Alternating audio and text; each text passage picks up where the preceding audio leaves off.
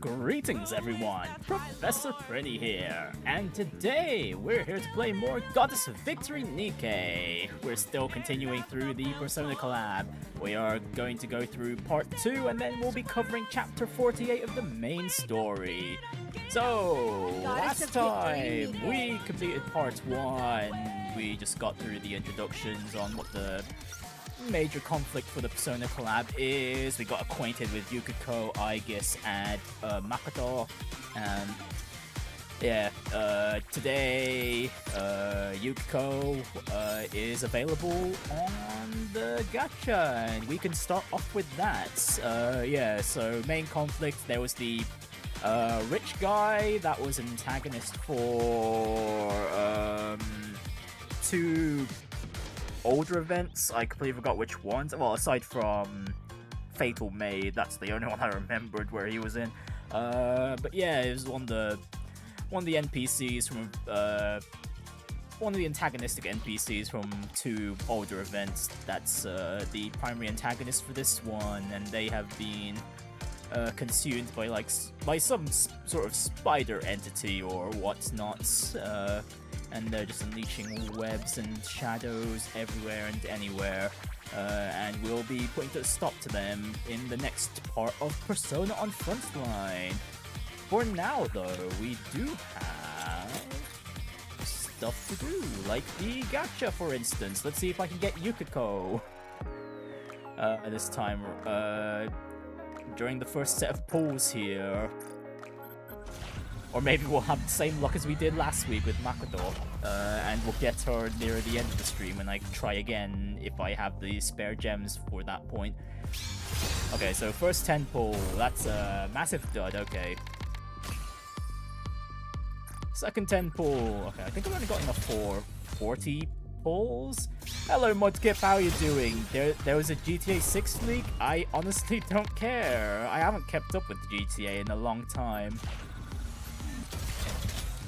Alright, pulls 30. That's another dud. Wonderful. Okay, and that's... Okay, never mind. I only had enough for 30 pulls. Okay, we'll have to try and pull the Gacha again later on. Yeah, when we... Actually, probably when I try and finish off the... Yeah, after I finish off part 2 of the Persona on Frontline collab. There's also some other things I can be doing. The solo raids are up. You know what? Let me get those out of the way.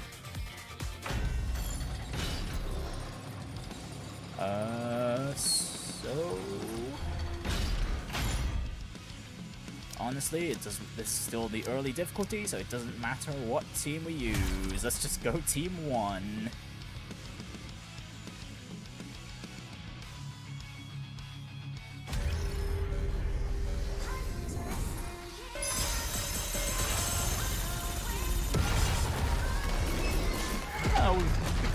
Higher pitched version, or well, a Night Course sort of remix of the Harvester theme for this one. Damn.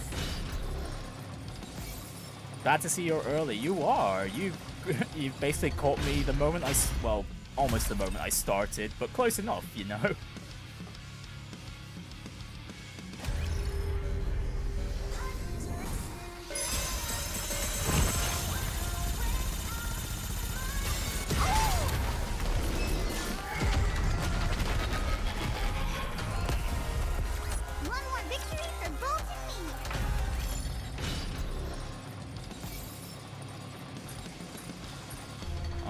Solo raid attempt I'm able to do before the next resets.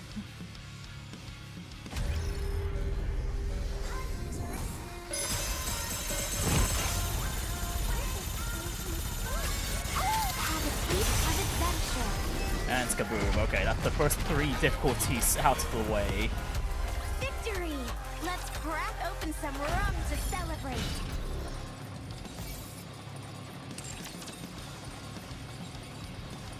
Okay, that's solo raid done.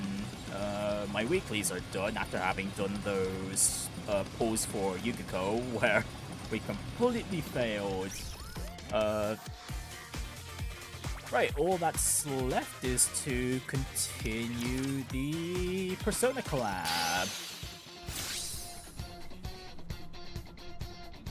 Right then, so we're going over to where Story 2 is, which is over at the not Iwatodai dorm.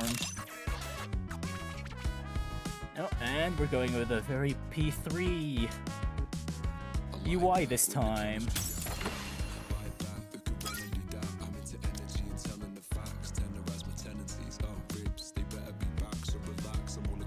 Oh, you know what, we've got Makoto in the party. I mean, at the very least, what I could do is just throw her on, because the, event missions aren't exactly all that hard anyway. Right, at the very minimum, though, I should really throw her into the synchro device, and... you know what, sure, just go there for now. And I guess won't matter too much either.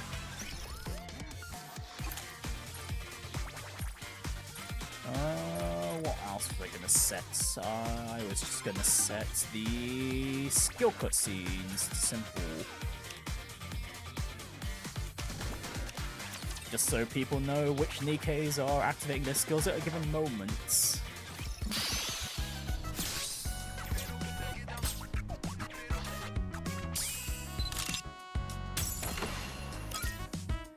Right, so where does Phantom's new skin even come in during this event? Go, Miranda, go! You're the only one here so far, so it seems, so it seems.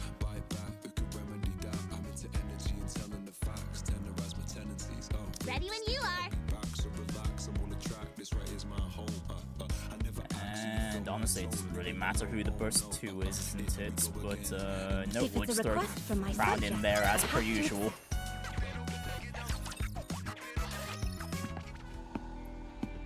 Footsteps fade away. Once the man is gone, I examine the web-covered partition. What do you think? I don't think this will work. Doesn't look like there's any way to get in. The web's density and durability have increased. Small arms fire was unable to keep up with their rate of regeneration. Hey, did you fire a gun? Yes, I determined it was necessary to verify how quickly it recovered from gunfire. Good point. But then the ACPU... Oh, there comes the police. They'll probably come after us. The ACPU are the police, aren't they? My apologies, I failed to consider that. I'm sorry, Commander. It's fine. We need some information anyway. I'll figure something out this time, too. Fortunately, the ACPU didn't just show up because of the gunshots. Commander, what's going on here? Well... Polly prods the spiderwebs covering the partition. Are these spiderwebs? Looks like it. Oh great, we are laggy a bit. Okay, I know my internet connection today has been quite spotty. This is quite bad for it to be occurring during the stream right now. That really annoys me.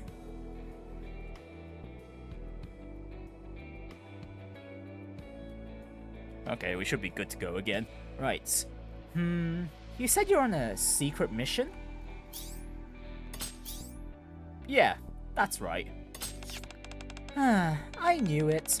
The higher-ups told us to lock down the area near the Outer Rim partition without any explanation, so I figured something was up. Don't worry, we'll take it from here. Okay, thanks. Don't mention it. After parting ways with Polly, I rejoined the others. Commander. Yeah? If the police are already on the case, do you think we could ask them, or maybe someone even higher up, for help? That would be difficult. Information about D-Waves is classified, and I look up at the partition covered in spiderwebs. The outer rim beyond that wall technically isn't part of the arc. What do you mean? There are people living in the outer rim too, aren't there? The central government only acts in the interests of the Ark citizens. And Ark citizens refer to those who live within the Ark. Wait, do you mean... Yes, the central government won't care in the slightest.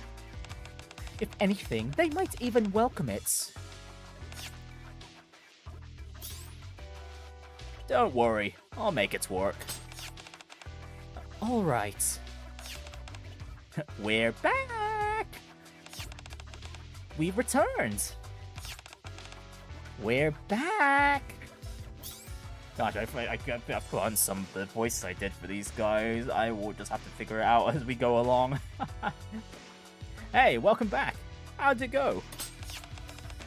The other side's very much the same. You can barely see anything through the webs.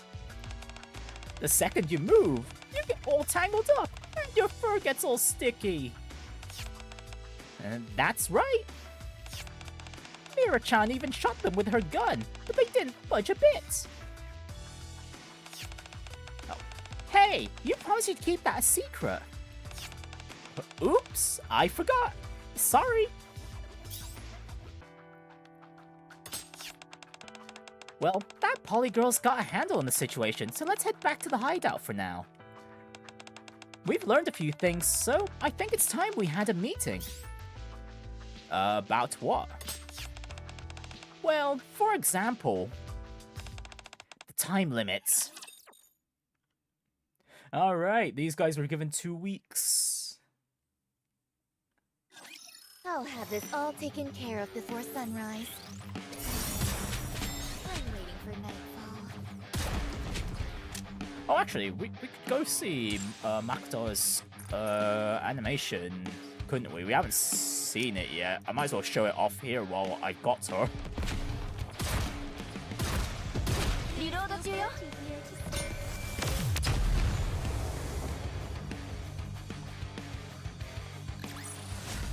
Securing victory for their subjects. Although that first mission was way too easy, no one even did a burst. A short while later, you said something about the time limits. What do you mean? If what that guy said earlier is true, then in 2 weeks, the Ark will be covered in webs. Somewhere beyond that partition, a tremendous force is gathering. It feels like D-Waves. Then we haven't a moment to lose. Not necessarily. He did say we have a time limit. But you can also think of it as extra time. Extra time? Think about how those webs behaved. Did they spread out or attack us? Oh, the webs didn't move at all. Indeed, from the moment the man disappeared until we returned, the webs did not spread at all. So instead of gradually spreading his power over the next 2 weeks, he'll unleash it all at once 2 weeks from now. What if it's like a gauge? Once it fills up, he explodes. Then he has to... Oh my goodness, sorry, I forgot to turn off the auto there. Then he has to recharge before he can do it again. Well, we certainly can't rule that out. I'll ask Polly to keep an eye on that partition. Good idea. And as for us... I think back to the spider webs on the partition. If the webs aren't spreading for the time being, we should make the most of this opportunity. While we're at it, I'd like to find out whether this supposed grace period is actually real. The man said we had 2 weeks, but but we can't exactly take him at his word. Phantom's words bring back memories of everything that happened with the man. He might have actually been telling the truth after all. Or maybe even 2 weeks isn't enough. What makes you think that? The guy's all about putting on airs. Making himself seem more important than he really is just comes naturally to him. Not that I have any evidence to back it up, except the previous cases with the guy. How are we supposed to have any solid evidence in a situation like this? At least we've got a lead. Indeed, it's better than nothing. If the ACPU keeps an eye on the wall, they'll let us know if anything happens. For now, let's do what we can, and if they contact us, we'll respond. How does that sound? Sounds good to me. I think for a moment before pulling up a map on my tablet. Quincy, find us a way in. I tap the screen and switch to a different map layer. Elevator routes spread across the screen like a spider web. And some of them lead to the outer rim. Elevator routes? Yeah, I can do that. You sure it won't come back to bite us later? If it does, I'll take responsibility. There are probably things the map doesn't show, so make sure you check those as well. Then we're good. How long do you think it'll take? Quincy stands up with a grin. Why don't you have a cup of coffee and relax for a bit?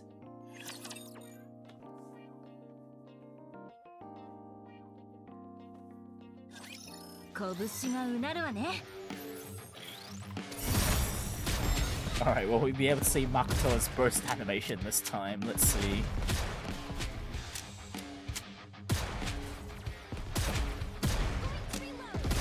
Or are we? No, we are not generating enough burst. No, we won't. Not this time around. Maybe on the boss. Maybe on the boss.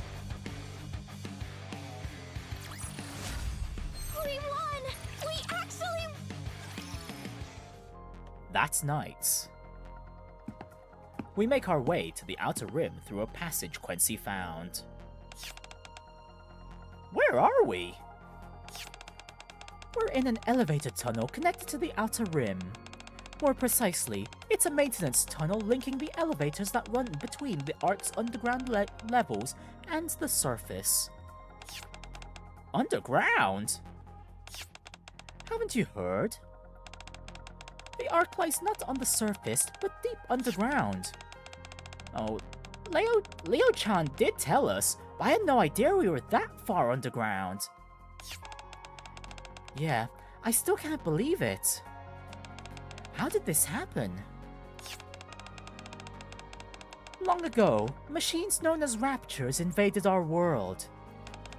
Humanity fought back desperately, but it wasn't enough. In the end, we had no choice but to build the Ark and take refuge within it. Raptures. I have a question. If the area inhabited by humans in this world is comparable to that of our own, then the original human population doesn't match the number of people the Ark could have accommodated. Were there people who never made it into the Ark? Maybe some are still hiding on the surface, or maybe there are other underground cities like the Ark. If he can travel between places like that, catching him won't be easy. Konbanwa, Roti-chan. How are you doing? Or Kaylee-chan. Sorry, Teddy's rubbed off on me there. No. Huh? The Ark is all that's left of humanity. What? That doesn't make any sense. Well, that's one of the reasons we Nikkes came onto the scene. Humanity was obviously trying to reclaim the surface, but human strength alone just wasn't enough. Oh, that's right. It's our job to defeat the Raptures and reclaim the surface. Oh, and I have to maintain law and order too. And I'm also a phantom thief. Yup. Come to think of it, didn't you say last time that you were kind of like us, I guess? Something about having a mission. That is correct. Protecting the people you care about, and staying by their side. Those are the most important things. People you care about? Yes. Ooh, like a boyfriend? No, not in that sense. Oh, really? He's someone precious to me. That's how I perceive him. Ah, don't be like that. Oh! Wait, what do you mean disconnected from server? What the hell, game? I was in the middle of reading. You go back and forth here, fair enough, but when you have to update your website, your web pages use autoplay music from YouTube. Oh, that's convenient. Okay, well, the game decided to cut me off in the middle of reading this event story. Hang on, disconnect from server. Yes, you've told me that, game. Now reconnect, please. Crashy crash, wonderful. We had a bit of a lag spike earlier, and now now the game just says I'm disconnected. The stream's running fine still. Okay, system error. Okay, that should boot us back into the home screen. Shift Up said no. No, you are not allowed to enjoy the Persona collab. Screw you.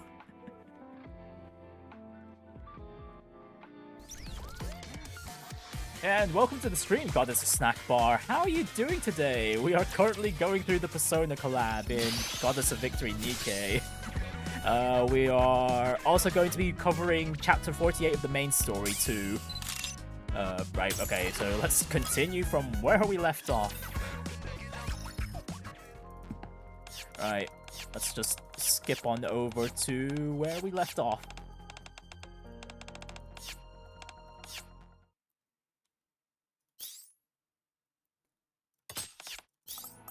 Good, and thank you. You were here last stream as a lurker. Oh, thank you very much for coming by. I hope you enjoyed the last stream then, too. So do you play... Okay, considering you know Shift Up is the developer for this game, I presume you played Nikke as well, no?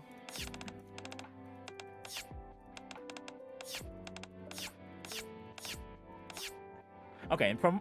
oh yeah, from what Aegis is saying here, I'm presuming this is Aegis... comes from a time period after the events of Persona 3, at least judging from what she's saying.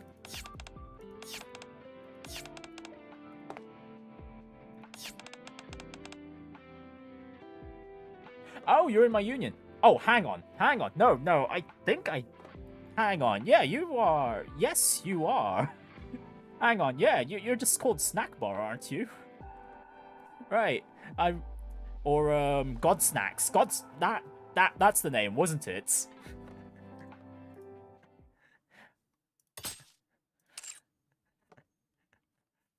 Or it was something like that. Okay, so right, where do we leave off? Right. Ah, don't be like that. Oh, Quincy stops walking. We're here. This is it. The narrow passage leading to the outer rim is blocked by spider webs. But... Oh, the webs here are way flimsier. I bet we can break through them. It's not just here. Most of this site has fewer webs than the partition area. I wonder why that is. The man said he controls his webs as though they were extensions of himself. It's possible his influence only extends as far as his consciousness can reach. If he really is gathering strength, he may not be able to keep tabs on everything. What's that door over there? Mona points to a heavy-looking door that's firmly shut. I tried opening it, but I couldn't find the controls. Did you try breaking through? It's a grade 1 security door, so that's not happening. Getting through those webs would be way easier. Mona touches the spiderwebs, blocking the path. They're not just tough, they're sticky and slippery too. No way we're climbing up these. What's wrong? Is something bothering you? Mona scans the top of the wall, then shakes his head. Never mind. Don't worry about it. Well, it's better than not being able to get in. Looks like we'll need to get our hands on some tools. Yeah. Everyone ready? Of course. Yeah, leave it to me. Right, fire!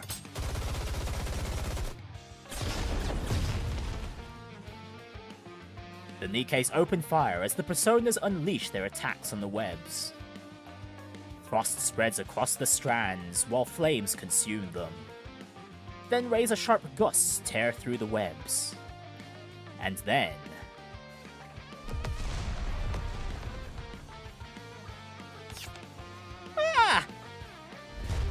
The backblast sends Teddy sprawling. What incredible firepower! What was that attack? There's no way all that power came from your arm. If your normal attacks are already this strong, what the heck will happen when you summon your persona? Aigis looks at me. I only utilized approximately 30% of my built-in firepower. Please factor that into future tactical orders. Okay.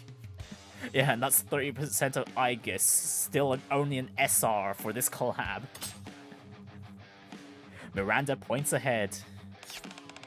Oh, Commander, look over there! I turn around to see the spiderwebs rapidly regenerating. Oh, get inside! Our footsteps thunder as we rush inside. Wait! Don't leave me behind! The moment Teddy rolls in after us, the passage behind us is sealed off by spiderwebs. Do we have to do that again if we want to leave? No, I think we can just beat the boss. Yeah, not having a reliable way out isn't ideal from a tactical standpoint, but... I sweep my flashlight down the tunnel. There are spiderwebs here and there, but they don't look like they'll get in our way. We don't have a choice. Let's go. Indeed, we can't leave things as they are. And so we enter the Outer Rim. There are no spiderwebs here. Not a single strand of spiderweb can be seen, as if the outside were an illusion. Do you think he concentrated his power on the partition so it could serve as a sort of barrier? Then that would explain why it'd take him 2 weeks to gather his strength. I don't know how big the Outer Rim is, but maybe he isn't strong enough to cover the whole area in webs all at once. Makes sense. The Outer Rim's huge.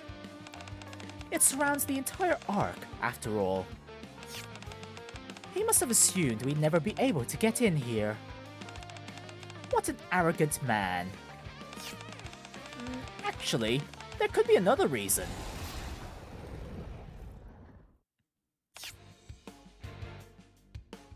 These shadows come shambling out of the surrounding alleys.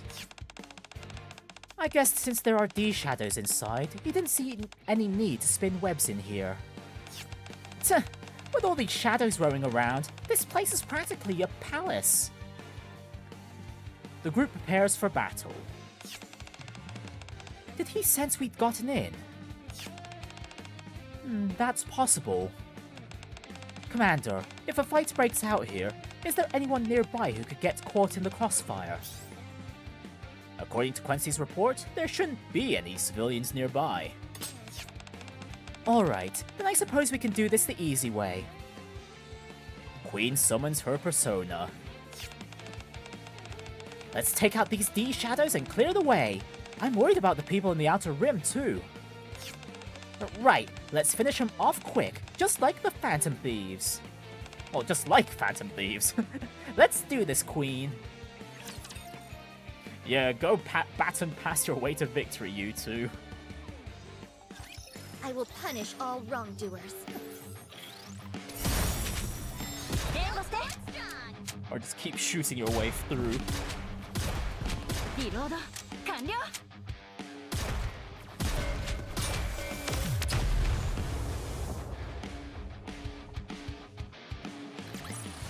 Securing victory for their subjects is a key. Enemy reinforcements at 2 o'clock. Reloading. I guess.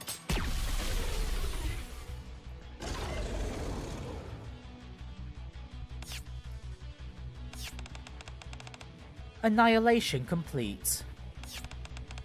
That firepower is as dependable as ever. Sure is. I think that was the last of them. I'm not sensing any more D-shadows nearby. I'm back! Quincy returns from scouting the area. What did you find? Same as always. What do you mean by same as always? Nobody's there. They all vanished without a trace. Something feels off after entering the Outer Rim. Quincy said there weren't any civilians near the tunnel, but even after going deeper inside, we still haven't seen a single person. Do you suppose? Phantom looks at where the D-shadows lie defeated. The people of the Outer Rim were attacked by the D-shadows. There's no way to know right now. All we can do is move forward. Okay. Anyway, I raise my head and look around. Quincy, how far have we come? Pretty far? Could you be more specific? Well... Quincy holds up a map, then points at empty air well off to one side. We're far enough that, under normal circumstances, we'd already be deep beneath untouched ground outside the Ark. We haven't been going in circles. We've been moving in almost a straight line. What if the terrain's changed like it does in the dimensions? Teddy, do you think you can... Teddy? There are so many weird smells here, I can't tell what's what anymore. Even my bearings are all out of whack. I'm so dizzy. I feel kind of weird. Ugh. I'm not as bad as this guy, but I don't feel so great either. I can't really smell anything, but I can tell something's off about the air. It only gets worse the farther we go in. Our encounters with these shadows are becoming more frequent too. They seem to be getting stronger as well. We've been able to handle them so far, but... Let's fall back for now. We need to gather information and prepare. Yeah, let's do that. Teddy doesn't look so good either. Sorry for being such a burden.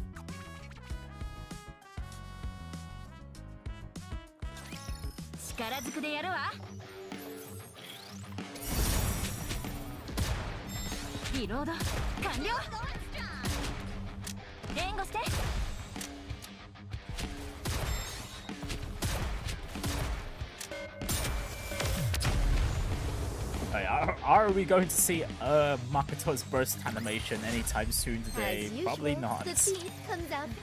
This is way too easy at the moment. Right, the spider webs are even thicker than before. We barely managed to force our way back the way we came and return to the Ark. Ooh, that was close. If we'd kept going, we might have ended up trapped in there. Good call, Commander. Thanks.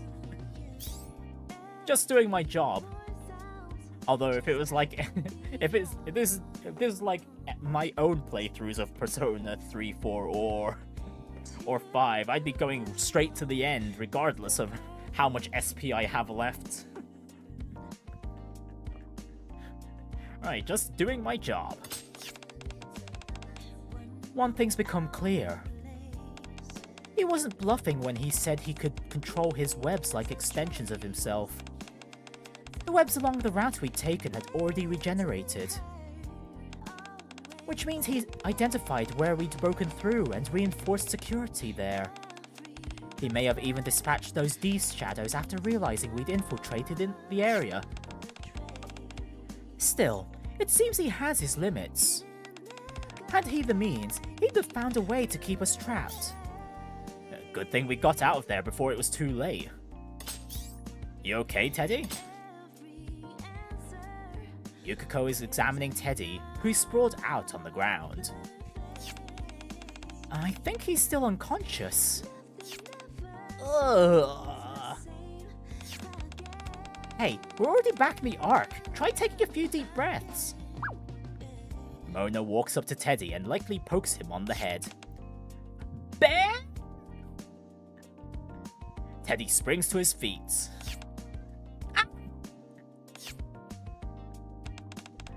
I think I had a bad dream. What was it about?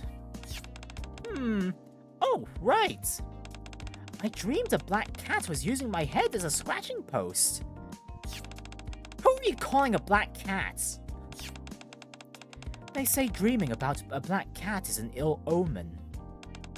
You should be especially careful for the time being. I'm not an ill omen! Yeah, Mona's not a cat. That dream wasn't his fault.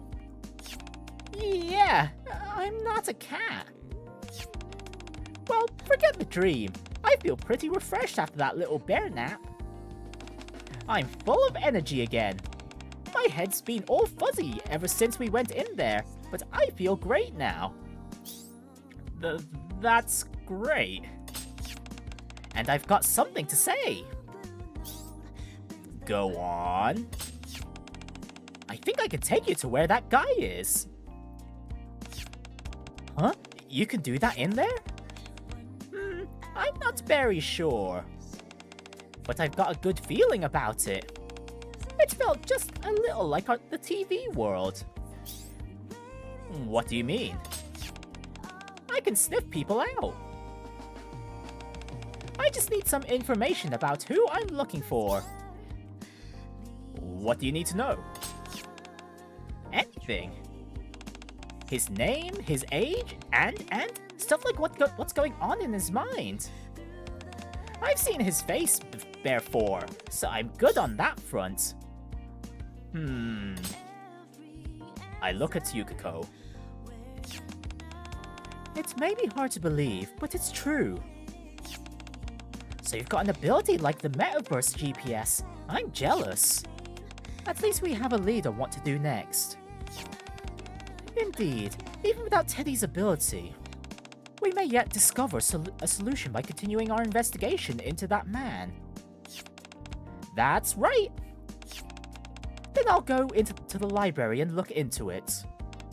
Since he worked with someone from the central government, there should be records there as well. If you're looking up materials at the library, I think I could help. Can I come with you? Then I'm coming too. There was a villain in the central government. Then I'll go ask around. I get an uneasy feeling and I'm about to stop Miranda, but Igus beats me to it. Are there many Nikkes in the central government? Yeah, there are quite a few. I even know several myself. Then I'll go with her. My primary objective is still to gather information about that man. But, like the members of Made for You, many different Nikkes work in the Ark while also serving in combat. I find that very interesting. I'd really like to speak with some of the Nikkes who work for the central government. Sure. I'll introduce you. Thank you, Miranda-san. Then I'll go talk to some of my Underworld's buddies. If that guy's from the Outer Rim, they're bound to know something. Then Mona and I will join you. Yeah, we'd stand out way too much in the library or a government building. And the Underworld isn't exactly the safest place either. Even if they're your friends, it could still be dangerous for you to go alone. You're gonna be my bodyguard? Thanks. You're such a reliable kitty. I told you I'm not a cat.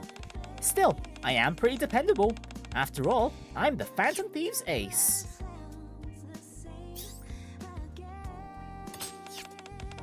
Now that I think about it, you're rather easy to read. No. I suppose I should say you're rather easy to read for a cat. Yeah. How many times do I have to tell you? I'm not a cat!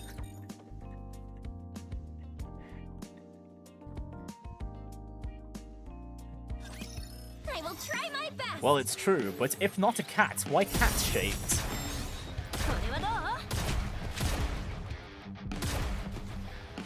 Okay, one thing I could appreciate about the setup for this event is it's pretty much set up like you're undergoing one of the objectives in the TV world, or, well, TV world Tartarus, or, what is it, the Metaverse. Securing victory for their They've got the deadline and everything, too.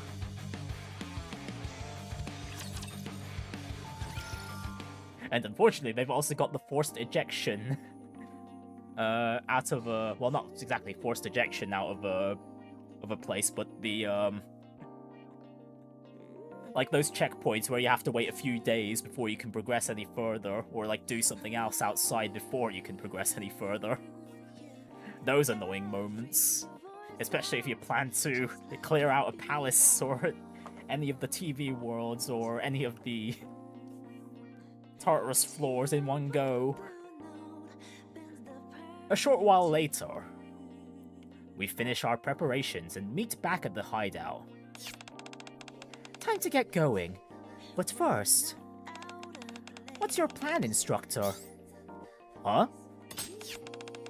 We're splitting up into 3 groups, but there's only one of you. Were you just planning to take it easy? Not exactly. I mean, if we could just spend some of our action points to go into the arcade or something, I guess. We'll share our findings afterwards anyway, so choose whichever appeals to you, monsieur. Everyone's already where they're most effective. Even so, I think the investigation will go more smoothly if you accompany one of us. Okay. Which group should I join?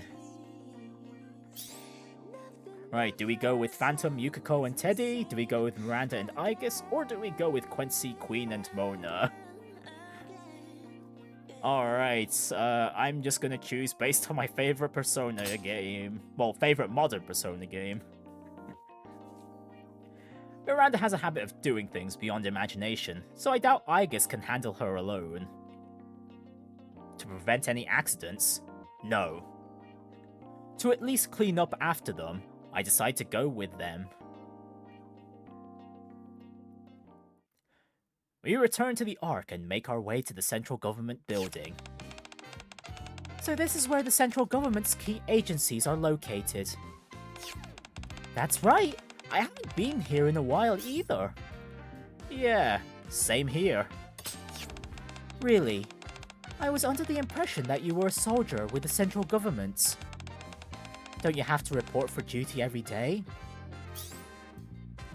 I do technically belong to the central government, but how do I put it? I'm in a special ops unit that usually operates independently, so I don't really have to come here very often. I see. Oh! Miranda spots someone and runs over. Hello! Do you... Ah!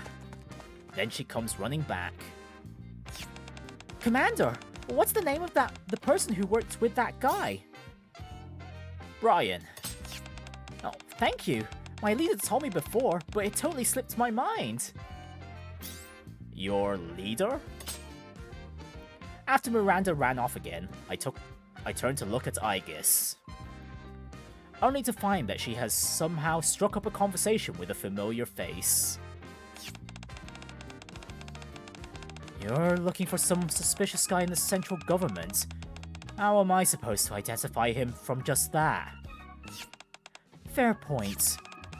At the very least, go find out his name. Hold it. I don't think I've seen you before. Huh? Yulha's gaze lands on me. What's this? Newbie? Is she with you? Hey there! How are you? Wow, it's been a while since we've seen Yulha in any of the any story events, main story or events. I've been better. Yulha rubs her eyes. What's happened? There's the whole Outer Rim lockdown. And then that massive corruption scandal they uncovered recently.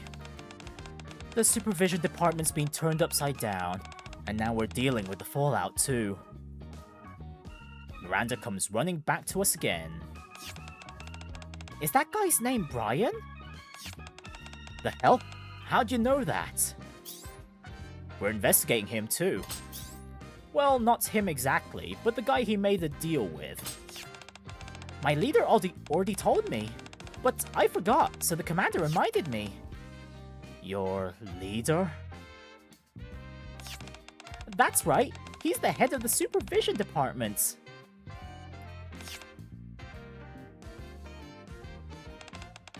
Why would that person even tell you? Because I asked.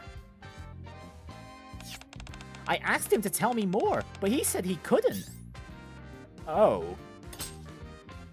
Her words remind me of the unbelievable fact that Miranda is actually an inspector from the supervision department, secretly assigned to the police station. Well, as unbelievable as that sounds. Is your leader a Nikke too? Negative! He's a human! Oh, and officially, I'm listed as human too. Why is that? Because it's a secret that I am a Nikke. Is it alright for me to know? Yes, we're friends now, so it's okay. It's a great honor to become friends with you. The honor's mine. I don't mind, but are you close with those people as well? They may have overheard us. Aegis points to a small group of people nearby, whispering among themselves as they stare at us. Oh no! This is bad! I'm going to lose my mind if I have to keep listening to this. You do something about it. Okay. So you're with the supervision department. Miranda. Yes? Can you get in touch with your leader? Yes, he says I can call anytime. Then call him. Tell him I sent you. And tell him to hand over what I asked for. Oh, and tell him he'd better do it before I have to come and get it myself. Once that's done, I'll send you the files on Brian. Roger that! Mission complete. Is it okay to talk to the supervision department that way?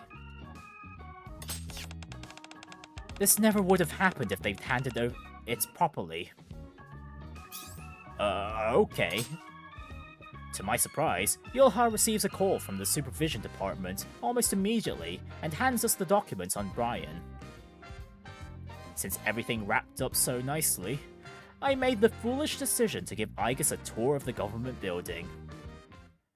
After Miranda drags Aegis off, I lose track of them and spend the rest of the time running around, apologizing for them and cleaning up after them. Before everyone gathers at the hideout later that evening. Great work, everyone! Anyone run into any trouble? Nope, I had lots of fun! Good work, Good work, guys! Let's take a short break. then share what we found. Is anyone else hungry? I can make us something simple. Yuki-chan, you're exhausted from all that investigating. No pushing yourself too hard. It's for Burden. No, I'm not that tired. If anything, Phantom-san's been the one helping me this whole time, so I want to help everyone too. Well, if you don't mind. Of course not. Just give me a minute, I'll get everything ready. Oh, and Teddy, I'd love your help chopping the vegetables and stuff. Wait, hang on! Yuki-chan! Ah! Teddy gets dragged away by Yukiko. What's gotten into him? I think Yukiko said her family runs an inn. I bet she's a really good cook. Famous last words there, Mona. I hope she'll serve us a huge platter of fresh sashimi. Honestly, Mona. But I'm looking forward to it just as much as you are. As we chat and look forward to Yukiko's cooking, we have no idea what the future has in store for us. Alright, let me go grab some more of the event currency real quick before we continue on. Oh, where are they? Give me those lockpicks.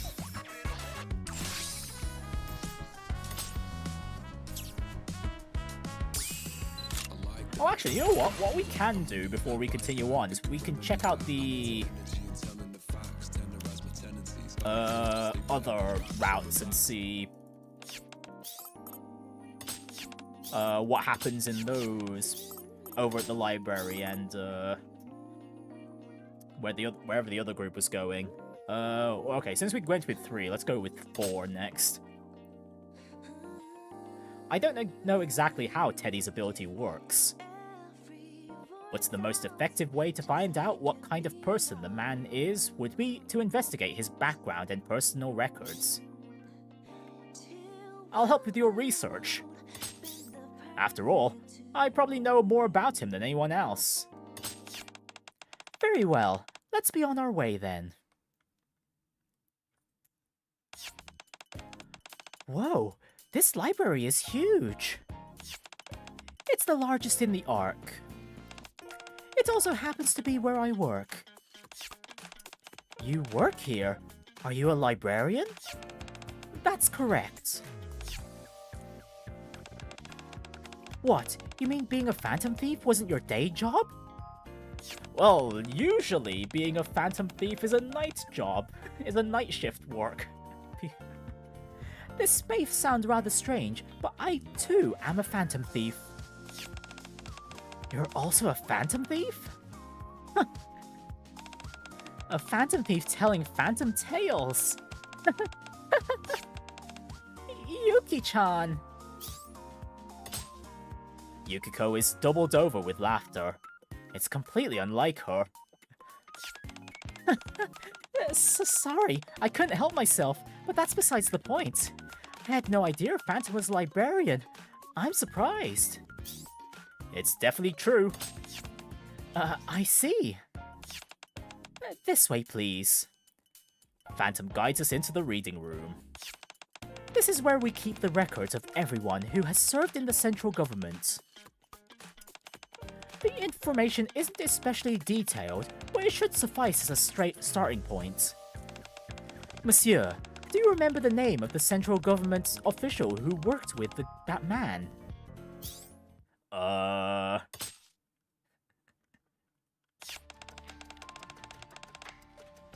Brian's the one backing you, isn't he? I work in the department next door, so I've heard a few things. Your friend is scheduled for an audit next week. Huh? There's a limit to how much you can rip people off. You've all gone way too far. And for anyone that doesn't know where that flashback comes from, that's from the Fatal Maid event.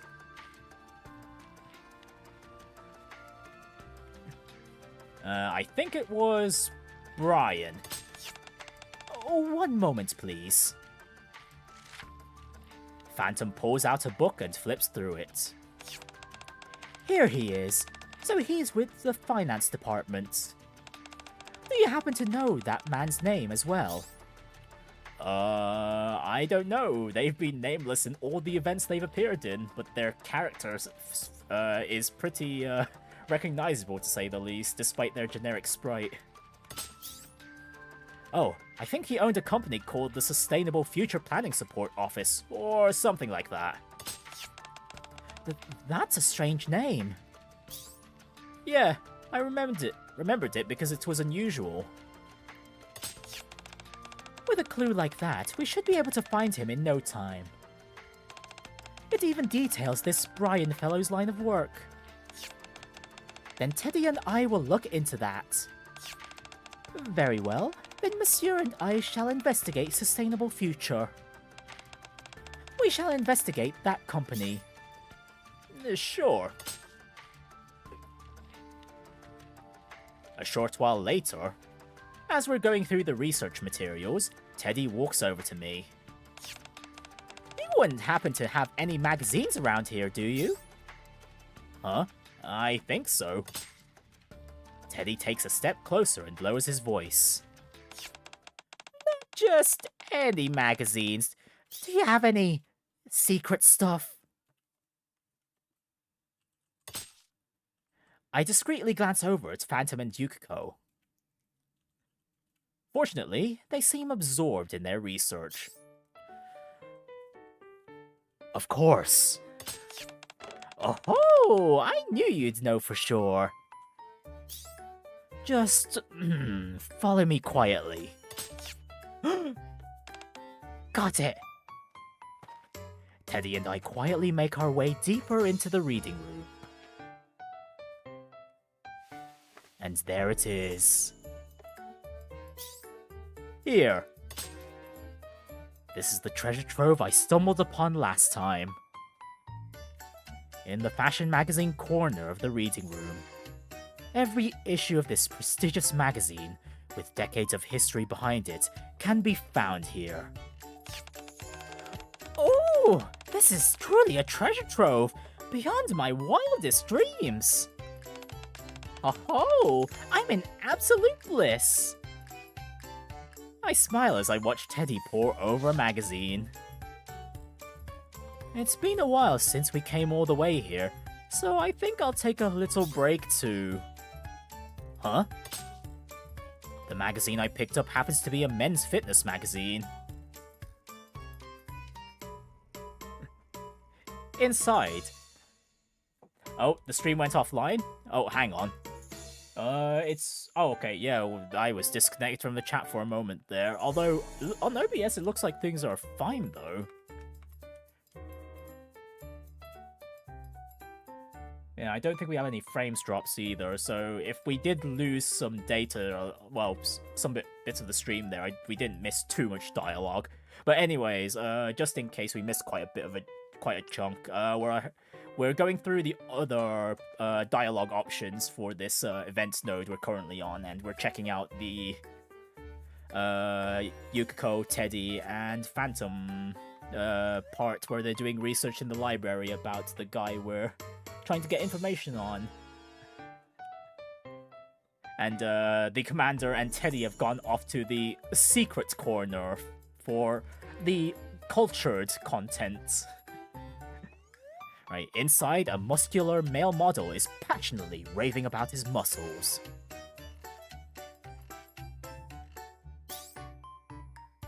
Did Phantom put this away in the wrong place? Footsteps approach.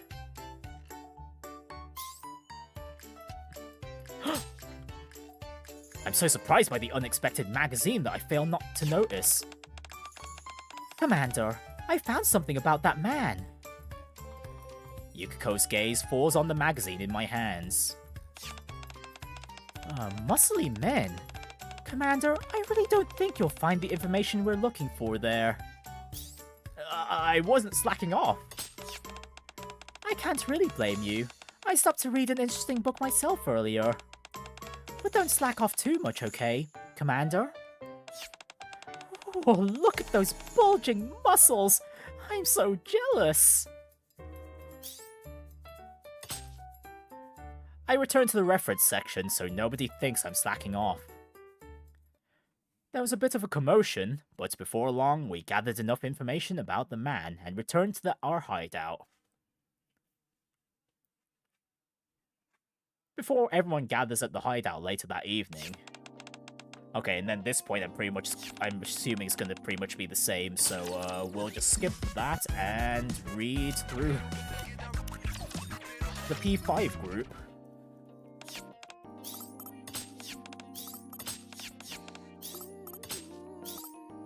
Alright, with Quincy, Queen, and Mona. Quincy may be with them, but meeting people from the underworld is still risky. Hence, I decided to join them and watch their backs.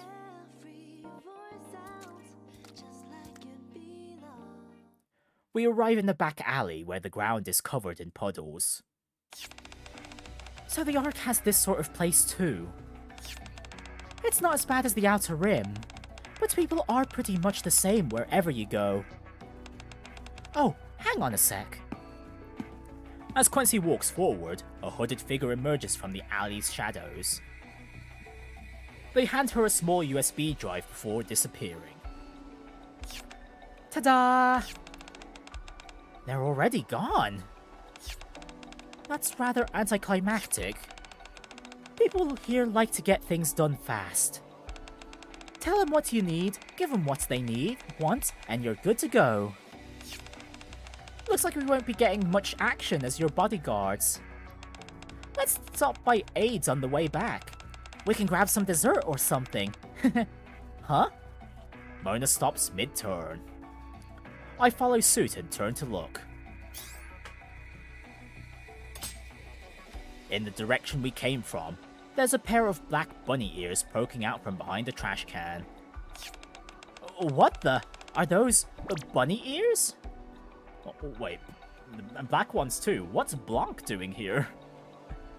All of a sudden, they start twitching. Who's there? Oh, never mind. It was Aid instead. Okay, what is she doing with the bunny outfit again? What? Wait, you're Aid-san, aren't you? What's with the outfit? Hi. Hello, Master. What's going on? Oh, well, I was worried about you, Master, so I discreetly followed you to ensure your safety. Although with the bunny outfits? Wait, aren't you a maid? That outfit's way too stylish to be a maid uniform. Is that a Phantom Thief outfit? No. A bunny girl outfit? Don't tell me you've got a side job. Well, I've simply got into the habit of dressing like this whenever I'm on a secret mission. Oh, she only wore that for one mission and she's gotten used to it. She is in agent mode, she sure is. The bunny outfit is now obligatory. A secret mission? Yes, I do agent work from time to time. Wait, so what you said before was actually true? I'm surprised. Then again, after seeing how you move, I guess it shouldn't be that surprising that you can keep up with us, but... Queen looks at me. Believe it or not, it's true. Every now and then, I hear rumors about a bunny girl clumsily sneaking around the outpost. So it was you all along, Aid? Oh, well, it looks like everything's been sorted, so I'll be off now. Aid fires a rope from the device on her wrist toward the side of the building. The rope doesn't catch on the wall and falls to the ground. Well, she's trying her best. It's simply that this is rather different from where I trained. You actually trained for this? You're the real deal! Mona approaches Aid and examines the device on her wrist, and the rope. That's a pretty small gadget. I'm impressed you can get around with something like that.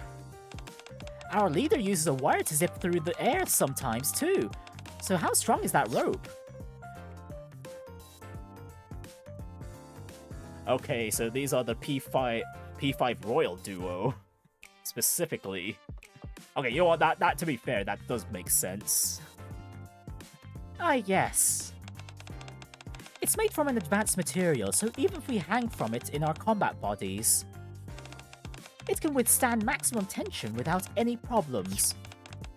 Combat bodies? Right, since you're Nikke's, you can swap bodies. I bet a combat body weighs a ton. If it's that durable, I bet it's useful for all kinds of things. You don't happen to have any other secret weapons, do you? I do have a few things, I suppose. Aid does her best to cover herself up while gauging my reaction. Royal seems to be canon as of Tactica. It does seem that way. And even then, the original ending in P5 Royal, Joker would still be using the grappling hook during the Royal version anyway. We're done here. Let's head back and talk there. Alright, I'd like to get changed first. Right, I know you're curious, Mona, but let's wait until we're back to talk about it. I'll go over the materials in the meantime. After returning to the cafe together, Aid changes out of her outfit and regains her composure. She and Mona spend some time chatting. And this is where everyone gathers. Right, so that's been all three variations of Tasting Ascent B. Oh right, I already picked up the event currencies. Right, let's move on.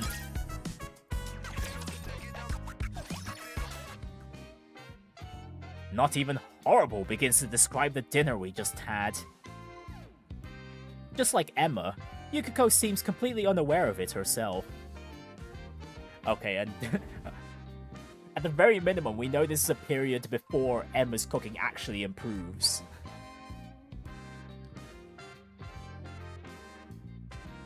Right, so neither I nor the others can bring ourselves to point it out. Sometime later, we spread the documents we'd gathered across the table and sit in a circle. I noticed this the first time I looked through these files too. This person is impressive in all the wrong ways. Yeah.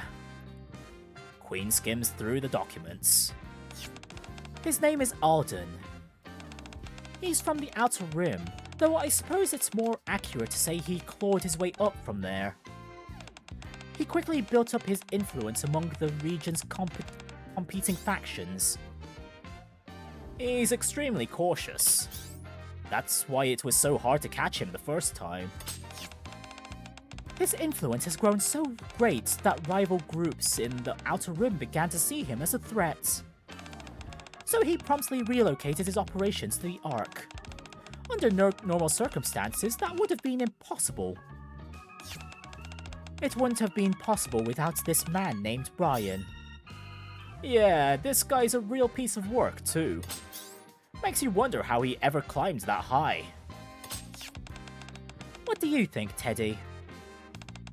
Is that enough? This should do it! Thanks for gathering all that information, everyone. I'll sniff out his scent right away. I exchange glances with the others. There's no time to lose, let's go! We make a few quick preparations and head back to the Outer Rim. However, now there are spider webs on the inside too. They're not too thick, but there are enough to get in our way. On top of that, more D-shadows. There are more D-shadows than before. Yes, their movements appear to be more cautious than before. Could they be focusing more on defense? They're clearly trying to protect something. I can smell it! It's up ahead! Teddy points somewhere beyond the D shadows. It's right back there. It should take barely 30 minutes. If we force our way through, we might be able to break through. But with no way of knowing what's beyond, we can't take that chance. Our destination is set, and we've mapped out a route, but I don't think we can win even if we charge in without a plan. Let's make sure we're fully prepared before we take this on. Yeah, even with our strength, the commander's on our side. This won't be easy. Still, we've confirmed that his power is not limitless. I'm glad our investigation has proven worthwhile, and considering how much strength he's had to expend on defense, it would be hardly surprising if it takes longer to reach our target. Besides, we've really worn ourselves out today. Man, it's been such a long day. Okay, let's head back. Need to stock up on healing items. I will protect you, Commander.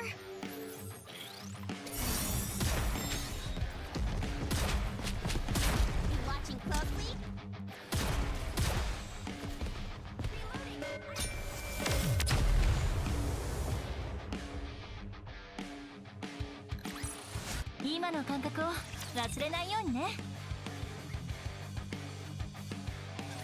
Don't worry.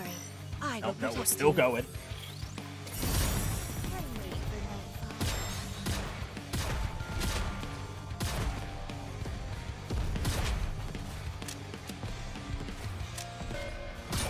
I did mention it before, but I really do appreciate how the event is basically set up We won! as if we were going through the... Well, as if the story progression is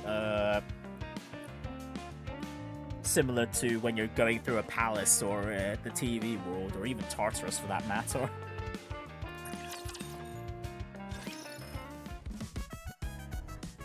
The next day...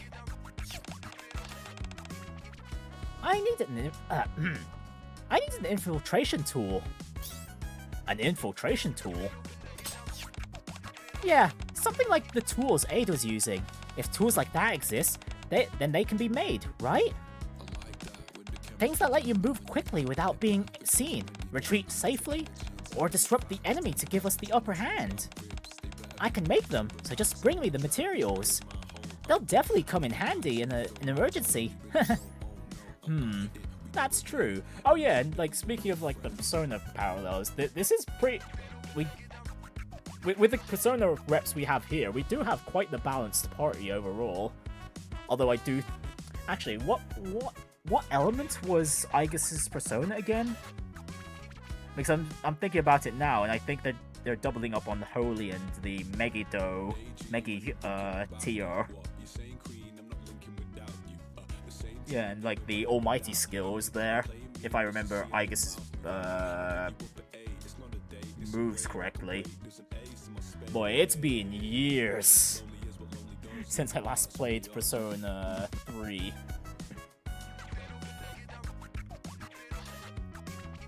Yeah, at the very least, they do have a decent elemental coverage amongst all of them. That's true. I mull it over for a moment before pulling out my phone to call Shifty. Wow, it has been a while since we called Shifty as our operator during one of these moments. Right, yes, Commander? Hey, are you busy? I'm free. What's up? I need some equipment. What? Aren't you on a break right now? Yeah, but a special mission just came up. Can you handle it right away? I don't need a lot of supplies. Of course. Just send me the list and I'll forward it to Sewin. Oh, actually, yeah, now that I think about it, the last time we saw Shifty was like the last April Fools. With the whole Mikami Shifty shenanigans. A little while later, supply boxes bearing the Bacillus logo arrive in front of the dormitory. Oh goodness, we even... oh, we're even doing, material orders. Although, to be fair, we're not doing it through an auction this time. That's the only difference regarding this delivery.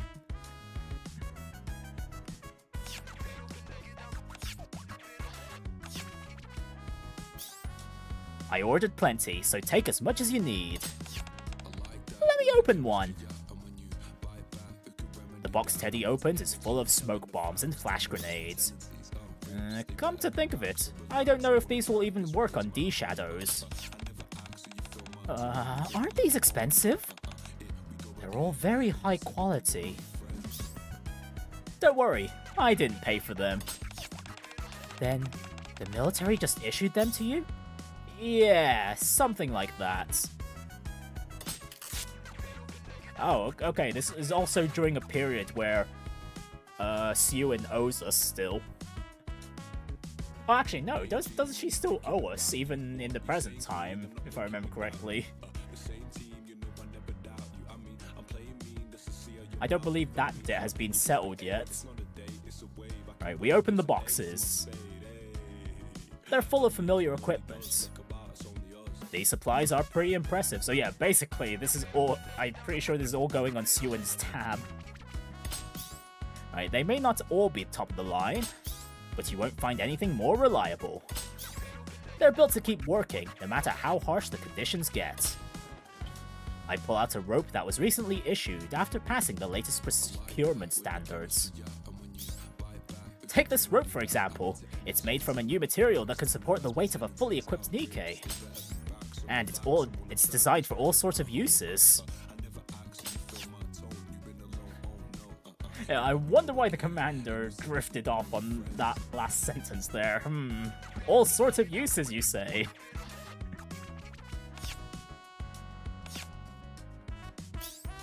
Sorry, I guess I got a little carried away. No, it's not that. It's just made me realize all over again that you really are a soldier. Yes, it seems I've come to see a different side of you. I'm also surprised that you know so much about something I'm clueless about. Yeah, you're very cool. Well, I've used it so much that I've gotten kind of attached to it. Anyway, have a look. If there's anything else you need, just let me know. You got anything to eat in there? Here, have some rations. This looks like the bare necessities. Simple, but packed with exactly the nutrients you need. Doesn't look very tasty, though. Well, it's actually not that bad. It can't be as bad. It's never going to be as bad as Yukiko's cooking, that's for sure. Queen, who'd been looking through the boxes beside me, suddenly freezes. Is this? Oh, remember when you asked if you can use a gun? So I got that for you. This gun's for me? Thank you. I made a few special modifications. It's about the size of a revolver, but its firepower and accuracy are on par with a good rifle. Sorry, I'll stop there. Anyway, it'll make a great backup weapon. Thank you for the detailed explanation. And now I know who to ask if I ever have any questions about guns. Yeah.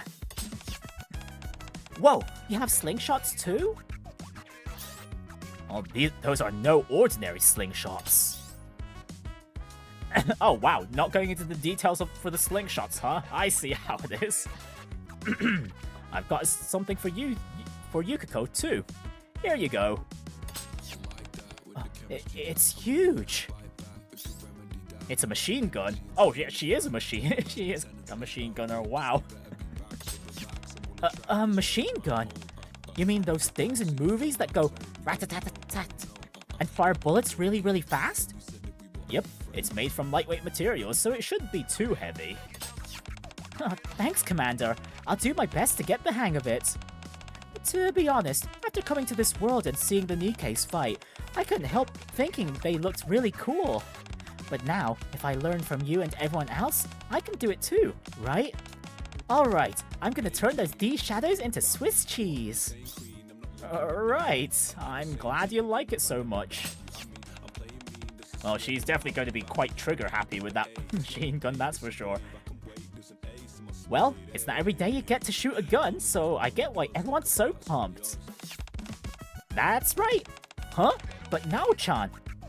Wait, what? I walk over to Aegis, who's looking through another box. As for Aegis... I'm fine.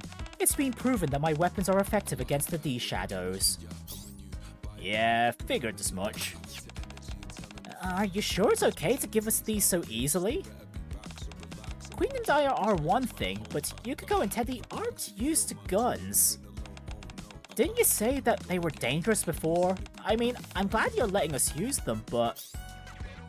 Well, these are unusual circumstances. And of course I'm not just giving them to you. Then what's the catch? You'll need to train. We've got to build up those social links before the deadline.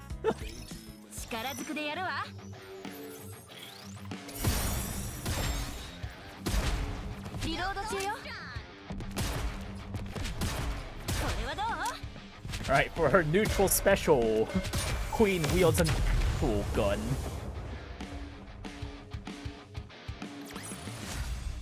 We won! We actually won!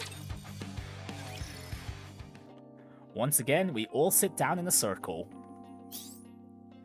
Besides the equipment, there's one other thing you need. What is it? It's... basic tactical training. Basic tactical training? Yeah, I'll teach you how to use a gun, along with some basic military tactics and combat know-how. I have a feeling the battles ahead are only going to get more intense. Good idea. We'll be fine, but you're the one who has to give the orders. Yeah, I've got a pretty good idea of how Persona uses a fight after watching you guys. But if we're going to fight as a team, you need to understand how we do things too. That's true. We don't really know the formations you use. Once we do, it'll be much easier for us to work together. Exactly. So we'll be starting with the theory. No, if we're learning how to shoot, there'll be hands-on training too. Will you be the one teaching us, Commander? I could, but I asked the right people to help us out. Let's get back to the outpost. Ah, of course it's the most tactical squad in the entire arc. My, aren't you all adorable? Hi. So this is what you mean by urgent. Junior blockhead, you called me all the way out here just to train civilians. Anyway, let me introduce everyone. Forget the introductions. This is Eunhwa. She's the best instructor I know.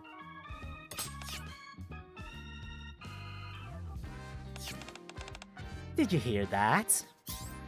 I hope you'll trust them and train hard. Eunhwa, that's good. It means we can help the commander.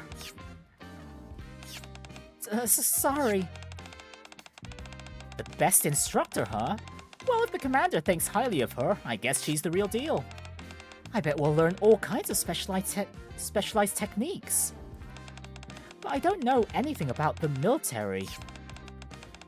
I'm sure she is. I don't know much about this kind of thing, but all three of them look like professionals. Their equipment and weapons are pretty different from what I'm used to, so I'm sure there's a lot I can learn. I'll do my best. I will commit your tactics to memory as well. I look forward to learning from you, finest instructor. Ooh, can't wait to train with you, Teach. Wow, you're all so pretty. You're making my heart skip a beat. Teddy, I'm sorry. That's enough chatter. Let's get started. We'll warm up first. Eunhwa takes the lead, guiding the group. Then I'd better come up with a plan. Footsteps approach. Nuh-uh, Commander, you're training too. What are you doing? Get over here. Me? Yeah, you, junior blockhead. Why me? Because you could use the training. Now! Eunhwa's expression steadily grows icier. Come on, I'm the commander. I finished basic tactical training ages ago.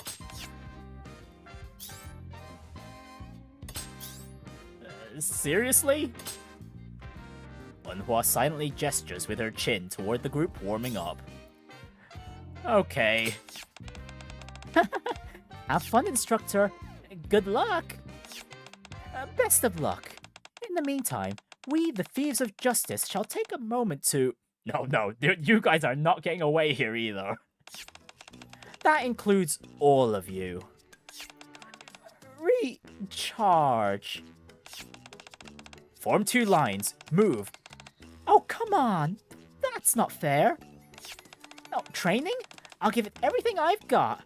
Well, at least one of them's enthusiastic. Together with the Thieves of Justice, who are still in denial, I trudge over to join the group as Emma and Vesti teach them how to warm up. What's with the 2 lines? Well, we're supposed to line up side by side in 2 lines. Begin. Yes, ma'am. Looks like your body still remembers, Junior Blockhead. If the instructor's already doing it, we can't exactly weasel out, can we? Training starts in 1 hour. Go warm up with Emma and Vesti. Also, all Nikkes, switch back to your normal bodies before reporting in.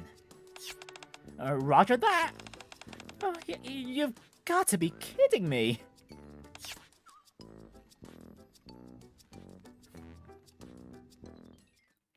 A short while later. Allow me to introduce myself again. I'm Eunhwa, and I'll be overseeing your basic tactical training. I already heard the general situation from let me rephrase that. I heard it from the commander standing beside you. Oh wow, she's actually calling us commander for this bit. Just because you're not Nikkes doesn't mean I'll go easy on you. Commander? Is Eunhwa-san a really scary instructor? Being the best instructor means being incredibly strict and intimidating. I see. No talking during training. Understood. It won't happen again. Right. Sorry. Today we'll begin with physical training and close order drills. Tomorrow is marksmanship training. The day after that is tactical training. Keep that in mind. Roger that! Eunhwa fixes the group with a cold glare. Roger that! Queen is the first to catch on, and the others follow suit. She's really intimidating. She seems like a very strict instructor, but if the commander says she's the best, then I'm sure she knows what she's doing. We also need to learn how Nikkes fight and how to use the weapons we've borrowed. Let's do our best. Training is beneficial for improving our coordination. It is necessary if we are to defeat that man and the D-Shadows and ensure our safe return. I agree with Queen-san's suggestion. I like the enthusiasm, but there's no talking during training. Don't let it happen again. Understood. Forgive me. I will refrain from chit-chat. I have made a note of that. Eunhwa looks at Emma and Vesti. We just had them do a quick warm-up. Yeah, just some stretching. Good. Let's work you a bit first. Before the real training begins, do jumping jacks. 20 reps. How many? 20! The others exchange uncertain glances instead of repeating the order. I can't really blame them. They're not soldiers after all. I lower my voice and whisper. You're supposed to repeat her orders back. 30 reps. How many? 30! 30! I can't hear you! 50 reps. How many? 50! 30 jumping jacks. Don't call out the last count. Begin. Follow my lead. Nice and slow, okay? We don't want anyone getting hurt. We begin doing jumping jacks on Emma's count. 1, 2, 3... 27! As we're nearing the end. I can't hear you! Is that all you've got? 28! I clear my mind. Louder! 29! The moment I left it to Unhwa. 30! I knew it'd end up like this. Another 30. Begin. You have to focus. She's intentionally putting pressure on you as the end nears. I'm so tired. Alright, one more time. You can do it. And it's only after doing nearly 200 jumping jacks that we're finally allowed to move on to the next drill.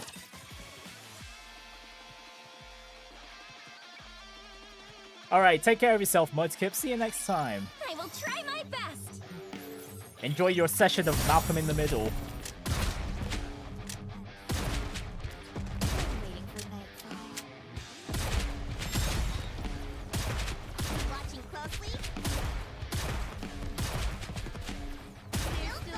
I mean, what would be the closest event in Persona this training camp would be? Oh yeah, I guess it would be like any of the other training camps in the modern Persona games. We actually won! Yeah, I'm pretty sure all the mainline modern Persona games have a training camp each, don't they? Of some sorts.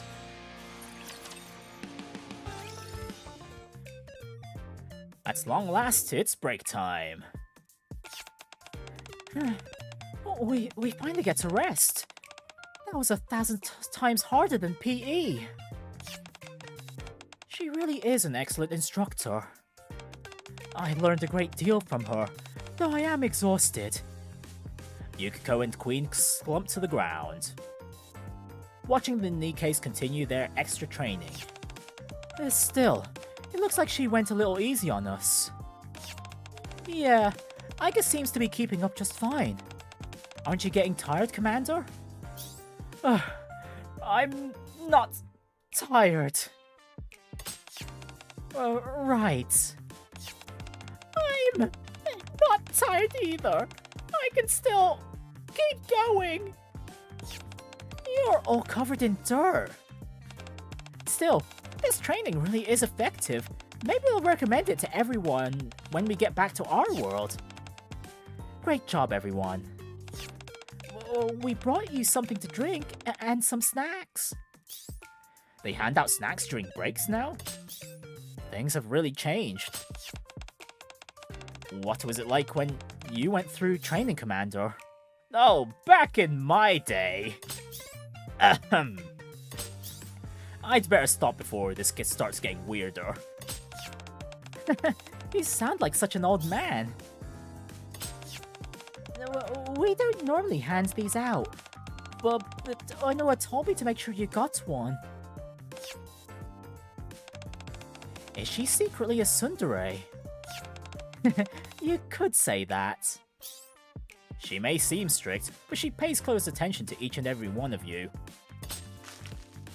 I take a cookie out of the basket. That's what makes her such an excellent instructor. I see. She certainly seems to be an excellent instructor. I don't know. The look in her eyes was terrifying. I can't bear it. I baked those cookies myself. Enjoy. Uh-oh. Uh-oh. There's some torture there. Wait, everyone, get away from the... Wow, really? Do you like to cook, Emma-san? Yeah, I love it. I make all the meals for my squad. I see. Actually, I made dinner for everyone last night. Wait, hear me out. I'm gonna gobble up every last cookie. Hey, save some for the rest of us. Rest in peace, Teddy. We hardly knew ye. Oh, he really didn't leave us any. Don't worry, there's plenty more. I'll bring you some during your next break. Commander! You can have Emma-chan's cookies anytime, right? So this time, let me have them. Oh wow, did Teddy actually survive Emma's cooking? Oh no. No, he's probably dying inside. Get some rest, Teddy. Just then, the Thieves of Justice and Aegis come over after wrapping up their extra training. You all did great. You must be exhausted. Bud. Teddy? What's wrong? I lay Teddy, who collapsed after ingesting a large amount of poison, in the shade before heading back. I mean, we could also say his last rites for after that, but... Sure, just leave him there. It was highly productive. I acquired detailed data on Nikke training. Man, I'm exhausted. But you kept up with that training, no problem, Aegis. You're really tough. Yes, I was created as an anti-shadow weapon. I'm a bit different from you Nikkes, but I'm equipped with durable armor and ample firepower. Oh, you're right. You can tell this world is different from ours just by looking at the tools people use. Technology really has come a long way. Take the Arc Sky, for example. If you hadn't told me it was artificial, I never would have guessed. I had no idea we were underground until you pointed it out either. It's just one surprise after another. Your technology is certainly impressive. Nikke's in particular. Flexible bodies capable of wielding such high-output weaponry. Even so, you're no different from the humans I know. Not only in appearance, but in the way you speak and behave as well. Indeed, we were created out of necessity. But we were once human. As I mentioned before, we're bound by all manner of restrictions, one of which is that we must remain as human as possible. Since you were originally human, I believe it is reasonable to conclude that you possess human emotions and a heart. I guess you could think of it that way. I think so too. What matters is how you see her yourself. Even if your body is machine, if you believe you're human, then your heart becomes human too. That's correct. Phantom looks over the group. Humans, Nikkes, humanoid weapons, bears. And, well... What am I to call you, if not a cat? Of course I'm human! I just happen to look a little different from Queen and the Commander, that's all. I see. You have your own idea of what makes someone human. In that case, Mona is human too. Well, thanks. That's as it should be. We're all doing our utmost to defeat the villains, because it's the right thing to do. It is truly a fitting way for Phantom Thieves to conduct themselves. Is that okay that I'm not a Phantom Thief? That's a good point. Mona and I are Phantom Thieves ourselves, but that's a little different from the kind of Phantom Thief you're talking about. Oh, is that so? Could you explain how it's different? What we steal are corrupted hearts. We take them from adults consumed by distorted desires. In other words, bad people. So you steal hearts. How very romantic. Then I suppose you're the Phantom Thieves of Hearts. Huh? Is something the matter? I didn't think you'd figure it out so quickly. Just as you said, we're the Phantom Thieves of Hearts. Is that so? That's quite a romantic name for a band of phantom thieves. You call yourselves the Thieves of Justice, right? Indeed, it is our duty to uphold justice in the way of a phantom thief. Isn't that right, Yukiko? Huh? Me? Though you hail from a different crew, Queen and Mona are already phantom thieves. You, Teddy, and Aigis have likewise grown into admirable phantom thieves who share our ideals. In other words, you're no ordinary people. If you are willing, I would be honored to welcome you into the Thieves of Justice. We've got more members now. Not so fast. They haven't said they'll join us yet. Woohoo! I did it! I'm a phantom thief now! Wow, is that how simple we're going to make the indoctrination coronation, well, not coronation, ceremony here? Hello Frick, how you doing? You've got some new tips for me for Power World. Save those for the actual Power World stream, but you know what? Make one tip. One tip will be okay, but leave the rest for the actual stream itself. Wait, Teddy? Let's give it our best! As members of Thieves of Justice, we'll beat the bad guys and make our way back to our teachers. Beat the bad guys? I belong to Seas. However, I agree with your way of thinking, Phantom-san. Therefore, while I am in this world, I believe it is logical for me to join the Thieves of Justice. That is kind of you to say. Oh, me too! I'll join! Let's do our best together. Understood. I will work with you as a phantom thief until I return to my own world. Oh, me too! This is great! Very well. Then until you return to your own worlds, we shall be the Thieves of Judgment. Huh? Am I supposed to referee or something? No, it's not like we're suddenly holding a sporting event. When phantoms say judgment, she doesn't mean a referee. Oh, I get it. We're passing judgment on the bad guys, right?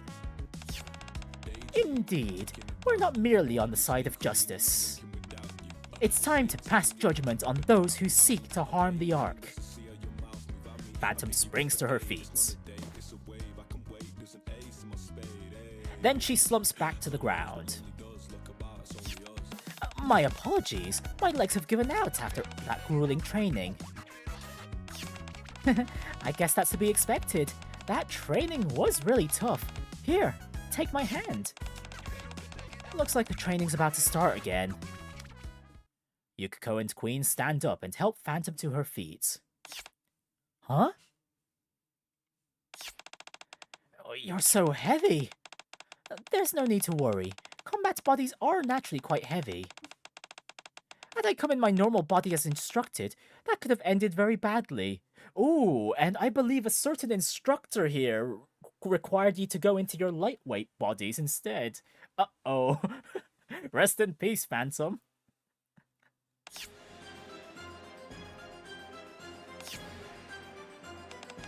Oh dear. No wonder it looked so easy for you. Eunhwa. What?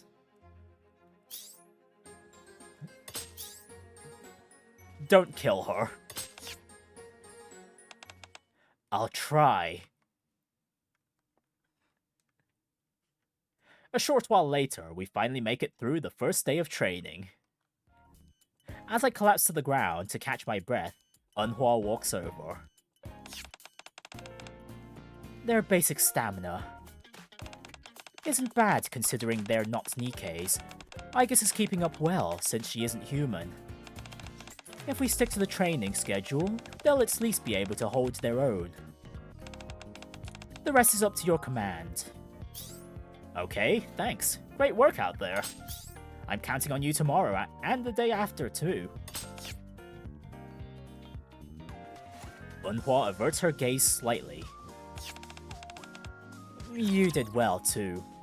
Aww. She really has warmed up to the commander. Don't worry. In I will recent protect you. years.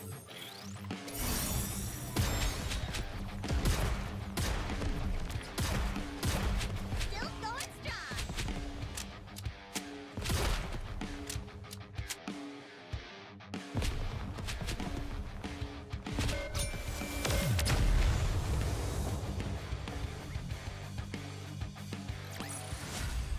See?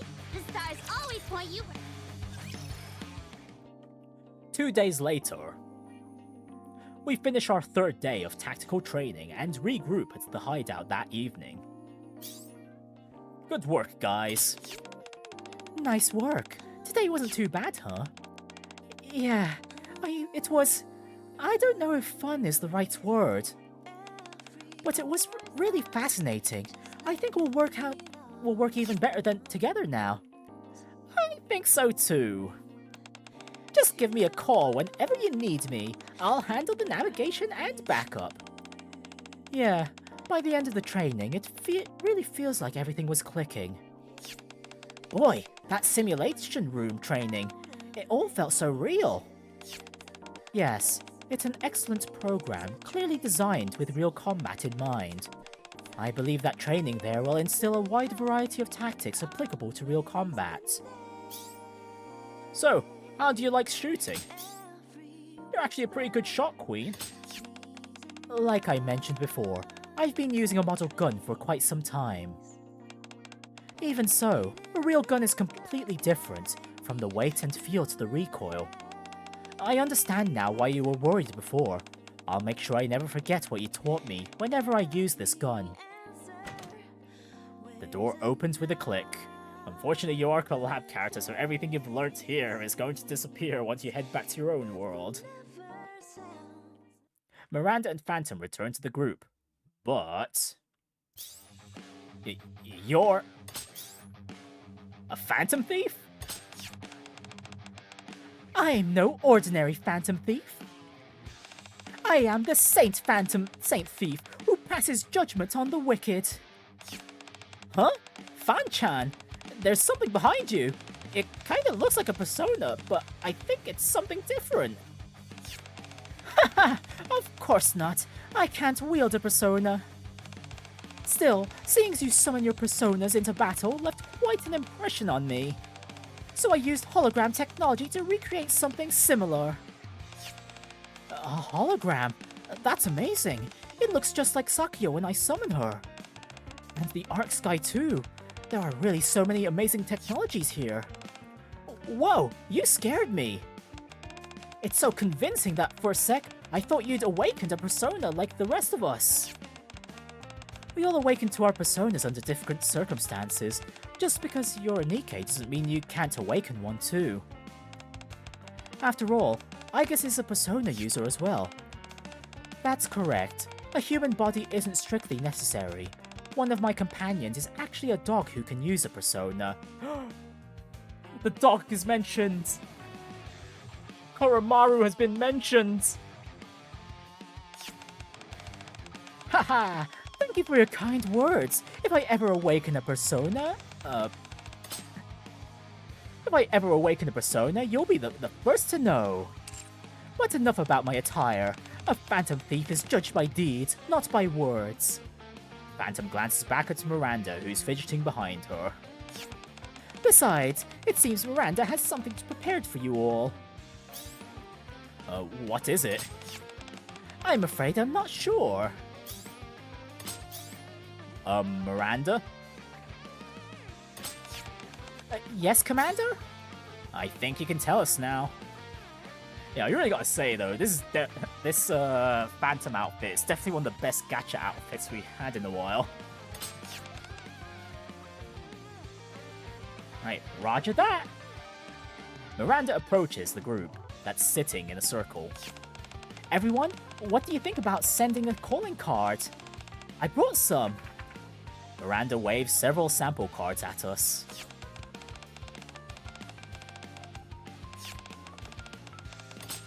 A calling card? Is it because we're Phantom Thieves? And that's right, we're Phantom Thieves, so we have to send a calling card. That's how the Thieves of Justice have always done things.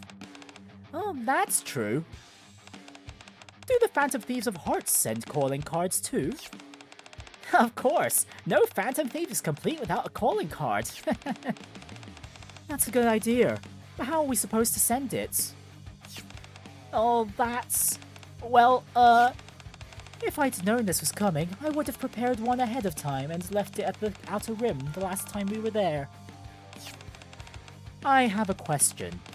I've concluded that giving advance notice before infiltrating a location increases the target's security level. Why do you do it anyway? Because it's part of the thrill. Ho-ho, you know your stuff, Mona.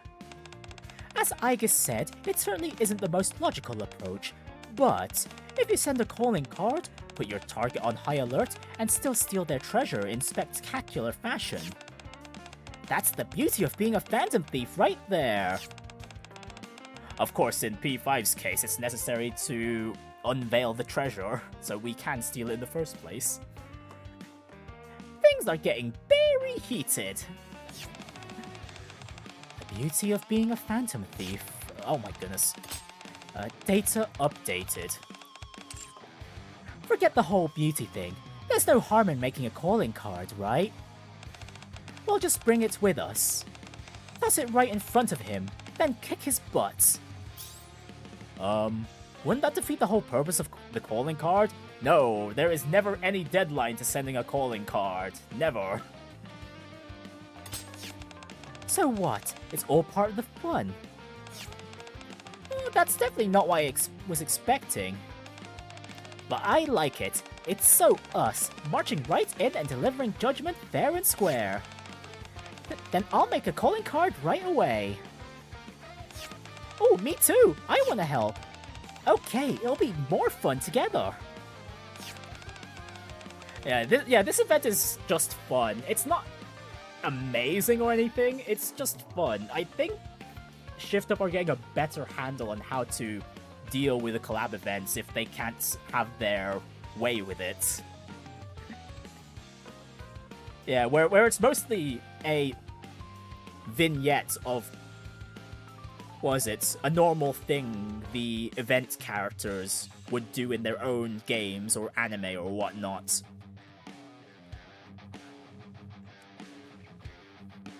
Like, I know the general consensus with something like the Licorice Recoil collab was negative, but as someone who actually watched Licorice Recoil and even put it as a suggestion in the last few surveys, yeah, it is well done.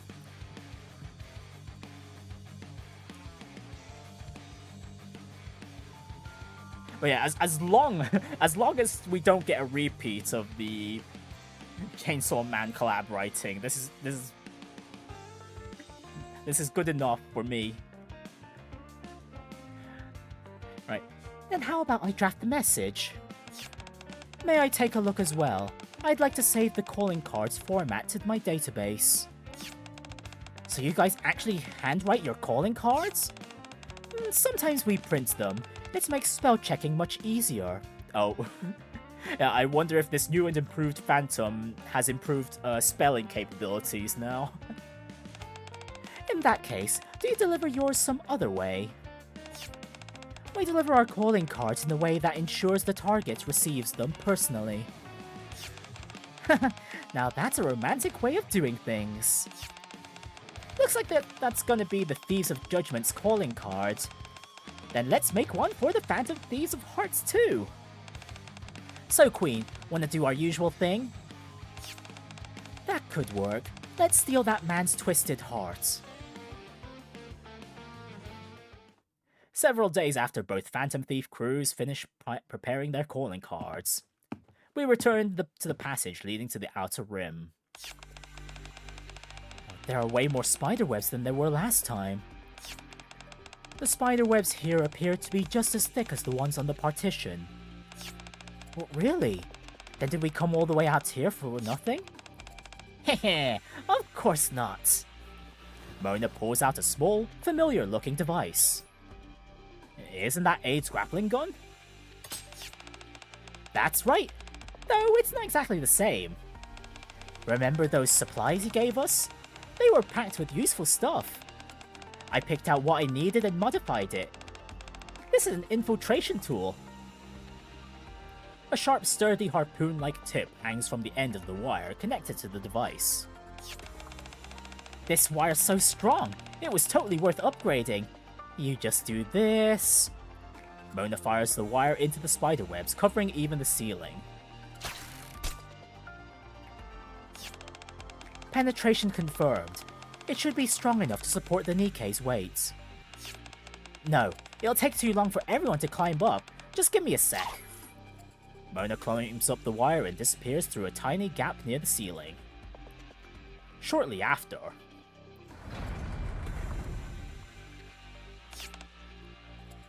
Hey, Mona opened up a shortcut. Wow. Oh, looks like he used his infiltration tool to open the security door from the inside. With a heavy rumble, the security door from earlier begins to open up. Well, pretty impressive, huh? Behind it stands Mona, arms crossed and wearing a supremely self-assured grin. Nice work. I knew I could count on you, Mona. I spied that hole earlier. One lockpick and we're in. Great, thanks Mona. I inspect my equipment and turn to the group. Let's go. We've got the wicked to judge and the art to save.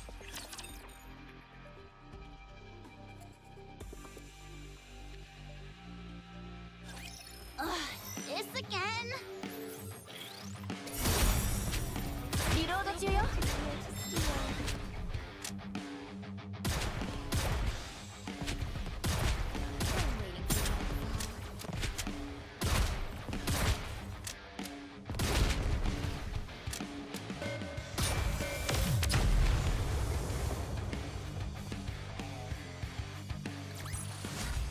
As usual, the thief comes out.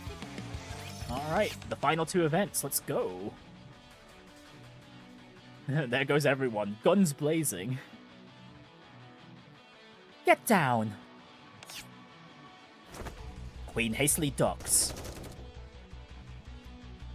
Queen's blue glowing fist slams into the face of the D-Shadow lunging at us from behind.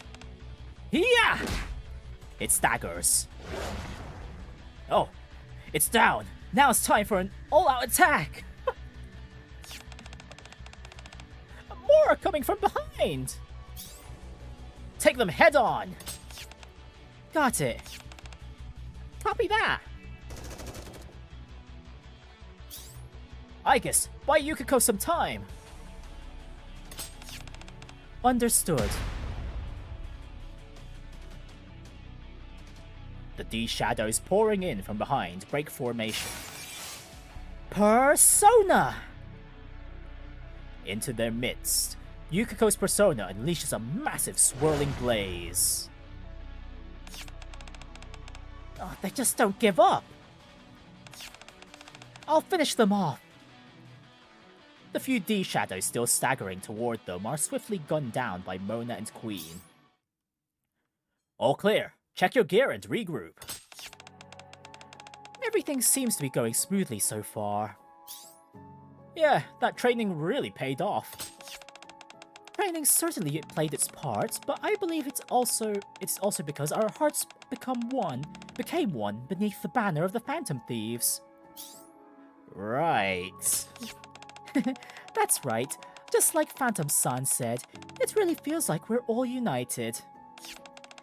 Yeah, so how'd you like my backup? It was super helpful. We would have been in trouble without it. Mona? What is it? I had a feeling before, but now I'm sure. There's something strange about this place.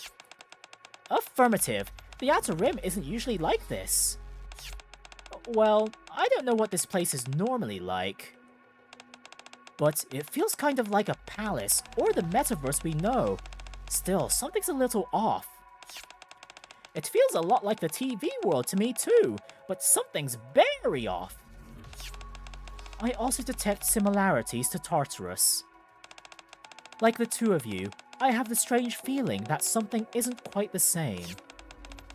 This place feels a lot like the metaverse we know, but it's clearly not the same. Yes, Mona, you said that at least 5 times from the beginning of the event to now. The one thing they all had in common is that shadows appear. Well, these shadows in this case. If it's like our metaverses but somehow different, then it might be connected to the D shadows. This place is certainly strange. I can sense it even more strongly than I did last time. We should proceed with caution. Yeah, looks like we've got more company. While we regroup, the D shadows swarm us. The battle rages on. But we cover each other and push forward without taking any damage. Then... is that... a cocoon? Following Teddy's nose, we reach the deepest part of the area. There, an enormous cocoon, tightly wrapped in spiderwebs, writhes grotesquely. I think it's moving? Gross. This doesn't look good. I exchange glances with the others and nod. Destroy it! The group unleashes a barrage of attacks. The cocoon begins to crack. It looks like it's taking damage, but... it's recovering. I'll provide cover. Yukiko, you're up first. Got it. Yukiko's persona sets the cocoon ablaze. Charge! Johanna!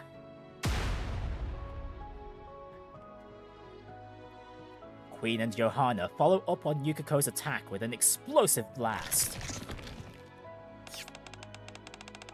There's a crack in the cocoon. Focus fire! While Queen and Yukiko attack, the Nikkes finish reloading and unleash a barrage of fire. Did it break? I can't see anything through the smoke. Show your might, Zoro! A strong wind scatters the smoke. Then...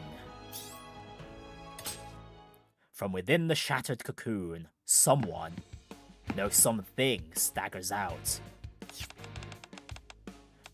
Even to the end, you still insist on getting in my way! No, we came to bring justice. No. We're here to pass judgment. Take this. Here's another one. 2 calling cards, one from Phantom and one from Mona, land at the man's feet. The man picks them up and reads them in silence. You're here? To pass judgment on the wicked? That's right.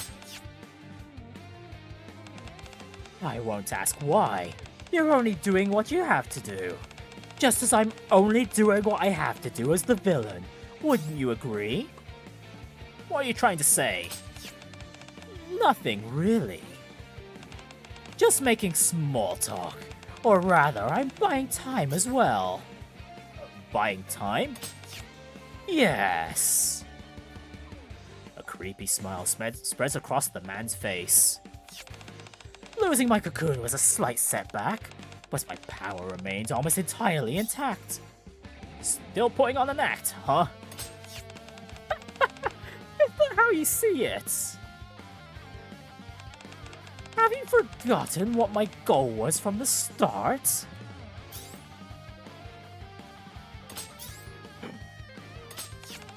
It seems you remembered. The man slowly raises his arms. My goal is to spread my web across the arc and make it my own. And spiderwebs begin gathering around him. These webs are my very power. Everyone, attack! The group unleashes a barrage of attacks. Didn't I just tell you? But every shot is effortlessly stopped by the massive spiderweb. Looks like they're all here now. The webs that were preparing to spread out from the edges of the outer rim, they've all returned to me! It's a spider! Ew, gross! Who cares about the Ark anymore? I'm going to kill you, no matter what! Oh, he seems quite angry. Yeah. No, wait. Why are you so calm? I'm with comrades who share my ideals. What have I to fear? Well, isn't that romantic? Affirmative. I'm not afraid. Right. Very well then. Atom steps forward. Thieves of Judgment, onward! Right, let's all work together and take him down. I'm giving it my very best. I'm gonna show you what Onwa-chan trained me to do. Alright, Phantom Thieves of Hearts and Thieves of Justice are joining forces. We're doing this partly so we can get home. I can't let someone like him get his hands on the Ark. Yes, I believe the lives of everyone in both the Ark and the Outer Rim are precious. Yeah, let's put an end to this. We're taking your corrupted hearts. Target acquired, commencing annihilation.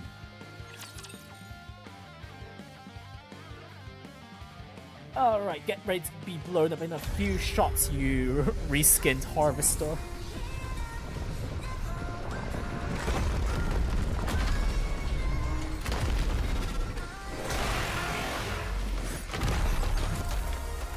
Luxurious spider.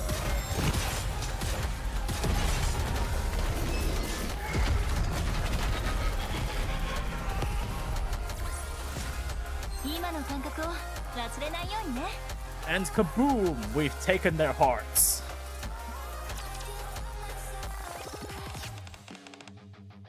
This ends here. Ah! The enormous spider lets out a shriek as it writhes, then slowly topples over. And then... back in his original form, the man collapses to the ground. Oh, he's not a spider anymore. Well, looks like he's alive. If that spider-like form was his D-Shadow form, and he's returned to his normal self, then maybe... Queen shakes the man's body. Oh, treasure! I smell treasure! Hehehehe. Oh, this is bad! Mode is completely broken! Does that guy smell like catnip or something? No, it's not that. Mona just gets like this whenever he discovers treasure. Okay, Mona, settle down.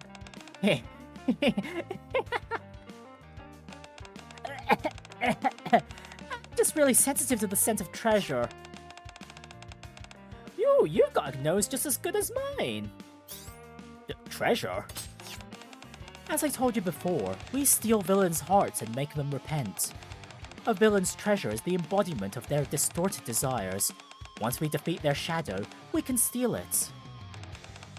When we take their treasure, their corrupted heart is set right, and they're compelled to confess their crimes. We call that a change of heart. I see. The D-Shadows are different from the enemies we're used to seeing in palaces. But if treasure has appeared, that means we can steal his distorted desires. So does that mean he's a good person now? I wouldn't say he's turned over a new leaf, but at least he won't try to attack the Ark anymore. Then people's lives will no longer be in danger. That's a relief. Let's confirm that first. Phantom shakes the man. You there, wake up! Whoa! The man jolts upright and looks around him.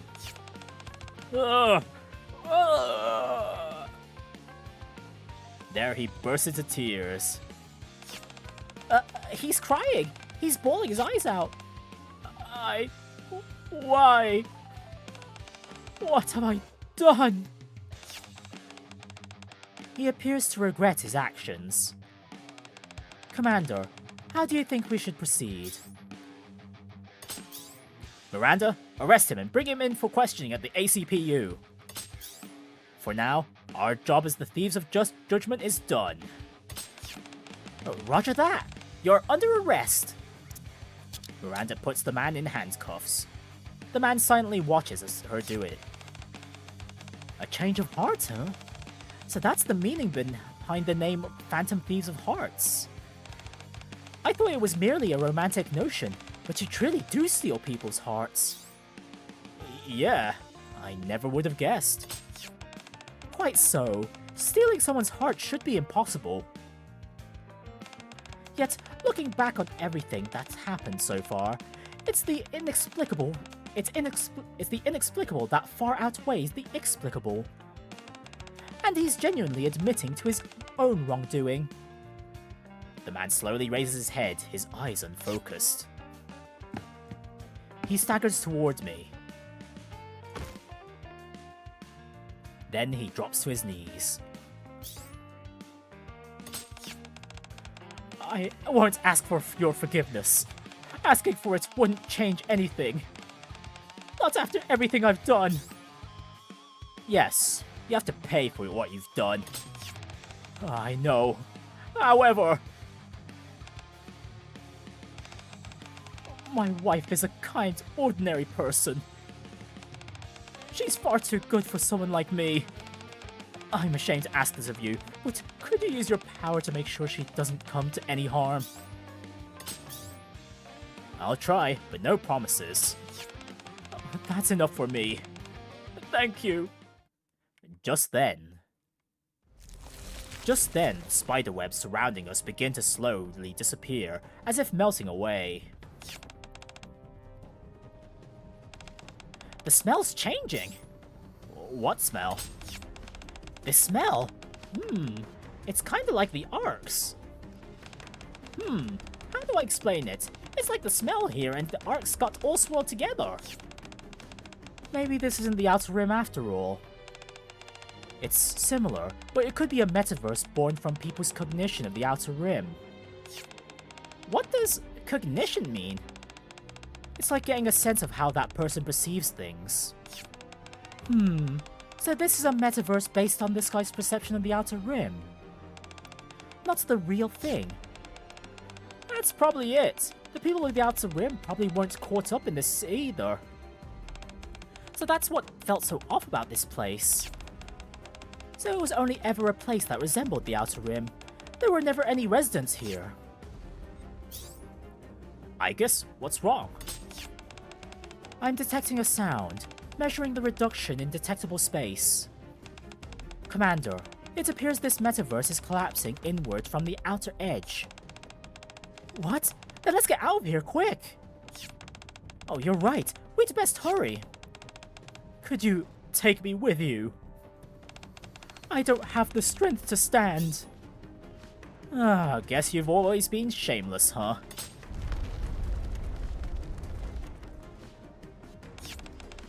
The shaking's getting closer. Tch, it collapses just like a palace, too.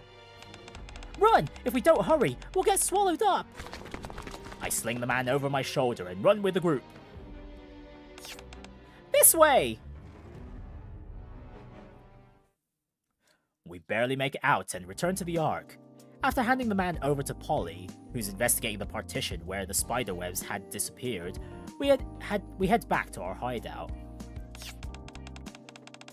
It's a pleasant surprise that we were able to return to the Ark instead of being sent back to our world. Yeah, looks like we'll get a chance to thank everyone who's helped us out. Yes, I also think we'll be able to discuss the D-Waves with the Commander. Since we're here, I want to explore more of the Ark. I still want to get more pets from Leo-chan too, but how much time do we have left anyway? Can't you tell by the smell? Oh, you can smell that? Yeah, I can tell how the D-Waves were affecting that guy. Just look at the palace-like world he created. It's obvious he was using the D-Waves. But now that we've beaten him, the smell I got from the world is starting to fade. That means the D-Waves are fading too. Mona flops down on the couch. Still, they're not going to disappear anytime soon. All we can do is wait until the time comes. Indeed, we've done all we can for now. As Mona said, all that remains is to wait. Well, that's true, but... I look at Mona. What? He's a cat. I've been meaning to ask you, why did you turn into an actual cat? I was about to ask the same thing. I'd love to say I'm not a cat, but I can't exactly deny it this time. Let's just say this is a temporary disguise to fool the world. I see. Oh, you're so cute! Hey, don't pet me! Mona breaks free from Miranda and looks at me again. So, Commander, what are you going to do now? I think we should stick around here for a while. I've got to get back to work. We've got chapter 48 to go through. I've got some catching up to do after all this. Oh, I'd better get back to work. I've been playing a Phantom Thief for way too long. Come to think of it, I've left the library unattended for far too long. Oh, so you all have to work, huh? What about you, Quincy? I've got time. Wanna hang out? I wanna hang out with Quincy-chan too! Come to think of it, what's those two taking so long in the bath? The door opens with a click. Sorry we took so long. We didn't mean to keep you waiting. You guys changed your clothes? Yukiko did. As for me, it's less that I changed clothes and more that I reverted from my thief outfit to my normal self. Mona and I automatically transform whenever we're in the high security areas. It's more like switching states than actually changing clothes. I guess the D-Shadows and that man still had us under surveillance, so we couldn't revert to our normal selves. But now the fight's over. I see. Based on the same principle as Mona. So it's the same for Mona too. I was really surprised when Queen suddenly switched back earlier. But it's not like that for me. This kimono was made for me by Aid-san. I thought it'd be nice to have something comfortable to wear around, so I asked her. It feels exactly like the kimono I usually wear. Isn't that amazing? All I did was show her a picture. It suits you very well. I take it you wear it often. Thank you. Oh, I guess, Chan, aren't you gonna get changed? No, simply cleaning my weapons is sufficient. After the three of them take a seat, I bring Queen and Yukiko up to speed on our earlier discussion, explaining that it will take some time for the D-Waves to disappear completely. So... yes? Since we've got some time to kill, want to take a look around the Ark? It sounds kind of weird to say this, but it's not every day you get a visitor from another world. That's true. Sightseeing in another dimension? It really does sound ridiculous, but I think it would be fun. Yeah, we may never get another chance like this, so I'd love it if you could show us around and tell us about the facilities here. And I should thank everyone who's been looking after us. Oh, me too! I have to get in touch with Leona-san. Well, now that the situation has been resolved, could I introduce myself again?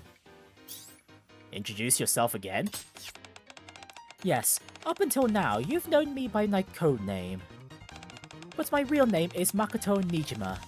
I'd really like it if you called me Makoto from now on. Mako-chan! Gotcha! I've memorized it. And I'm Morgana. Makoto and Morgana. It's nice to finally know your real names. Yeah. Good to officially meet you too. Well, Makoto, Morgana, and everyone else, If there's something you'd like to go, just let me know. I'll see what I can do. Commander, do you have hot springs here? I'd love to see what they're like in another world. The last time I visited the central government, I came across a place that piqued my interest. I would be pleased if I had the opportunity to tour it. Everyone seems pretty excited. In that case, maybe I'll do a little sightseeing myself. I wonder if they've got any sushi places around here. I'm gonna ask Aide-chan to make me a parfait. Then I'll be surrounded by Coco-chan and Soda-chan and Vel-chan and be one fluffy master. Oh, I want some too. Oh, I'll grab some for Polly and Query too. In that case, I'll come along as well. Are you sure you don't want to hang out together? It's alright. So long as we bear the name of the Phantom Thieves, our paths shall cross again. Okay. I watch the group leave the hideout in pairs, one after another. Soon I'm the only one left. I take a sip of my coffee, now cooled to the perfect drinking temperature. Maybe I'll get some rest. I have no idea how long this adventure with the Phantom Thieves from another world will last. But for now, I decide to enjoy the peace and... Oh, Leona-san! Hey, how have you been? I heard you were staying here, so I thought I'd stop by. Timmy! Ah! No, that's not food. That's the talking bear we saw before. What? But first I'd have to deal with that. No, I'm not gonna lie, I thought they were gonna do the whole lap thing at the end of P3. As usual, the thief comes out victorious. Probably have some like a similar final moment with Phantom instead. I know, it's just been chill.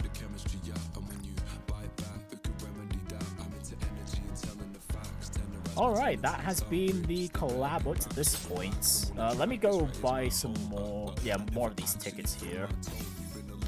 Yeah, more tickets, and we're still gonna need a few more gems if I'm gonna try and throw out another 10 pull or something.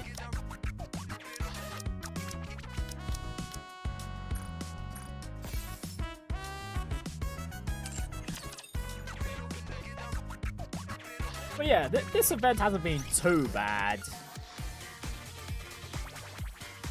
I'm sure most people are just trying to expect something of the main story's caliber, but I highly doubt we'll ever get that with a collab, ever. Well, aside from Nier Automata, of course, if it ever happens again. Or, you know, we could just have something like the Dave the Diver collab again. That one was well received before. So yeah, before we move on to the next main story, chapter 48, I'm going to take a break and come back with a drink. So I'll be right back, and yeah, you guys should go ahead and take a break too. Yeah, we'll be back in around 5 minutes or so. Oh, that's the wrong one.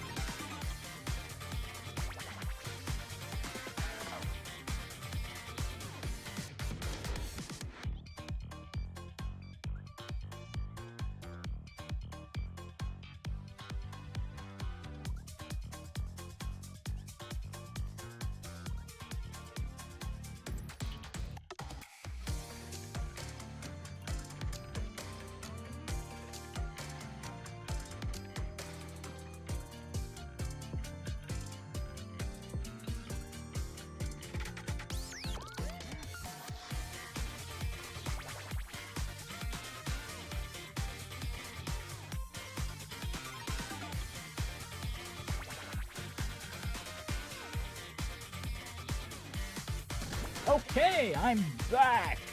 Who's ready for chapter 48? We're gonna see the starts of the Third Surface Reclamation War. Alright, let's jump right into it. Oh right, I was in the middle of doing chapter 47 hard, although I'm gonna save chapter 48 hard for content next week, since all we'll have left for the Persona collab is the hard mode ending. Yeah, here we go, straight into chapter 48. Just follow me. Proceeding to target. Encounter. Clear. But we Engaging with the enemy. Let's Clear. go send the queen But we our still got a declaration of war. Everything's so drab.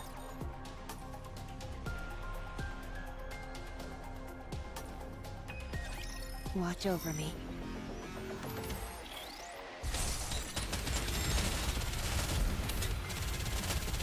Outshine the stars. Outburn the light. Oh right, I forgot to turn off the animations, but well, it's rare that I ever I don't really show these off, so yeah, we'll just leave it on for now. Yeah, there's the burst animations, and then everything just blows up. Alright, let me just set that over to simpler now. How heavy your burden has been. Watching closely.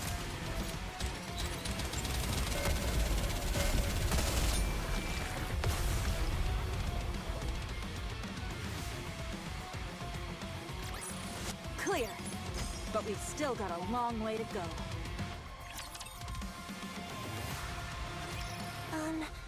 Are you sure it's gonna be okay? What? The Ark. You know, with the missiles and all. That's a good question. I'm worried, but we just have to believe in the Ark and its ability to defend itself. They already managed to fight off the last attack. Honestly, there's nothing we can do at this point anyway. Yeah. The Ark's full of monstrous freaks. It'll be fine. That's right. By the way, does something feel off about this place to anyone else? Why is it so quiet? You're right. It's too quiet. My apologies. As one blessed with knowledge, I have been remiss in my duty to share it. I shall resume elucidating you all once again. Oh my goodness, share it already, Bahamut. Anyway, there are raptures here, but nothing remotely strong. Yeah, and usually the sound of fighting will attract more to come swarming in. But that hasn't happened either. Maybe no one's here. The Queen might have already moved somewhere else. I don't think so. She just fired more missiles and... Leviathan points towards the lift. Take a close look at that. I look closely at the lift. Something about it is off. Almost as though... It looks like it's glittering. That's right. To be precise, it's not the lift itself that's glittering. The dark matter that's stuck to it is moving around, reflecting the light. Dark matter. Yeah, dark matter has attached itself to the lift. Remember those pools of dark matter we saw on the ground? They were heading toward the lift. The Queen's gathering all the dark matter to the lift. I bet a structure that size could hold all the dark matter she took from our place. What do you think she's trying to do? Dark matter can be used to do something akin to creation. The obvious guess would be she's making heretics. Snow White steadies herself and takes aim with 7 dwarves. What are you doing? Oh, she's gonna do what she does best, sniping a boss in one shot from the distance. I'm going to shoot the lift. You can't be serious! We have no way of knowing what they're planning right now. If we get any closer to investigate and fall into an ambush, we might not be able to retreat. I want to see what happens if I shoot it from here, since we can still secure an escape route. I'm sure we'll get a reaction of some kind. That makes sense. I thought you just wanted to shoot it because you're getting impatient. That's part of it too. Maybe 70%? In other words, you just made up all that other stuff as an excuse. Well, it's not a bad plan anyway. It's worth a shot. Fire away! I knew you'd understand. Everyone stay on alert. We don't know what's going to happen next. Here I go. 7 dwarves fully active! Pierce through! A blinding flash erupts from Snow White's rifle. The surge of white light rushes forward with tremendous force and tears a gaping hole right through the center of the lift. That's just crazy. What'd you say? You really want to pick a fight with me in enemy territory? It's a compliment, you idiot.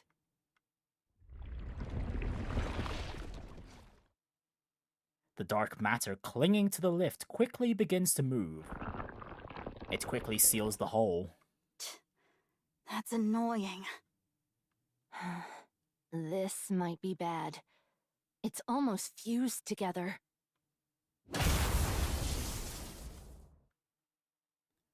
With a deafening sound, a section of the lift bursts open, and a staggering number of raptors comes pouring out. The swarm is so thick, it's like a veritable tidal wave of raptors. Well, prepare for battle! So that's where they were all hiding! Here we go! It's time to unleash maximum firepower! Let's go! We'll join. All right, let's wipe them out. Yeah! I shall demonstrate that I, the ever-so-wise Bahamut, possess more than intellect. Engaging! Yeah, just destroy them already, Bahamut. Go! Proceeding to target. Oh, no, there's a shiny spot in the corner. Give me that. All right, not there. I knew that. Coming. With this, everything's so drastic. As long as Not there. encounter. As long as we're together, I will never fall. Oh, enemies on the way back Alright, too, moving I in. see. Very well. Let's go. Okay, we could go quite deep into this not there. area over here. I'm I- gonna assume this is I a knew that. hard mode hiding spot for one of the shinies. Coming.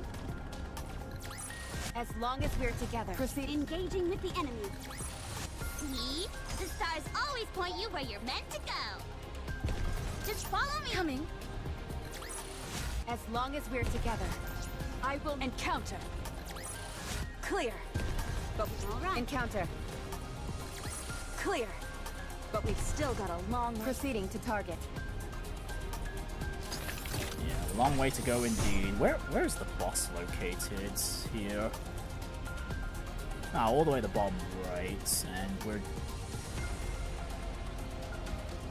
Just engaging with the enemy. Securing victory for their encounter. about to the With this, fifth of the way we're through, one step closer to our dream. if I had to estimate. All right, not there. I knew that. Did you miss much story? Not really. Proceeding to We target. just got through the Encounter. first story node. Snow White basically pierced a hole into the lift from a distance, but the lift it repaired itself, and now we're being swarmed by raptors as we make our way towards the lift.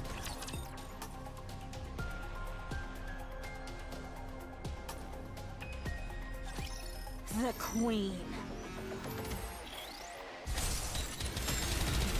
I've got this. Outshine the stars. Down with those who would threaten the kingdom. Fully active! Pierce All Sunport focus. Fire!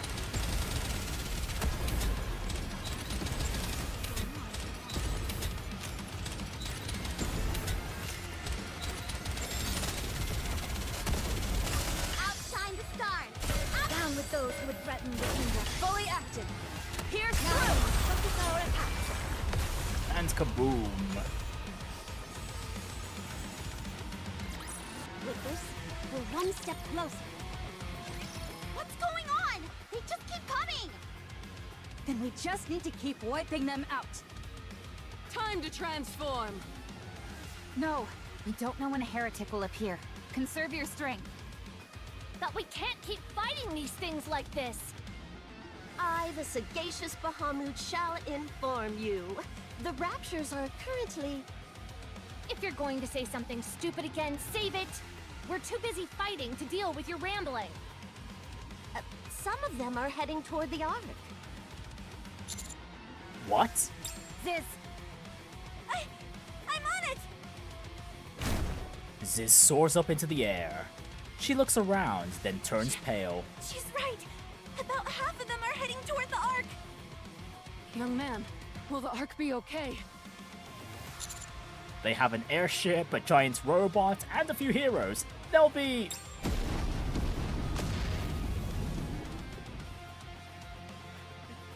Three flashes of light erupt from the lift. And three Annihilios rise up. Oh, come on! The missiles have changed course!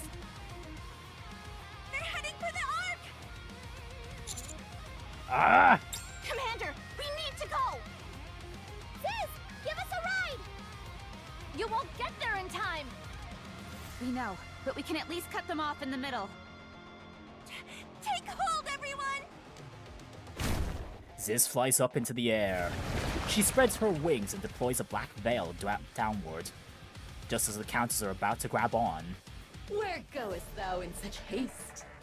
Oh, hello again, Ego Vista. You were a pain to fight in your hard mode battle.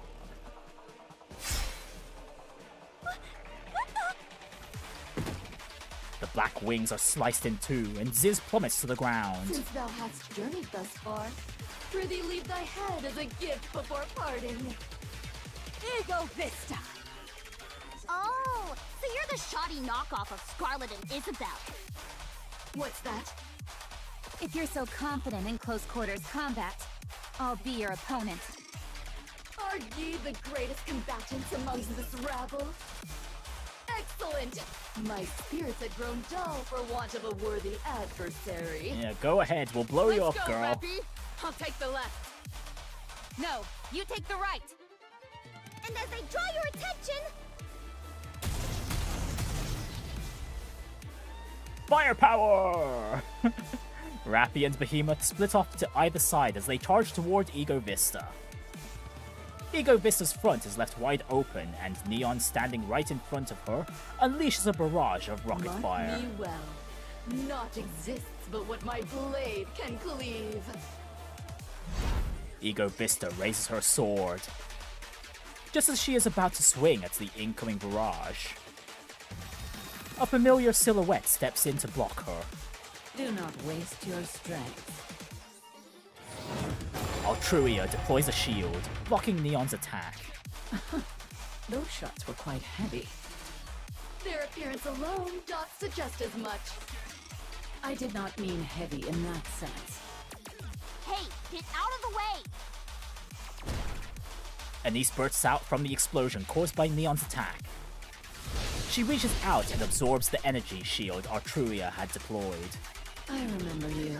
You were quite the nuisance. Rude!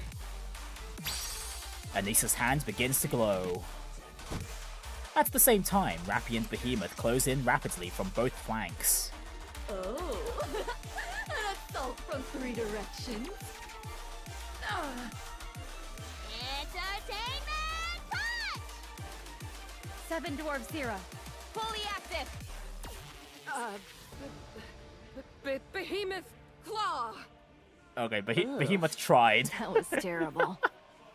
Come to me, sea nettle. Rappy, Anise, and Behemoth are sent flying back. They tumble to the ground, struck by something fired from far off. I look down to see the remains of what had been fired at a speed too fast for the eye to perceive.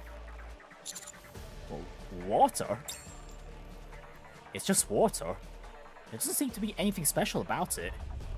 The surroundings grow dark. I raise my head and look up into the sky. A massive figure is floating there, looking down at us. Something about it feels familiar.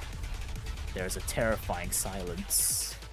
A colossal figure blotting out the sky is utterly quiet, to an unsettling degree. Well, as far as declarations of war go, I think we've made our point. Let's retreat. What are you talking about? This is just the beginning. We haven't even properly introduced ourselves yet. I think it would be wise to listen to him. Yeah. Based on this feeling, it's definitely her. So that's why they only took her body. Huh? Liberalio. What's gotten into you all? If the heretics are reacting like that, it probably means... Commander, give the order. Everyone, retreat! It's Liberalio! She's transformed! I feel the ground start to rumble in a way that's all too familiar. I turn my head and look to the source. Sweeping away every single building in its path, an unfathomably large wave is approaching.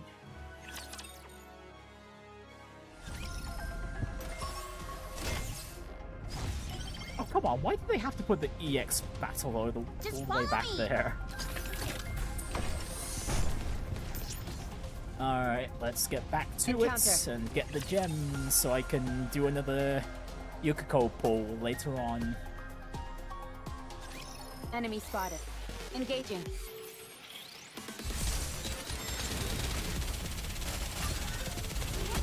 I'm going back in. Outshine the stars. Down with those who would threaten with... Fully active. Here's through. Ahead. Fire at will.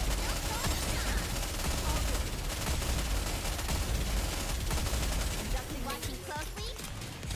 We're not done. Keep going. Outshine the stars. Down with those who would threaten with... Fully active. Here's through. Ahead. Fire at will.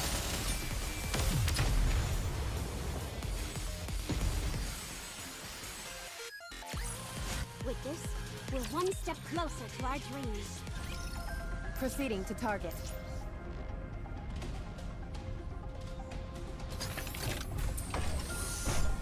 All right, moving in. Encounter. With this, Proceeding. everything's so As drastic. long as we're together. Everything's so drastic. See? The stars There's all another right. shiny not there. spot around I here. knew Where is that. it?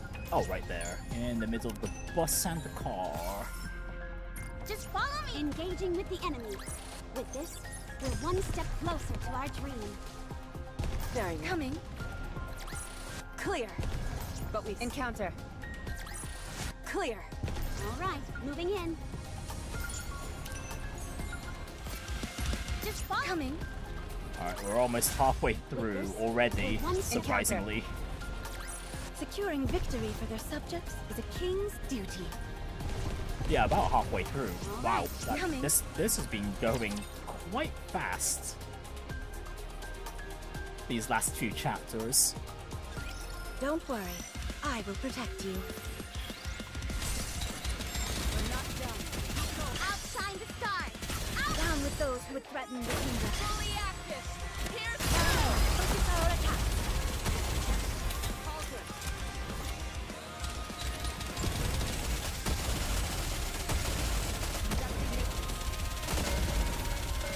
Outshine the stars. Down with those who would threaten the kingdom. Fully active. Here's Now, through. focus our attack.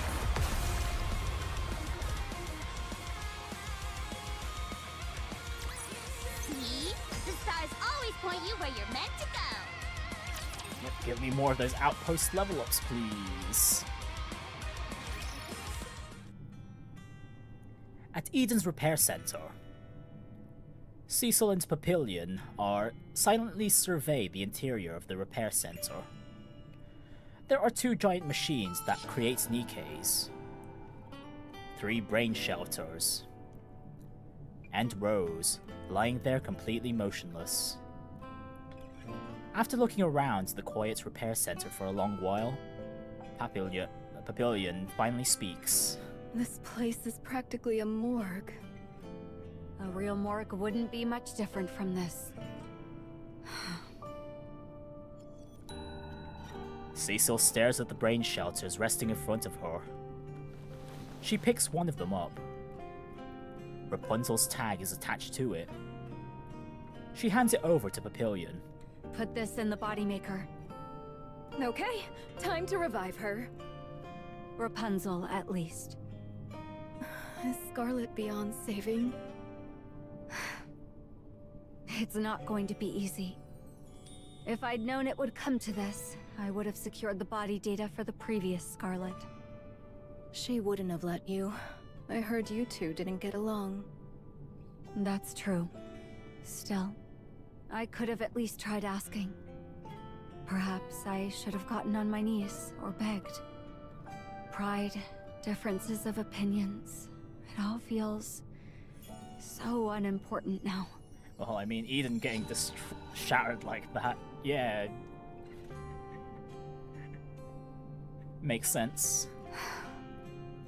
Lately, all I have is regret. I don't regret anything. I'm talking about myself right now.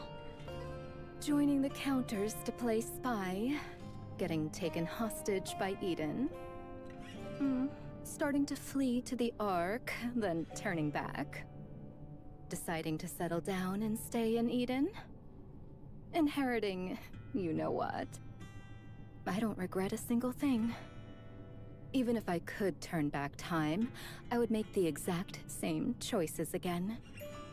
Our decisions change naturally as we make our way through life. I always made the best choices for who I was at the time. I'm sure you did too. How convenient. Are you sure you're not just reframing everything to make yourself feel good? The first thing a spy has to learn is to adapt to change.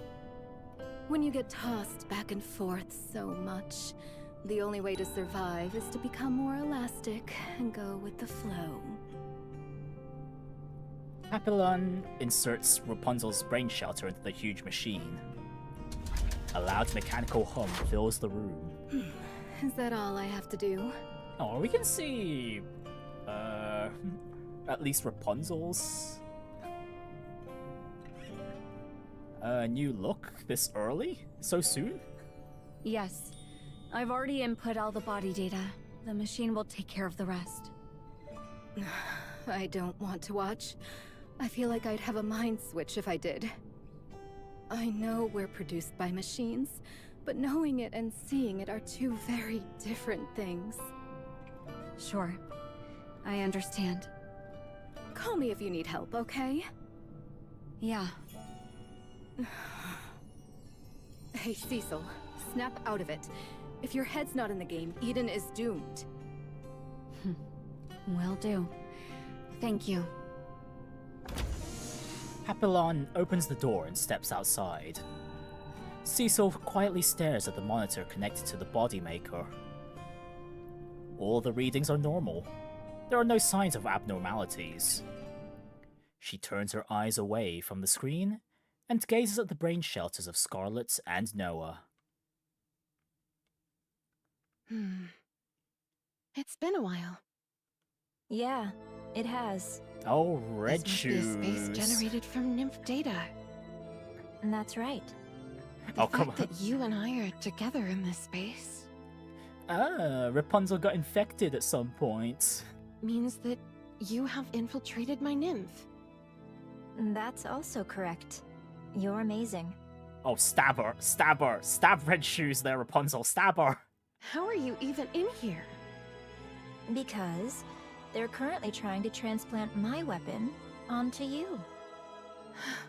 Red shoes? That's right. That's how my personality data, hidden deep within the weapon, was able to infiltrate your nymph. Ah, I see. It's personality data. Did you leave it behind because you had some final words for me? Whatever it is, you can tell me. I promise to pass it on to everyone. No, to the no, entire world.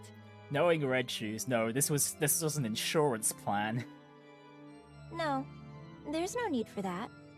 After all, I'm going to be living within your nymph from now on. What do you mean? I've waited so long, wondering who would eventually wield this weapon. I'd expected the new owner to be more than an ordinary Nikke, given that it's a second-generation Grimm's model. But I never thought it would be someone of your caliber. It's quite the happy miscalculation on my part. I really am lucky to be receiving such a perfect vessel. Are you trying to take over my nymph using the personality data embedded in your weapon? That's right. How is that even possible? My personality data has a corruption mechanism within it. Eventually, you will succumb to corruption. But you won't become a rapture. Instead, you'll become me. The fact that you're conversing with my personality data right now means the corruption has already taken root. Thank you, Rapunzel, for giving me such a perfect body. You really are generous. You're saying that once I succumb to the corruption, my mind won't become like a rapture's, but rather like yours? That's right. You catch on quick. Because you modified your personality data to become a form of corruption. Yep. I hate to repeat myself, but you're really amazing. Damn though, really though, Red Shoes really did her research on how corruption works to this extent. It's crazy. What do you intend to do with my body?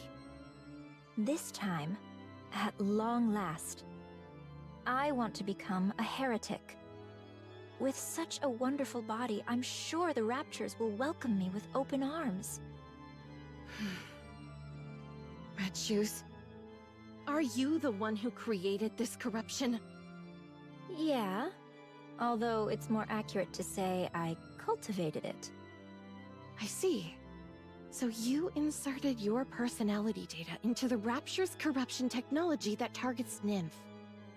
That allows you to think voluntarily, at least by Rapture standards. Huh. Again, that's amazing.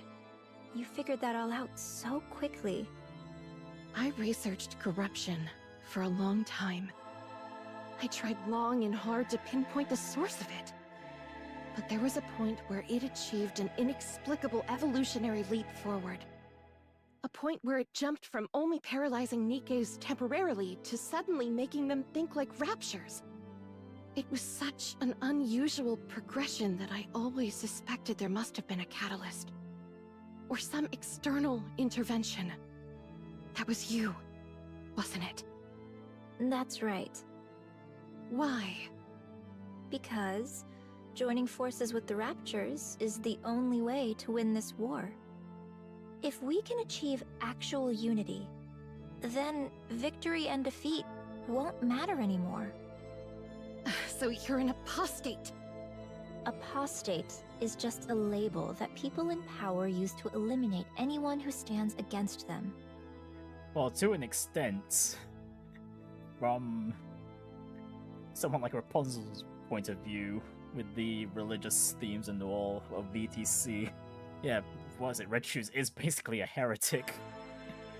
The world belongs to Raptures. If you really want to draw lines in the sand, it's you who are the apostates. This is taking longer than I thought it would. I guess the nymph of someone as extraordinary as you is unusually sturdy. Wow, we definitely needed this backshot as well in this conversation, didn't we? Thank you for the compliment. You're welcome. Also, thank you for providing such valuable information. You're really gentle, huh? I'd been hoping to see you get upset, but not anymore. One last thing. I had been missing just one last thing. I didn't know what caused the corruption's sudden evolutionary leap. It was the last piece of the puzzle that I needed to conquer corruption. All of the code from the point where that evolutionary jump occurred was indecipherable. It was the only part I couldn't make sense of. But now that I know the corruption was modified by a person, I can put it together. If I proceed under the framework of that indecipherable code being the result of human interference, I can find the answer. Congratulations. You found the answer right at the end of your life. How touching. No, she'll be fine. I am very grateful. You gave me such a wonderful gift. What's going on? Something's wrong with this space. There is something I should tell you. I carry the nymph of countless others within me. The space where you and I stand was not created by my nymph. It was created by the nymph of my fellow sisters who are with me, now resting in eternal slumber. The nymph you have been attempting to corrupt is theirs. They are buying me time, so I can have this conversation with you. I suppose you could call it a bait and switch? A decoy? Something along those lines. Damn, that's an interesting way of using all the like inherited memories that she's collected up to this point. I would hate to trouble their nymph any further, so I think I'll end our conversation here. Nymph resists corruption on a fundamental level. You can see this from how early stage corruption heals naturally. The reason Nikke succumbed to corruption is because it overwhelms the nymph's data capacity, essentially outweighing and crushing it. Since there is a limit to the amount of nymph data that can be loaded onto a single Nikke, it is impossible to outclass the corruption. Rapunzel, wait. Golden particles begin to ripple throughout the space. Soon everything is dyed gold. Fortunately, I carry the nymph of my sisters. A full 12,000 who have passed into eternal slumber. I will never fall to something like corruption. Wait, just listen to what I have to say. Modifying your personality data into a form of corruption was a mistake, Red Shoes. Oh no, Red Shoes, you're absolutely dead. Oh, come on. I know you did so in order to steal my body, but it ended up backfiring on you. I'm begging you, please spare me? No, I cannot forgive you. The gold permeating the space starts to swallow any trace of red. Red Shoes struggles frantically, but the sacred gold hue shows no mercy. Eventually, only the golden light and Rapunzel remain. What a way for Red Shoes to go. Okay, well, Mirror still exists, but we don't know precisely how much of what was it, Red Shoes' objectives it's still trying to achieve at this point. Or who knows, maybe once Rapunzel comes back, she'll find out about the existence of Mirror and then just shatter her right there and then. Cecil peers into the monitor connected to Rapunzel's bodymaker. She thought she detected a brief anomaly, but now there is nothing unusual. I must be nervous. This isn't like me. Damn, that wasn't even a battle. Red Shoes got swallowed instead. Cecil turns her gaze to another monitor. The screen is filled with Scarlet and Rose's data. Oh, we're probably gonna have something similar. Oh, a conversation between Scarlet and Rose then. I'm sure it'll go well. She shifts her eyes to her personal PC and stares at the numerous formulas and notes on the screen. She suddenly feels a sharp ache in her head. Is there really no way? Cecil stands there silently for a moment. She looks at the other bodymaker. Then she looks at the two brain shelters. She hesitantly stretches forth her hand. As she reaches for Noah's brain shelter, she suddenly stops as she feels a chilling sensation behind her.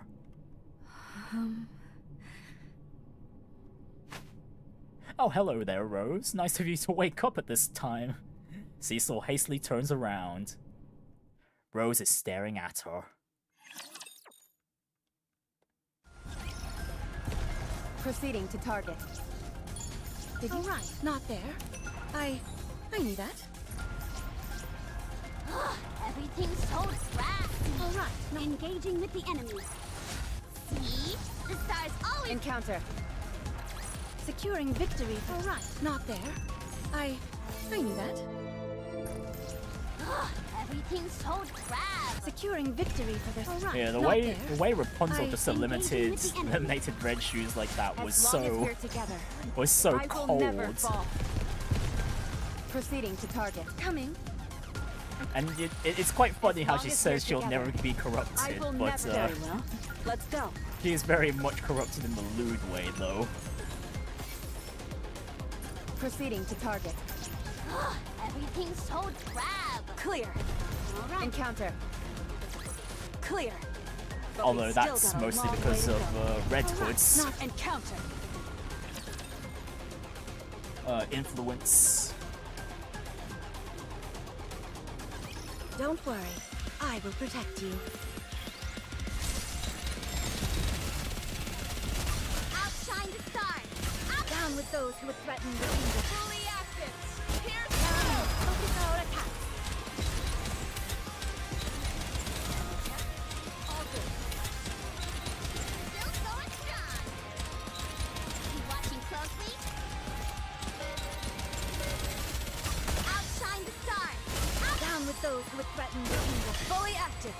Pierce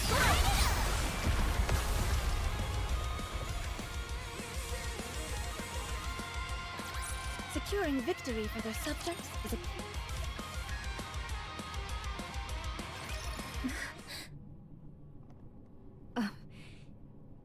It seems you've regained consciousness. Methinks this will be voluntary on Rose's part. How? Rose raises her trembling arm and points to Scarlet's brain shelter. I'm working on it. It's not easy. The damage is severe. Rose turns her arm. Disturbing snaps and cracks echo through the room. She points at herself. You heard everything. Theoretically, yes, that is the correct course of action. Giving your body to Scarlet is the solution most likely to succeed in the current situation. But taking someone's life to save another, it's not easy. I hope you understand that. Rose's arm moves again, accompanied by sickening cracks and snaps. She pulls out her broken sword and stabs herself in the head. Rose collapses and Cecil rushes over to her. She checks the wound. The cut is precise. There is no saving her. What did you do? Cecil feels the life fading from Rose's body. After staring for a moment, she abruptly stands up. Okay. Leave it to me. Thank you.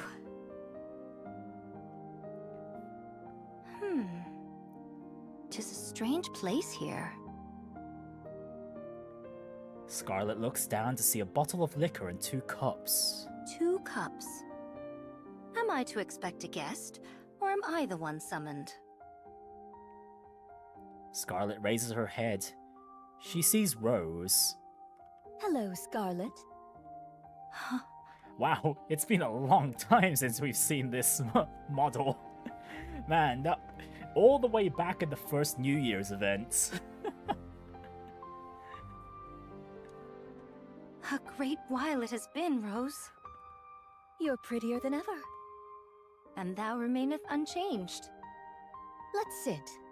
We don't have much time. It seems someone both capable and kind has bought me some time with you. Oh, is it so? Scarlet and Rose sit facing each other. Rose quietly pours them both a drink, and the two clink their glasses. After taking a sip, they gaze at each other in silence.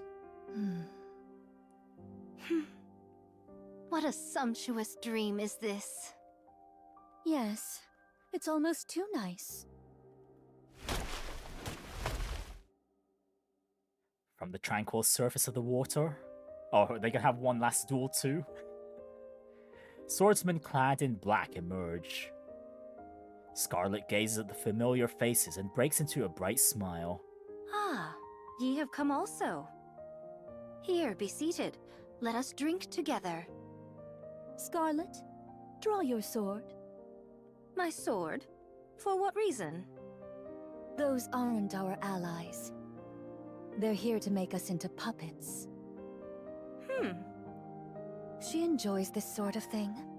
Drudging up your own memories to force you into submission. She? No, probably Mirror. Yes. A dismal creature who enjoys watching others fall apart from the shadows. The world hath no lack of such miscreants. If those things defeat us, our nymph will break down, and we'll become nothing more than puppets. She planted all these black boxes throughout my body because she didn't want to lose her puppet again. Thou speakest as if from experience. Yes, it happened to me before. What? To thee? Are they strong? Not really, but they make you unable to attack. You were the one I saw when this happened to me. I knew it was fake, of course, but I still couldn't do it. I couldn't bring myself to attack you, because all of my memories are of me hurting you. Thou didst command me to wax stronger, that I may never be controlled. I have lived long by that creed, and now know I am the master of mine own blade. None can wield me. I have lived freely, by my own discretion guided. Thus I pray thee, say not thou hast wounded me. Now, we need but slay the rabble there, do we not? Yes. They're not real, of course, so don't hesitate. Then let us, thee and me, join in our might, and put them to the sword, shall we not? Let's do it. Sumptuous is too cold a word for such a dream as this, one that surpasseth all description.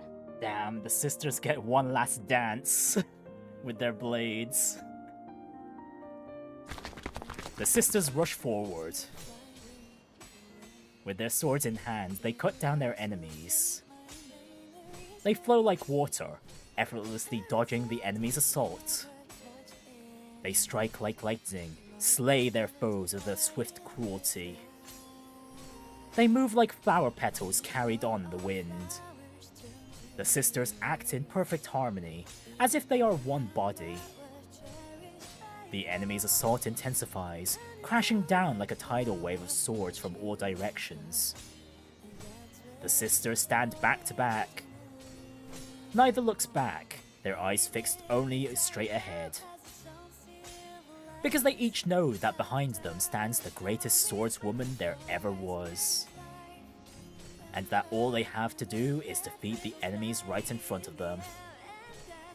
The slash, cut, and stab again. The water's surface shakes violently. Only the clang of clashing swords fills the air.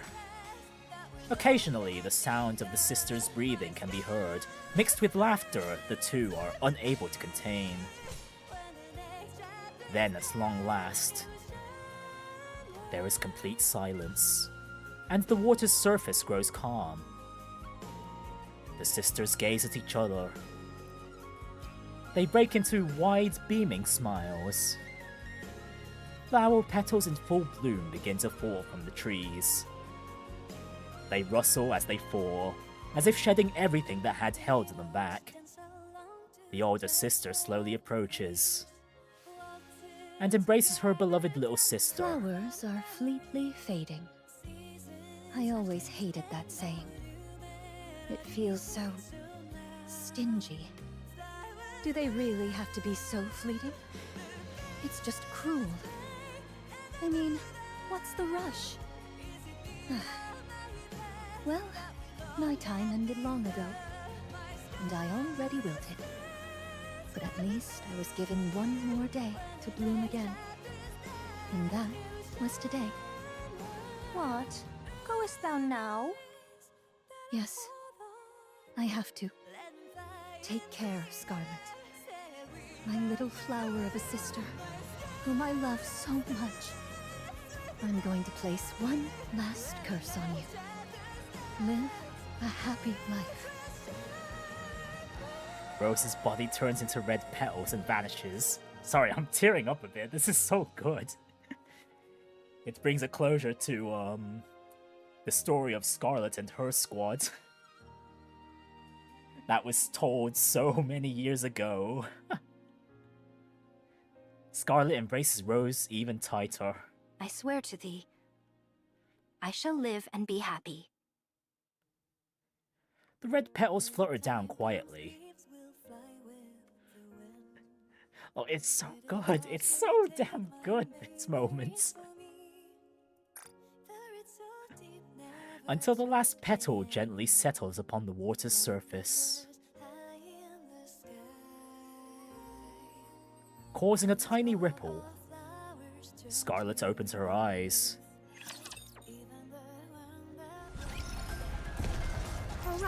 Okay, we're going to see Scarlet and Rapunzel's new bodies already then. With this, we're one step closer to our dream. Gosh, I can't wait to see their new designs. Coming. With this, we're one step closer to our dream. And with the way the events are going currently, I wouldn't be surprised. Yeah, with the way this is going, I wouldn't be surprised if they're the anniversary characters, even. Clear. But we've still got a encounter. As long as we're together. Coming. With this, we're one step closer to our dream. All right, moving in. Oh, where's the shiny? There you are.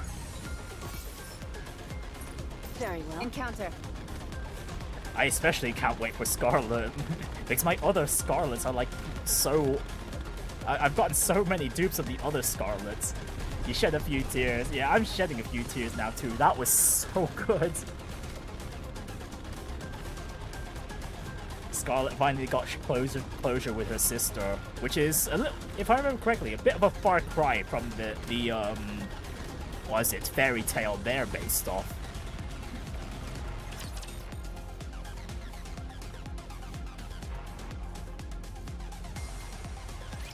If we can't clinch the victory.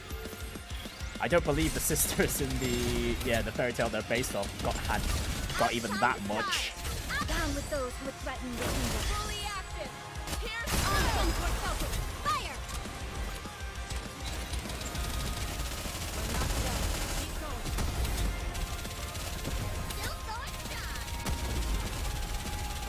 All right, so are we switching back points of view, or are we actually going to see the new designs first? I want to see the new designs first.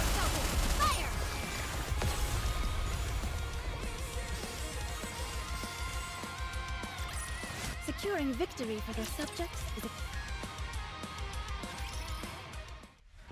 Oh, never mind. Okay, we are going back to Marion and only one.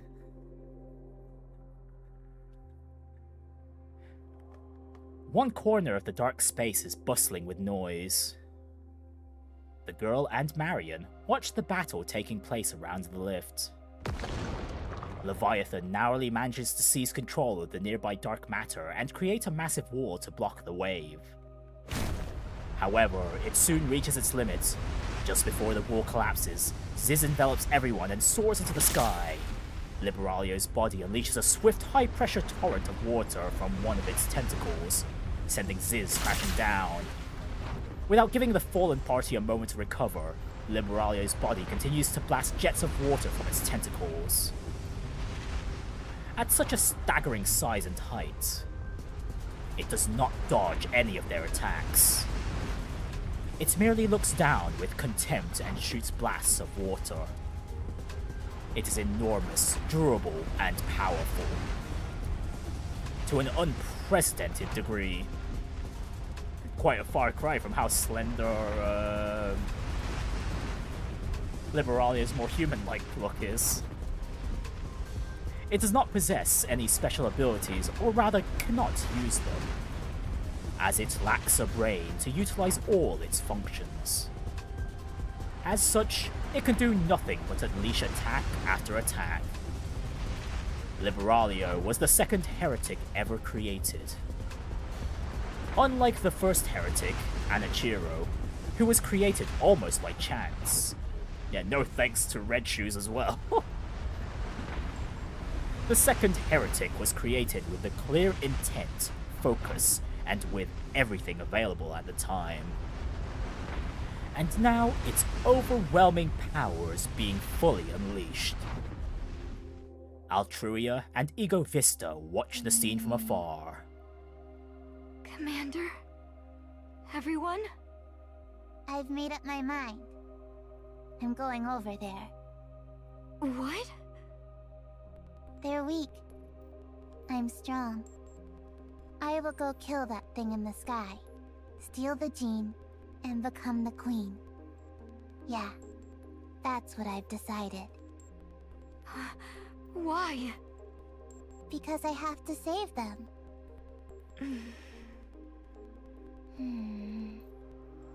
But... Oh, wonderful conversation, you two. do you want to become the queen? No, I don't want to.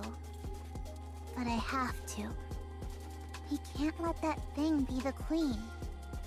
I felt something when I fought it. It only wants one thing. To kill everything except what it created. It will kill everyone. And try to start over. Well, that's no surprise. We've always known that was the queen's objective. I don't want that. So I have to do it. I have to become the queen. What do you want? A world where my friends and family are alive. No, I don't mean that. I wasn't asking what kind of world you want to create. I want you to tell me what you really want. I want to live together with my sisters. I want to spend time with Daddy and Mommy. I want them to hug me and take me places. I want to laugh every day and have fun. Wow. You are deeply loved. Yeah. They give me hugs. That's it. That's the only convincing she needs. We give her hugs, that's all she needs as motivation. They hugged me so much. Can you not do those things if you become the queen? You really don't know anything, huh? The queen has to build the world together with the 7 arbiters. That's her duty. Okay, 7 arbiters, that's a new term entirely. She can't do anything else. I won't be able to ask for hugs. I won't be able to go out to play, or even laugh. I'll be lonely. But I still have to do it. I am the only one who can defeat that thing. I have to do it. If I don't, that thing will take over the world. Marion slowly approaches the girl. She sees the emotion in her seemingly empty eyes. She quietly embraces the girl. The idea of becoming the queen is really weighing on you. Yeah. You're just a child who loves to play around and be hugged. Yeah. And you're planning on giving that up for the ones you love. Yeah. But it's okay. My sisters have shown me so much love. So it's okay. I can become the queen for them. Marion embraces the girl even tighter. The girl closes her eyes and lets her body yield to the comforting warmth.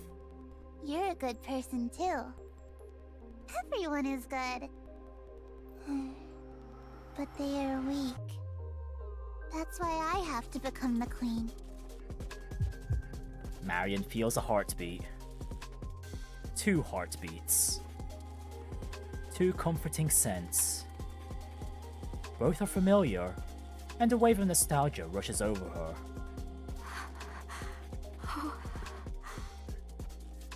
I know this feeling. Rappy. And the commander. Yeah, Mommy and Daddy. What? They're my Mommy and Daddy. Is that so? even that's caught Marion off guard, and she's in a freaking coma right now.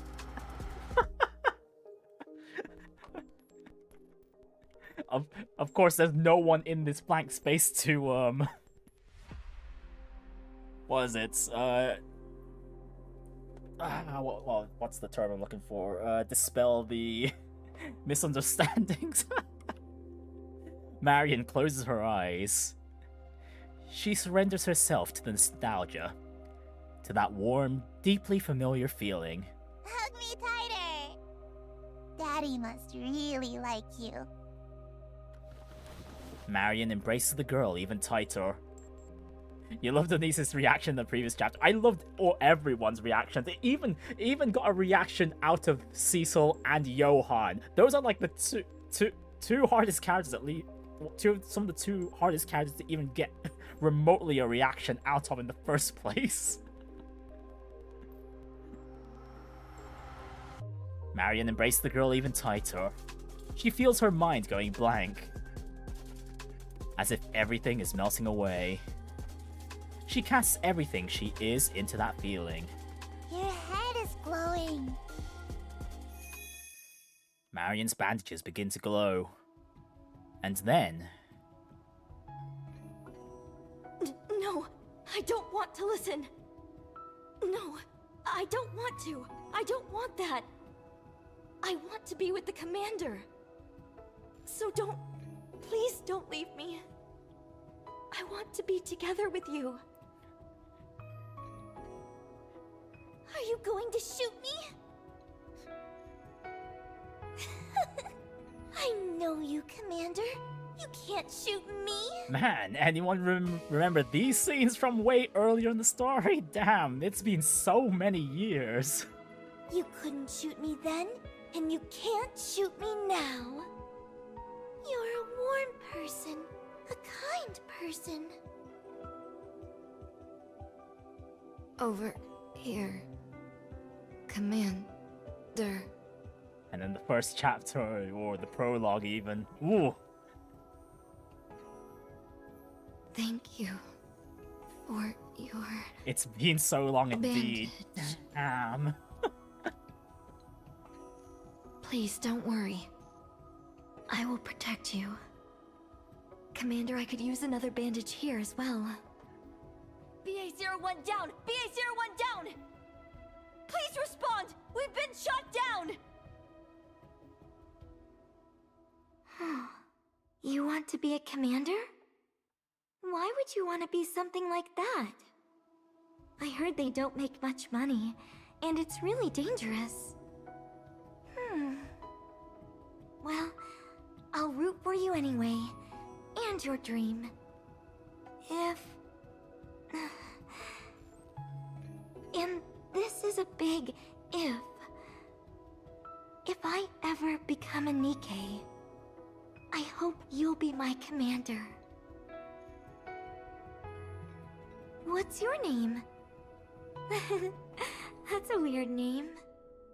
Oh, I haven't even introduced myself. You can call me...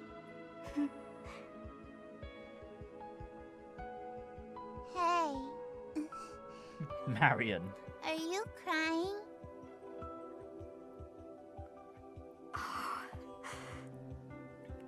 Okay, wow, we've gotten some extended cuts of some of those old flashbacks too. Damn. Marion's got her memories back too. That's right. I wanted to create a world where he wouldn't die. A world where he could live happily. A world where he could smile. It's been so long. A seemingly never-ending loop. That's why I wanted to create a world where everyone can love one another. A world where no one gets hurt and no one hurts others. A world filled with love. That was what I wanted to create. I have a favor to ask. What is it? Give me your queen gene. You want it? Yeah, No, you're too weak. I was. But not anymore. Now I know what I have to. Is Marion just gonna wake up now? No, not have to. Now I know what I want to do. More clearly than I ever have. So I'm not weak anymore. I can win.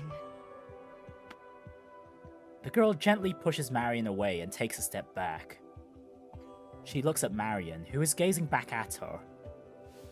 She fidgets with her fingers. Can I really give it to you? Yeah. The girl fidgets with her fingers more, then shakes her head firmly. Everyone's so weak. They can't even beat that thing's minions. Listen to me. They are never going to lose. Because they are the goddesses of victory. Of course they are. We will win. Yeah, third time's the charm with the Surface Reclamation Wars, right? Just follow me! Right? And counter. There won't be a repeat of the first and the second one, right? With all its betrayals and whatnot. Outshine the stars! Down with those who would threaten me. Fully active. Here. Fire!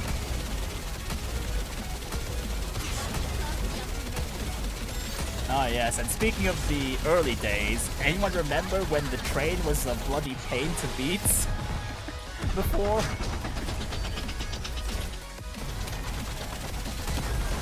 Yeah, sure, yeah, I'm sure this time will be different.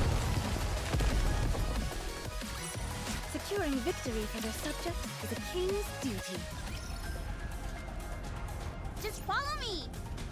Not to mention, I'd like to think we are in the very good graces of the big three at least. Clear. All right. Coming. Securing victory for their subjects is a king's... Just follow me! Engaging with the enemy. Securing victory. Very well. Encounter. Clear. But we've still got Alright, a up long next, way to go. Liberalio's body. Alright, moving in. Encounter. Oh, it really didn't take us long to get to this point, damn. The assault from the transformed Liberalio continues, overwhelming us with its staggering firepower. But Commander. I know, its pattern is simple. It just keeps using the same attacks. We could just think of it as a tyrant, but a little stronger. Since when did they become just tyrants? Ever since the three of us teamed up. Aw, that's actually touching. I like that. Yeah, we've just been casually beating tyrant-class raptures for a few years now. Of course they'll be. Of course they're just tyrants at this point. Let's go, everyone. Its attack pattern is definitely simple. It doesn't seem to be thinking at all. There's no easier enemy to fight than a stupid one. Okay, that means its hard mode variant's gonna be easy as well, right?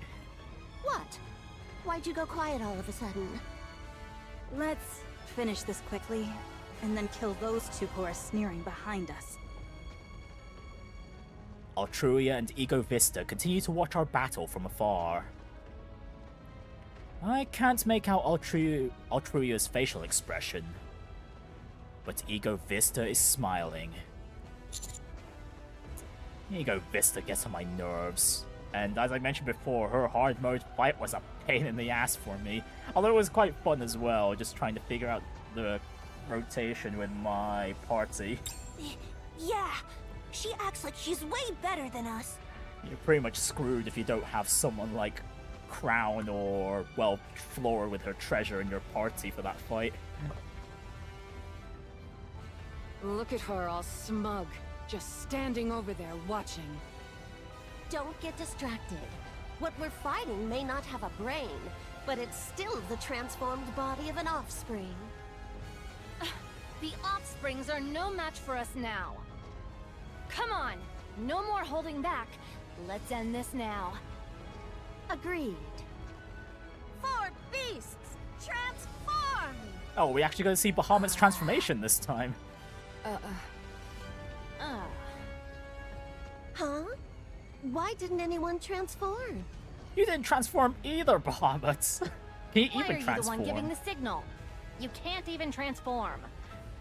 Because it'd look cool if everyone transformed as soon as I, the astute Bahamut, gave the command.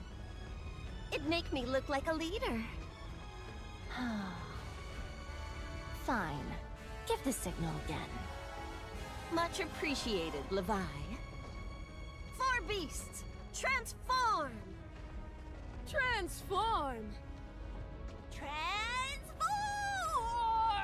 Wow, they're all in. Would you all stop shouting? It's embarrassing. Oh, come on, Leviathan. You couldn't finish off that chain of transforms. A dark light bursts forth as they transform. We're up next. My fellow Seven Dwarf sister. Let's go! Excellent. Should we shout something too? How about Neostar?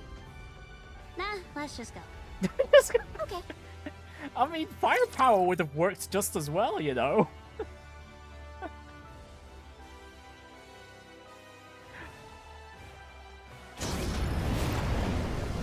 Alright, since this is the normal mode, this shouldn't be a problem for my party. I can just let them do all the work themselves.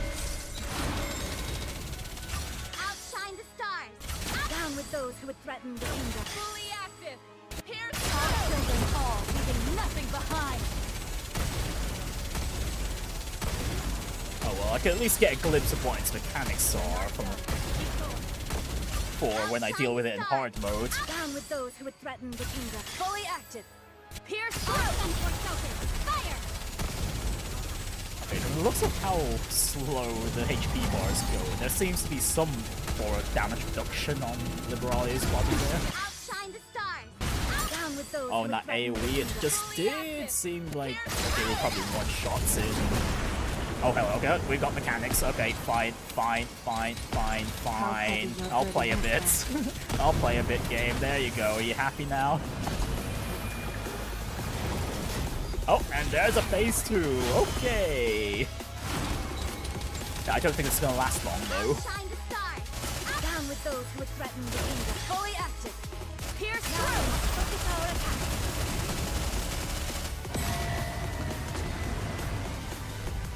Yep, very dead. With this, we're one step closer to our dream. Target down. Rip out the core. It's the only way to stop it from regenerating. Behemoth, grab on. Time to fly. Rappy deploys 7 Dwarves 0 and soars into the sky while carrying Behemoth. They fly up until they are in front of Liberalio's body, falling. Liberalio's body's falling core, where she deploys her drill. I'll use the drill to grind down the area around the core. Then you rip it out with your claws. Okay, leave it to me. Pierce through it.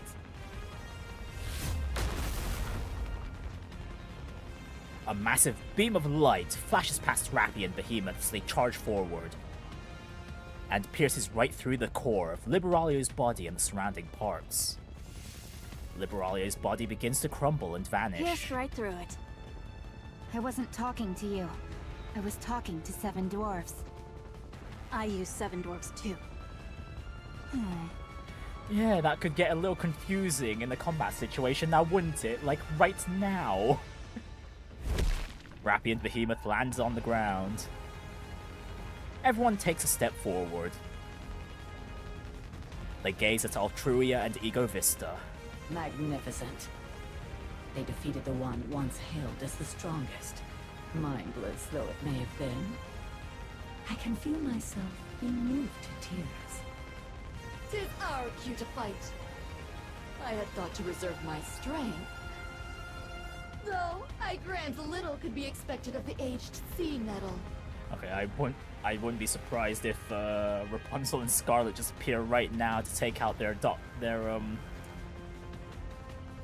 Queen's pale imitations of them here. In the end, the weightiest matters are best dispatched by one's own hand. Where's the queen? You needn't concern yourself with the safety of our great mother. The only thing within your power is to choose how you perish here. Is she hiding in the lift? Well, that was easy. Mother neither flees nor hides. Your mother is a spineless coward. She couldn't win on her own, so she stole Lillywise's body.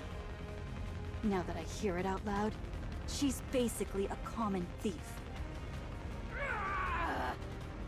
Hold thy tongue. I'll hear no more. I had thought only to watch, in pity, thine attempt to prolong thy time. But I cannot abide such slander of our mother. In what manner wouldst thou have me cleave thy pate? Vertically? Horizontally? Perhaps diagonally? Why don't you ask your mommy? Wow, Snow White with the perfect rage bait for these two. Altruia and Ego Vista charge forward, their faces contorted in rage. What are you trying to do by provoking them? We're all exhausted. These, you like to do this sort of thing. Why didn't you rage bait them? They're the ones stalling for time. They clearly have some sort of plan. Still, you should find other ways to provoke someone moving forward. Levi, Ziz, are you okay? I'm alright. Me too, I think. I, the wise Bahamut, am perfectly fine. Because I did not fight. Yeah, we didn't expect you to anyway. You know, the new heretics the Queen made are probably even bigger monsters than the Offsprings. Are you scared? Who said I'm scared? The two heretics draw increasingly closer. Altruia deploys a massive electromagnetic field and pushes it forward. Ego Vista charges in as if ready to bring down her sword at any moment. Countess and Snow White, you handle Altruia. You've fought her before, which should make her relatively easier to handle. For Beast, you take Ego Vista. She's skilled in close quarters combat, so Behemoth will have to bear the brunt of it. Everyone nods. The heretics get even closer. Soon they will be within firing range. Everyone, get! Squander not thy vigor upon trifles. Yep, I knew it. Leave this to There they us. are.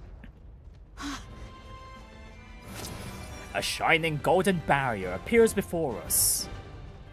and at its center... Oh, holy mother! Damn, Rapunzel's looking good here, holy! Look at her, she's majestic! There stands a saint, shining brighter than everything else. Sorry to keep you waiting. Everything will be okay now. Okay, now I'm excited for what Scarlet looks like. Oh, damn! Just the full samurai getup, effectively. Holy, I love this. And she's even got a similar... Well, her color is like deepened a... Yeah, hair color's deepened a bit too. Almost similar to... what was it? Her time in the melee squads. In the arcs past. You know, I like this. This is good. They've definitely mogged Snow White in the design department, I'll say that much. Then the swordswoman casually steps in front of us. Take a moment's respite. I shall fell them in a single stroke. Scarlet! Rapunzel! Reserve thy tears till a later hour. Actually, now that I think about it, these three have 3 ults well, yeah, 2 ults each at this point, don't they? Yeah, Scarlet's got her regular version, the Black Shadow, and this new one. Snow White's got her younger self, before she had her she got repaired here, and yeah, her current form, and then with Rapunzel, there's her Goddess Squad self, back around during the time we first met her and whatnot, and then, yeah, this one now. Yeah, okay, yeah, they've got 3. They've got 3 versions each at this point, yeah. We need to teach these imposters a lesson first. Scarlet and Rapunzel gaze at the incoming Altruia and Ego Vista. Then dash forward. It's an honor to finally meet you, Rapunzel. How vulgar. Sister Noah's shields are not something the likes of you should imitate. I will destroy them. Oh wow, okay. Rapunzel is just a little more bloodthirsty than usual. Damn. Light shoots out from the halo, floating behind Rapunzel. At the same time, Rapunzel charges forward. Altruia and Rapunzel clash, both having deployed their barriers. Oh, Rapunzel's expression is perfect. The air is filled with the sound of battle. Golden and green particles scatter about violently. What seemed like a close back and forth quickly tilts to one side. I'm being overwhelmed. Me? Yeah, you think you could beat the original there, Altruia? I told you, you are not worthy to bear those shields. Suddenly, there is a loud hum. The red components on part of Rapunzel's halo begin to glow. She floats into the air and surges forward with a ferocious momentum. As Rapunzel pushes forward, Altruia's barrier grows thinner and dimmer. Oh my, you seem to be the type who crumbles when someone pushes back. I suppose I shall have to keep pushing then. Harder and harder, until you fall. Well, glad to see Rapunzel's still the same as ever with how she speaks. Rapunzel advances and Altruia is pushed back.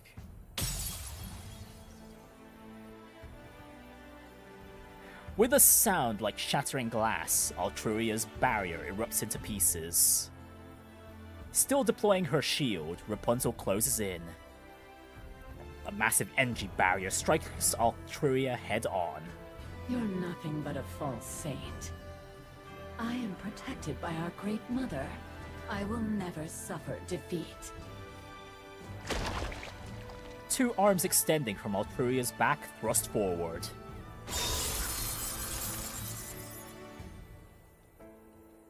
They pierce through Rapunzel's shield. The arms are burnt to a crisp, turning into charcoal. but they regenerate almost instantly. Altruia's hands grab hold of Rapunzel's head. Oh my! Taking my head in your hands for a kiss? At such a time as this? Yep, she's still the same as ever. Yeah, now's not the time, Rapunzel. I'm going to generate shields from both of my hands and crush your head. Oh, so not a kiss. That's a relief. You are not my type. A loud crack echoes as a portion of Altruia's head vanishes. As her head regenerates, Altruia stares at Rapunzel in astonishment. Her gaze shifts above Rapunzel's head. She sees a staff. The red parts mounted on the head of the staff are vibrating. The head of the staff is vibrating so intensely that it appears blurry. Ultrasonic vibrations? That's right. Yeah. Golden light pours out from the red parts. Accelerated by the thrust, the staff strikes downward with explosive. Oh my god! Okay, the writers know what they were doing by describing this battle. Come on, come on. This was all intentional. Come on. It's perfect. It is perfect for Rapunzel, though. It's very on brand for her. Damn, that's a massive explosion. It smashes into Altruia's head. Altruia is slammed into the ground, leaving a deep crater. The hum of the vibration continues. Oh, wow. This sound is a bit dangerous. I can flip this switch to make the vibrations even stronger. It gets worse and worse. It's perfect. Should I flip it? I don't know. Should you, Rapunzel?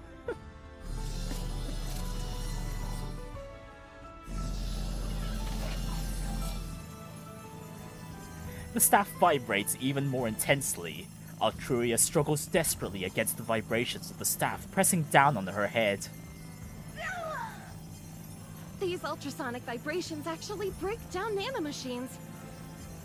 Here, have some more. By the way, aren't you going to transform?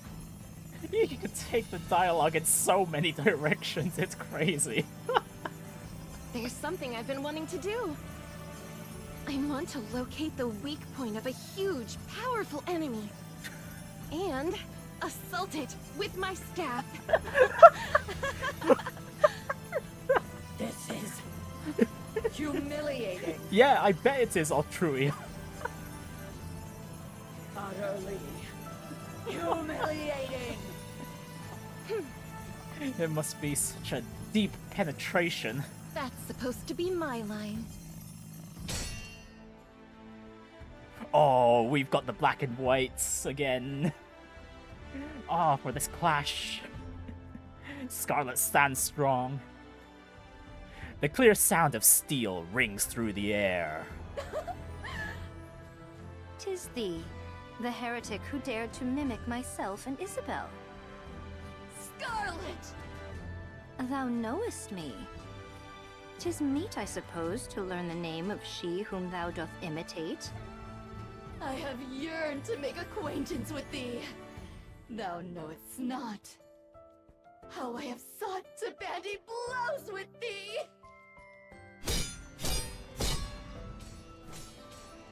Scarlet and Ego Vista exchange sword strikes.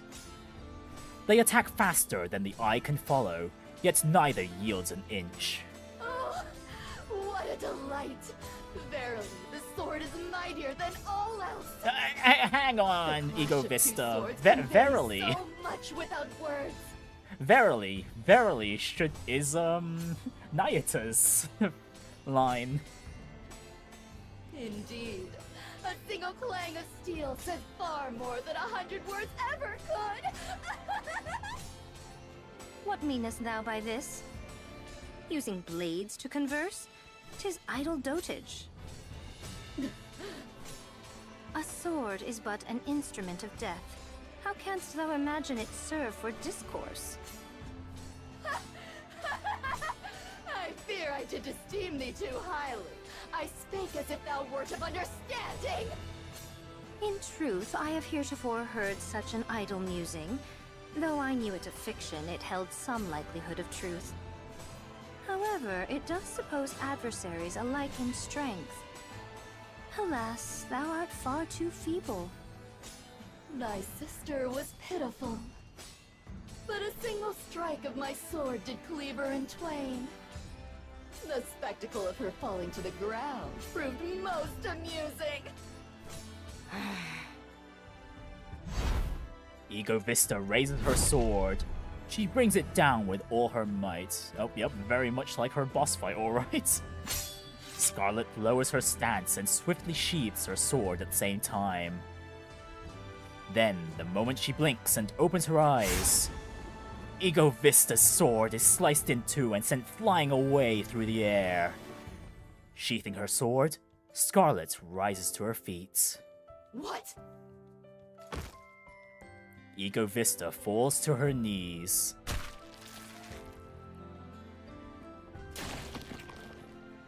Her right shoulder splits open, and black liquid spurts out. Thou art not worthy to dog my sister's heels. Know thy place. Cursed human imposter.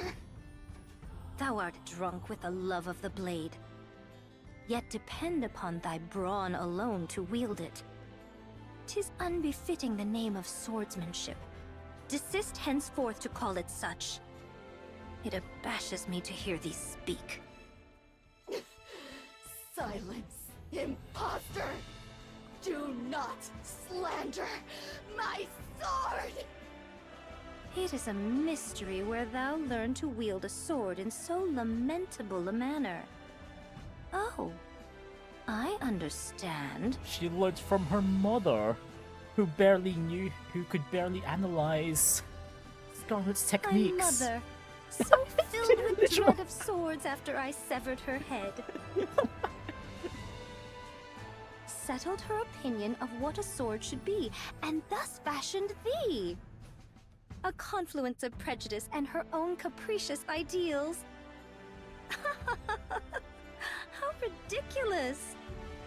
Ye call us impostors, yet imitate us and desire to resemble us. Does that not make you human impostor imposters, as the phrase is? By all means transform. 'Tis thy sole faculty, is it not? Damn, did getting the ability to rage bait their opponents so hard become a core part of their new designs or something? As you wish. I shall grant your request.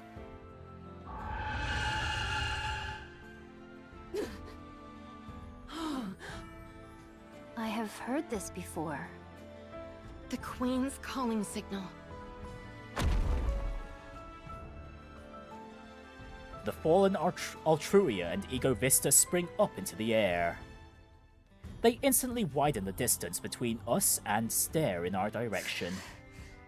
Mother summons us. I will never forget this humiliation. We shall see you dead. I swear. Every last one of you. Altruia and Ego Vista retreat toward the lift from where the sound originated.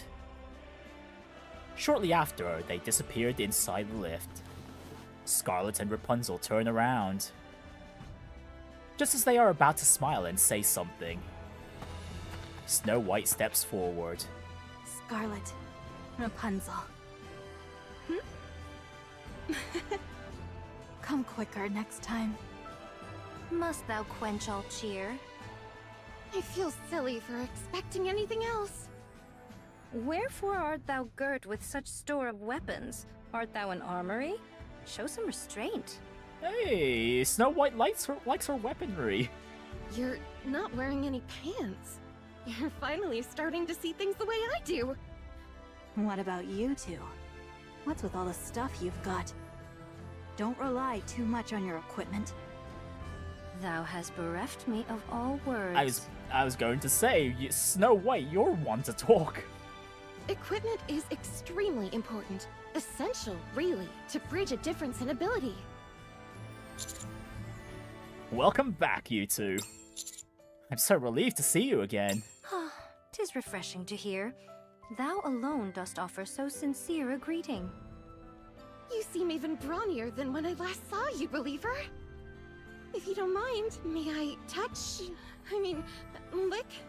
May I massage you? That's the word you decided to go with? Neither of you has changed a bit, I see. Yeah. Well, aside from the fact that they're stronger now. A great while has passed since last we met, Counters. Ye are all finely attired, I see. I can feel it. You've all grown stronger. Wait. Rappy, thou art... changed. Oh, is this new outfit of hers to your liking? You never spoke of such things before, but now... Red Hood? Rappy quietly nods her head. I have a lot to tell you two. Oh? I see. Discuss it to us hereafter. Yeah, we'd love to hear all about it. By the way, who are these brazen sisters in black? They seem to be quite bold. Oh, of course Rapunzel would like how they look. Huh? Brazen? They're the four beasts. They've agreed to help us in this fight. They're heretics, but they're on our side. You can trust them. I see. Thou art of a right sociable nature, my lord. No kidding. You accept just about anyone as an ally. Your range is quite amazing. Enough chit-chat. We finished declaring war, so now we fall back. For what reason? Being now arrived, should we not press forward? I agree. It's a little anticlimactic to stop now. The Ark is going to initiate the Third Surface Reclamation War. And the Ark definitely needs protection right now above all else. We wait until then. The Third Surface Reclamation War? What? I'll explain the details later. We're in the middle of enemy territory. Now's not the time. 'Tis strange to hear such words from thy mouth. Agreed. Well then, let us turn back.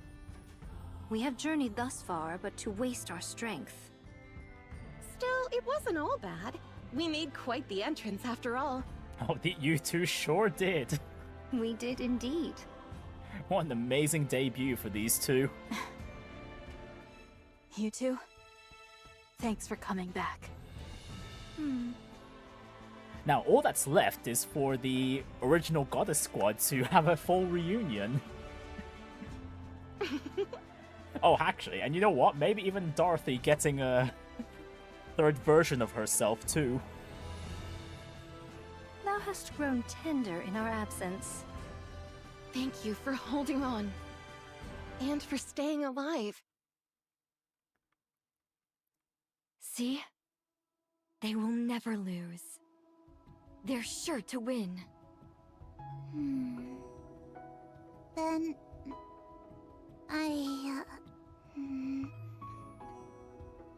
Can I keep cuddling with everyone? Yeah? And go to new places? And eat yummy food? And laugh a lot? And run around every day? Yeah? Really? Can I? Yeah. You're allowed to keep living, surrounded by love. You know, I really don't want to be the queen. Then I'll do it. For all those you care for, of course. But also, for everyone. I'll create a world where no one dies. Okay, the no one dies bit may be a tad too far there, Marion. A world where everyone loves and is loved in return. The girl stares intently at Marion. After nodding, she places her hand over her chest. Her core glows red as black light drifts around it. It moves towards Marion. Thank you. I'm going to do it. I promise.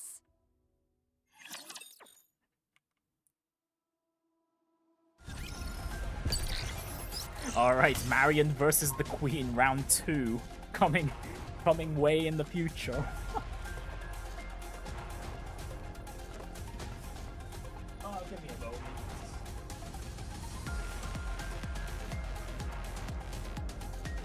Someone's throwing lights in my room, it's gotten so dark.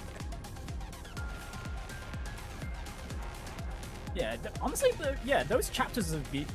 these last two main story chapters have been surprisingly short, but man, were they so high quality. God damn!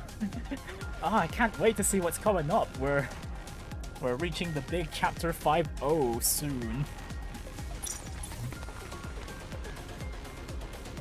Oh, hang on. Where's the last shiny spot over here? Thank you. Well, we're not done with the story yet. There's still some... How many more story nodes do we have to go through? We've got... Oh, it's just the one.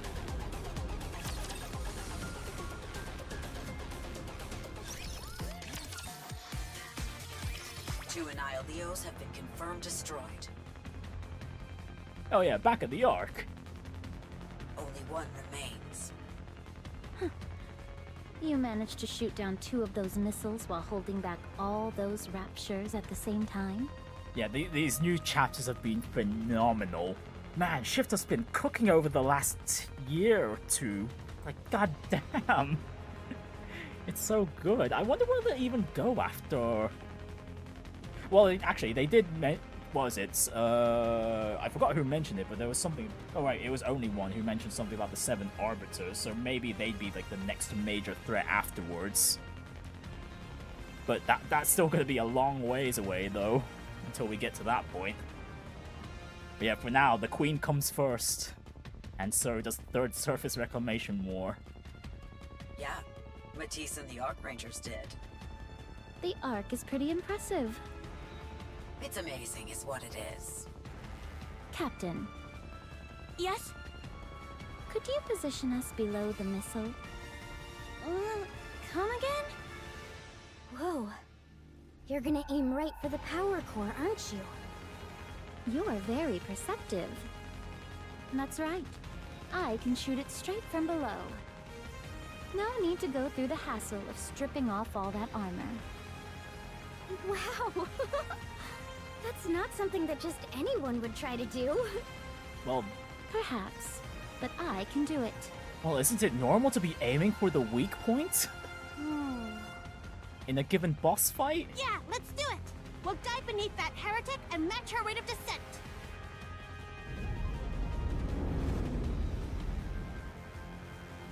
Dorothy watches the scenery outside the window tilt sharply. It looks like we're making a steep turn, but I don't feel anything. That's right. We retrofitted the bridge with active gimbal technology. Ah, so the bridge rotates accordingly, so it stays level regardless of the actual ship's rotation. You can even drink tea in here without worrying about spilling. Speaking of, would you like a cup? Just like last time, I'll have it when I get back. All right. I'll have a warm cup of plum blossom tea waiting for you. Dorothy looks up from the deck of the Wings of Victory. Annihileo is plummeting down at breakneck speed. Dorothy raises her arm and aims at the sky. Look at you, Dorothy, fighting here like this. A beam of light erupts from Dorothy's gun barrel and pierces straight through Annihileo. Annihileo's posture falters. The light and flames spewing from her are completely extinguished. That was amazing. You hit the power source with a single shot! But don't forget that there's a separate main body. Of course. Right. But if the warhead falls to the ground, the chemical payload will... It's okay. I shot through the detonator while I was at it. In a single shot? Amazing doesn't begin to do you justice. No kidding! Annihilio continues to fall. Dorothy waits. She waits for Annihilio's armor to peel away and expose the main body. A piece of metal clanks as it flies off. Then another, and another. All of Annihilio's armor is stripped away. Then, from within, monks with red eyes come pouring down. Huh? Oh well, there's a twist. What? Nikke's? What the? Where did the Nihitas Now come then. from? Shall we make some new friends? Dorothy watches the red-eyed monks pouring down. There are 42 in total. Their eyes are red. They are corrupted. Nikkes who have succumbed to corruption and can never return. She has to shoot them. But she hesitates for just a brief moment. Taking advantage of the opening in that flash of an instant, one of the monks rushes forward and thrusts her thorn in her hand directly into Dorothy. Oh! Good! Oh, well.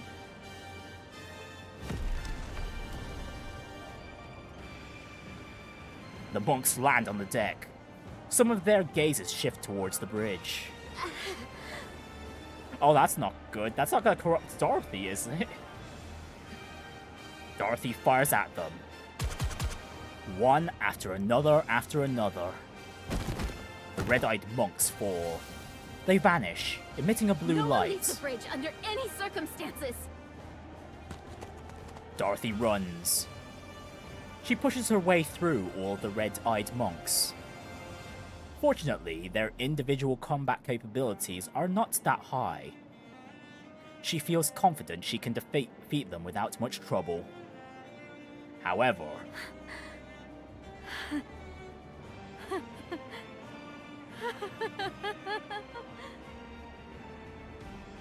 Dorothy lets out a hollow, empty laugh, and then points her weapon at the monks and shoots. This is not time to be going crazy, Dorothy. The monks are completely annihilated. They leave behind no trace, almost as if they never existed. Dorothy gasps as she struggles to breathe. Her body is tingling. Her vision is tinged with red. She looks down at her hands. They are trembling ever so slightly. Dorothy! Dorothy! Wait!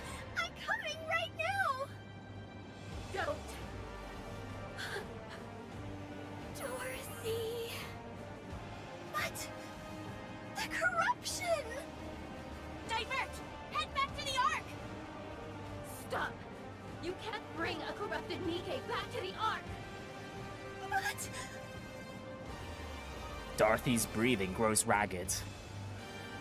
The symptoms are progressing rapidly, more so than she's ever seen before. It must be a modified strain for war.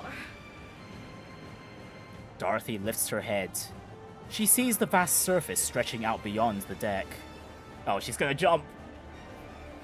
After a few moments... Oh, okay, never mind. Dorothy pulls a pistol from her pockets and places it below her chin. Still, I'm glad I was able to forgive. Damn it, no! Not like this! Stop! Don't pull that trigger! I'm going to kill you if you do!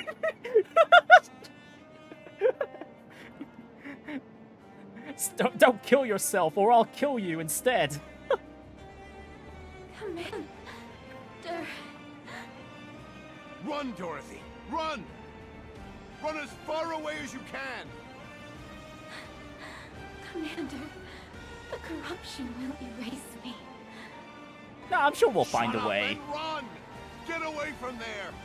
Yeah, especially now that Rapunzel has figured out where all the mutated strains of the corruption came from in the first place. She could probably make a vaccine or a cure for it for Dorothy. I promise you right now! I'll bring you back! I promise! It's also the perfect setup for the Goddess Squad to come back together as well. We have plenty of options! So don't shoot! Put the gun down, damn it! Put it down! Don't shoot! Yeah, convince her, Anderson! Commander. We'll find you! We'll find you and bring you back! That's a promise, Dorothy. Believe in me. Believe in me, your commander. Okay. Make sure you bring me back. I will. I swear. Dorothy tosses the pistol aside. She runs towards the edge of the deck and throws herself into the sky. Wait for me, Dorothy. I'll come find you. Yes, Commander. She disappears from view. Dorothy. Ah! Damn, she was supposed to lead the charge too. That was a well-targeted attack by the Queen there. Well, by Mirror specifically. Anderson slams his fist down onto the table. Damn it! Damn the Queen, that bitch! Whoa! Calm down. You still haven't fully recovered, so don't get too worked up. Anderson, don't worry. Things will be okay. I don't care. Damn, this is the... I think this is the first time we've ever seen Anderson as he is now, like, rage hard like this. Damn. Man, just as the Goddess Squad were starting to pick themselves back up.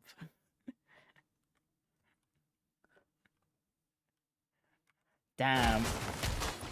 Anderson goes on a full-on rampage as he sends furniture flying, chairs, the table, whatever was around.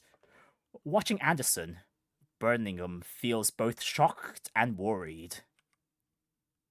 After a while, Anderson stops his outburst.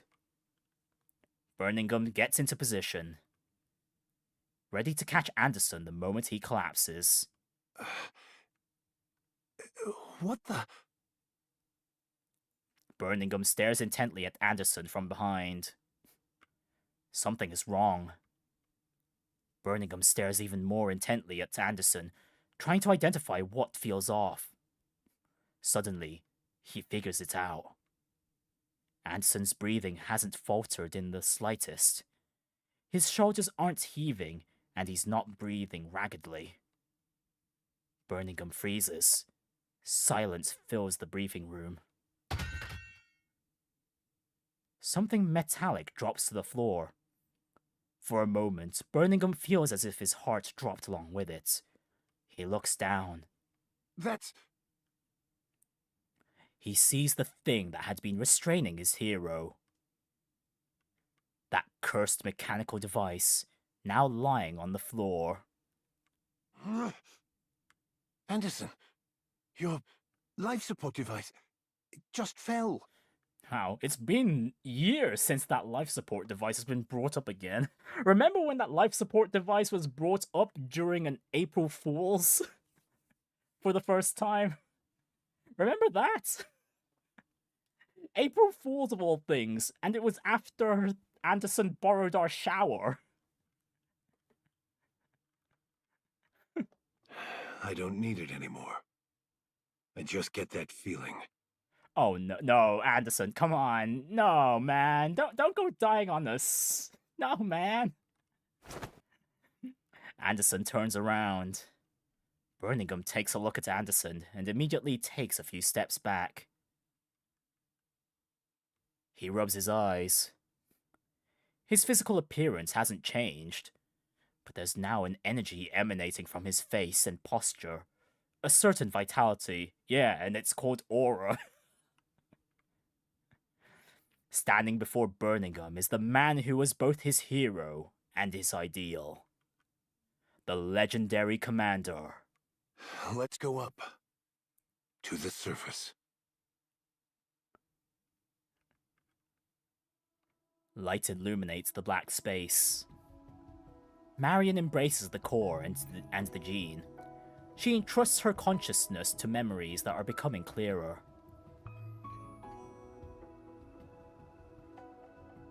My name? Yes. I've got to call you something, don't I? Well... Everyone used to call me Number 7. So, should I call you Number 7? That feels weird. Yeah, it does feel a little weird. You said your dream was to become a commander, right? Yeah. I made a promise with that child. What child?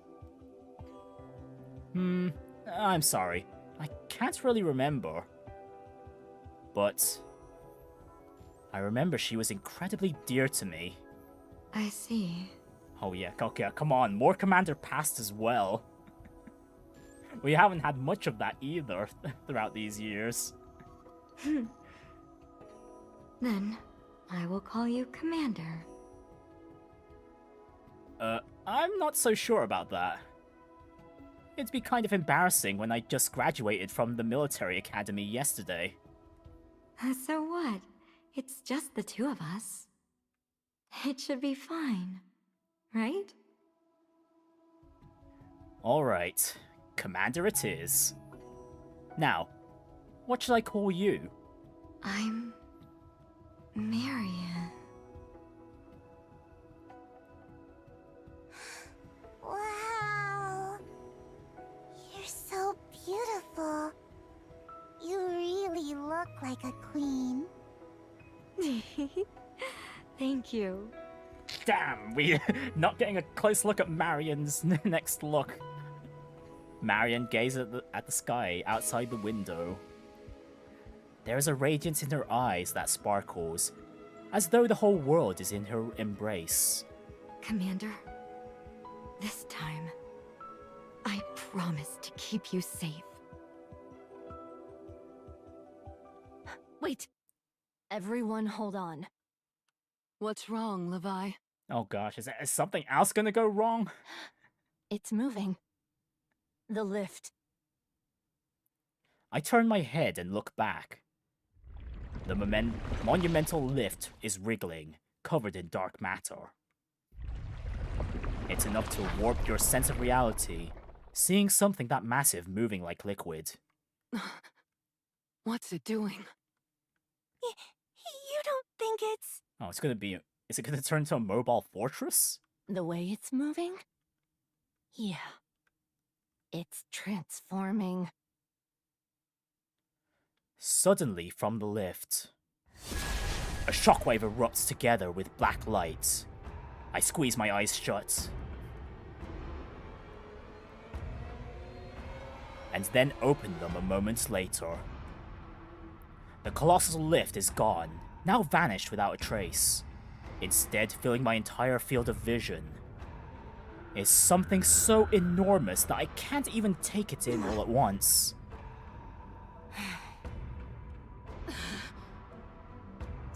She's mocking us. Indeed, she flouts us downright. You know, I don't think I've ever been this angry in my entire life. Nor I. I'm going to kill her. I swear, I'm going to kill her.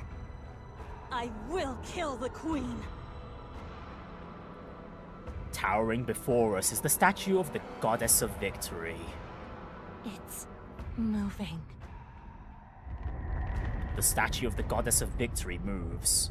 It changes directions. and then slowly starts to advance forward. The ground trembles and the air itself seems to shriek.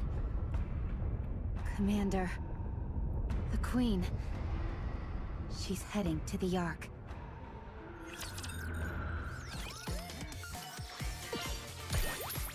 Damn, there are going to be casualties. Oh my. That's oh, the setup for this war. That was so good. We've got major players. We know the major players. Damn. We've got more characters that are going to come to help eventually. Noah, when she gets repaired. Maybe even... what was it? Oh, who is the jackass that knocked me out from Diamond 1? Welcome to Larina. Is the finest entertainment the Ark has Hang to on, let me offer. fix that real quick. Ready? Yeah, and there's still Hansel and Gretel. There was the whole side thing with the second generation Grimm's models there too. Oh, this is taking a while to calculate. Oh, don't tell me I lost this battle. Okay, no, good. Season's rising star. Good, as long as I'm not in Diamond 2, I'll... Oh wait, I'll jump... Okay, I wasn't planning to go all the way to Challenger, but sure, that's fine. Yeah, I've got too many opponents that can kick my team's ass, but at the same time I can kick their asses back too for PvP here. Man, I am definitely looking forward to what comes next. We'll have to wait a few months though. Yeah, the next... Ready? Yeah, probably around November, since that's when the November, October, that's the anniversary period. Man, I can't wait. It's gonna be so good. So good. The season's rising star. Ready? Behold. The season's rising Yeah, just don't mind me. The daily resets has occurred, so I'm just gonna go through all my dailies here real quick. Oh yeah, that reminds me. I can go for another Yukiko pull. Yeah, first of all, let me see if I can pull out maybe a few more gems out here and whatnot. From wherever. A commendable battle. We've won. We've won. Happy now. And that's more rewards there. Tribe Tower, it is a Elysion day. I expect your operations to be well planned. I'll be treating this no different from real combat. Alright, let's just go knock out Nihilister here real quick. There you go. Little bears once I've got something in my sight. Right, so far I'm not exactly in the depths on this particular tower, so I should be able to just auto this. Yeah, we won't even need to bother to do the QTEs either.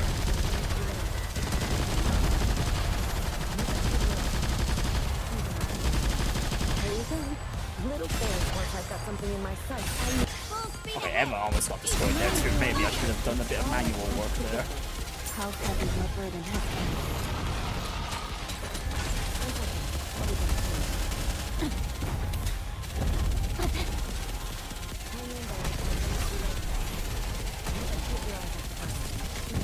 Okay, no, we've got more than enough healing. This is fine. Just brute force through this fight. Man, speaking of the past, I too remember when Nihilister was such a hard fight.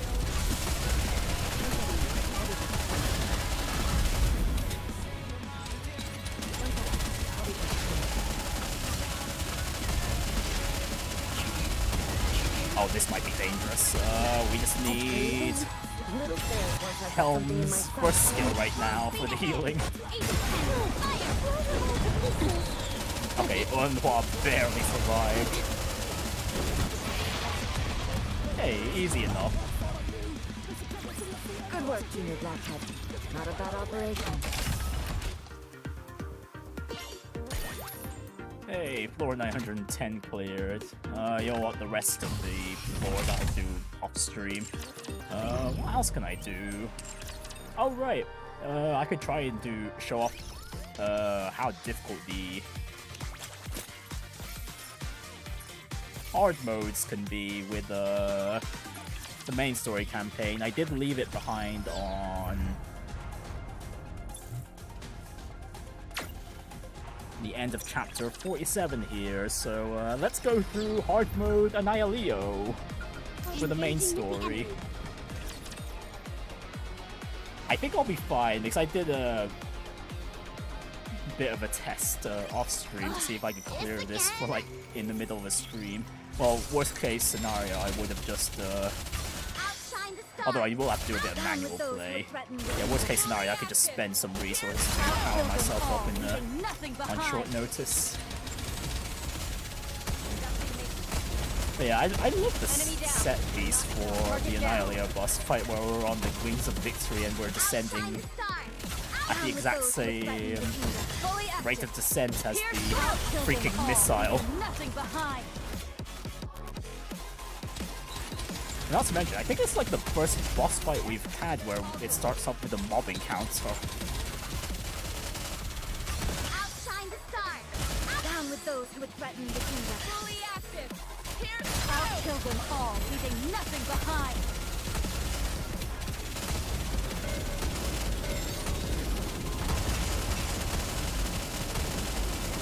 Outshine the stars. Down with those who would threaten the kingdom. Fully active. Pierce through! Okay, the damage output is fine.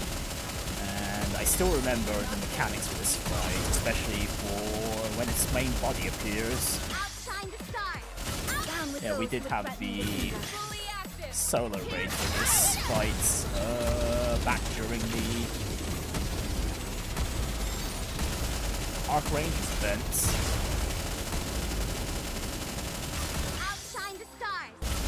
With those who would threaten the kingdom. Fully active. Pierce through! Kill them all, leaving nothing behind. And that's phase 1.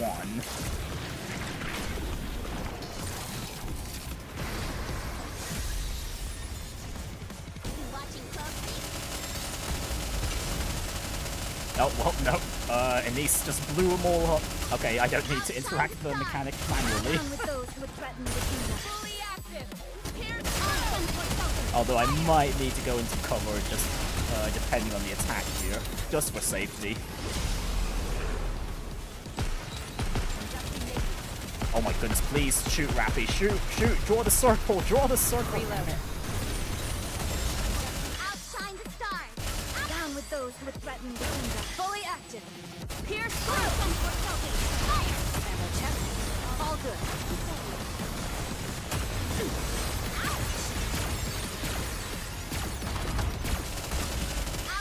Okay, yeah, Anise's projectiles are just blowing up all the missiles before they even get to us.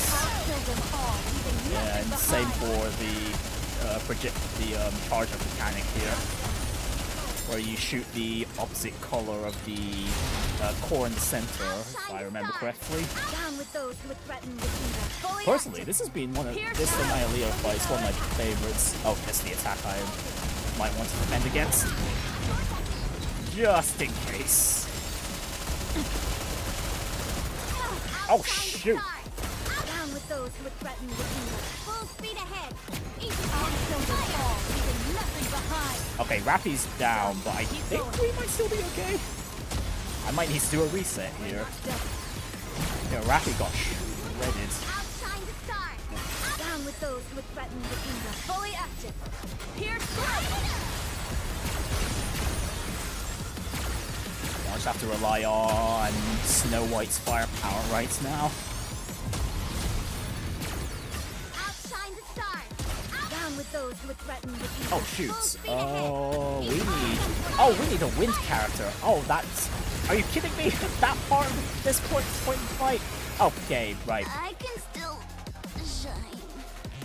Okay, what element was that fight? I can't. Why? Why would they just put an elemental barrier near the end of the fight? Okay, it is Wind Week. Okay, I need a wind character. I consider it a Oh, blessing speaking of which, to fight Scarlet, alongside you can join us. Let us be on our way. We just need someone who can break that barrier. Although the downside is I won't be able to benefit from Snow White's damage reduction during her bursts. Outshine the stars! Down with those who would threaten the kingdom. Fully active! Here's the road! Ahead! Fire at will!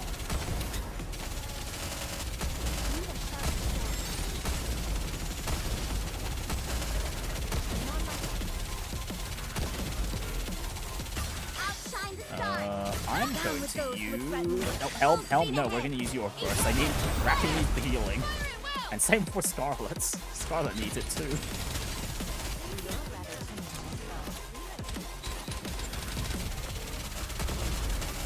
Oh no, blow up the bomb, blow up the bomb! Down with those who would threaten the kingdom. Fully active! Oh yeah, I'm feeling the pain of not having Snow White's AoE either. Outshine the stars! Down with those who would threaten the kingdom. Okay, well, so far, so good.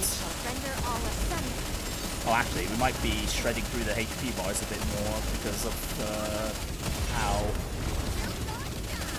elementally effective not Rapunzel, Scarlet is.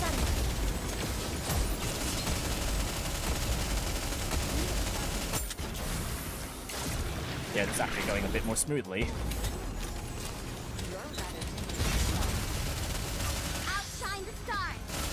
With those who would threaten the kingdom. Completely fading. Strike. Now we must focus our attack.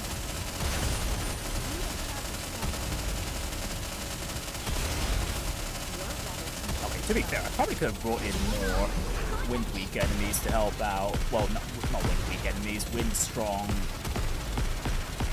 Some other strong Wind Nikkes to replace Rappy for this fight, but no, we're fine. We're doing fine. Even with the deficits, I can clear... Oh my goodness, right, we need to destroy the... Oh, great. Well, there goes Rappy. Outshine the stars! Down with those who would threaten the kingdom. Completely fading. Strike. My blade shall render Damn, same as before. I couldn't destroy the crows in time. That's a shame. You're rather tenacious foe. Outshine the stars! Down with those who would threaten the kingdom. Full speed ahead! Fire! I'm on my way. Okay, block that AoE. You're rather tenacious foe. Outshine the stars! Down with those who would threaten the kingdom. Completely fading. Strike! Oh great, well there goes Anise too. Okay, that might be a game over there. We just can't be losing Anise like that. We need the bursts. Enemy spotted. Engaging. Wow, that's annoying. Outshine the stars! Down with those who would threaten the kingdom. Fully active! Here's I've got this.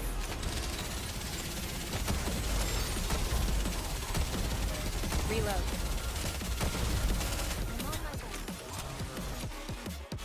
Yeah, maybe I should delay the burst time a bit too. But yeah, in general though, this is how tricky Nikke can be, especially if you're trying to push for higher levels despite not being the recommended combat level for a given mission.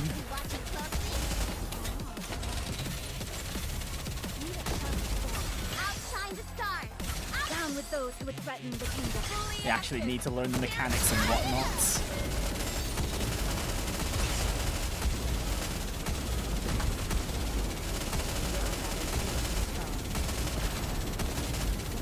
Outshine the stars. Down with those who would threaten the kingdom. Completely fading. Strike. My blade shall render all asunder.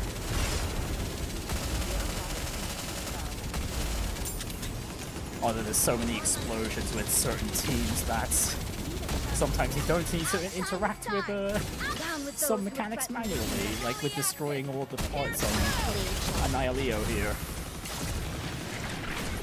Render all asunder.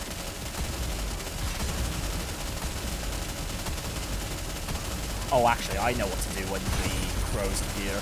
I should just set up Shine the stars. Down with those who would threaten the kingdom. Full speed ahead. Helm's burst for Render those. all asunder.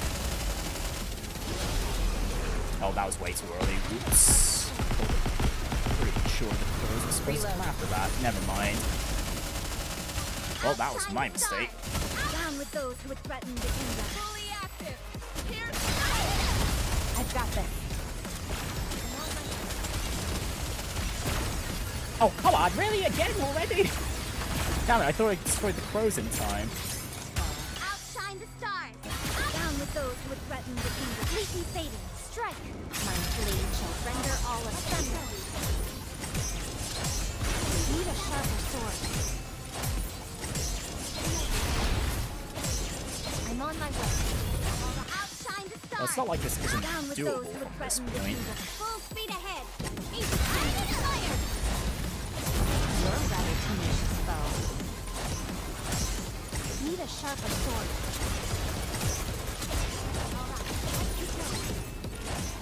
Oh, Helm's gone. You know what? Helm going's fine. Our main DPS here right now is Scarlet. Although that does mean we don't have any more healing. You're rather tenacious foe. Need a sharper sword. And not only that, we're every second burst from this point is not going to have Down with those who would threaten the kingdom. a full burst active. Oh shoot, where are we aiming? Where are we aiming? Whoa, oh, let me get the shots, there we go.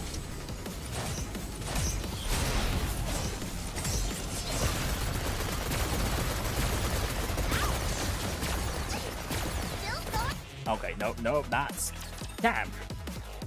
Okay, yeah, I need Helm's bursts ready for the crows. Don't worry, I will protect you.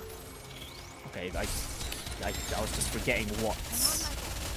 Outshine the stars. Down with those who would threaten the After what rotation they appear at.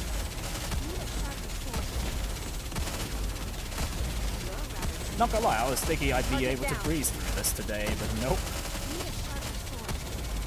Annihilio says no.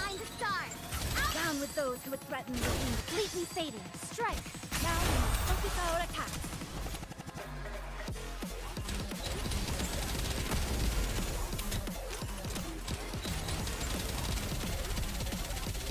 Enemy down. Outshine the stars. Down with those who would threaten the kingdom. Fully active. Here's all sensors open. Fire!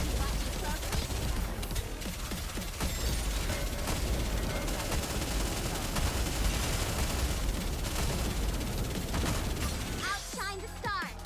Down with those who would threaten the full speed ahead. Each all sensors fire! Fire!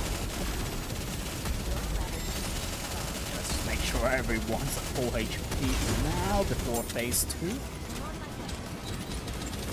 Outshine the stars. Down with those who would threaten the completely fading. Strike. My blade shall render all asunder.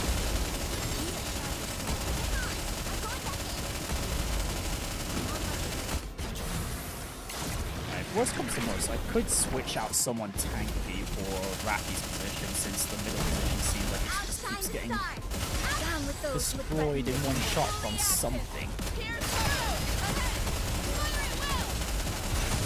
After this burst is the QTP. I've got this.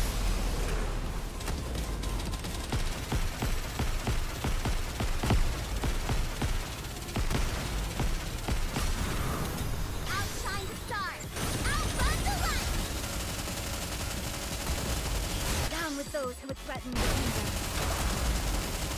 Full speed ahead. Each on fire.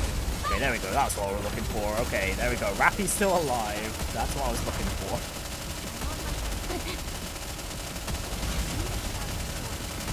Outshine the stars. Down with those who would threaten the kingdom. Fully active.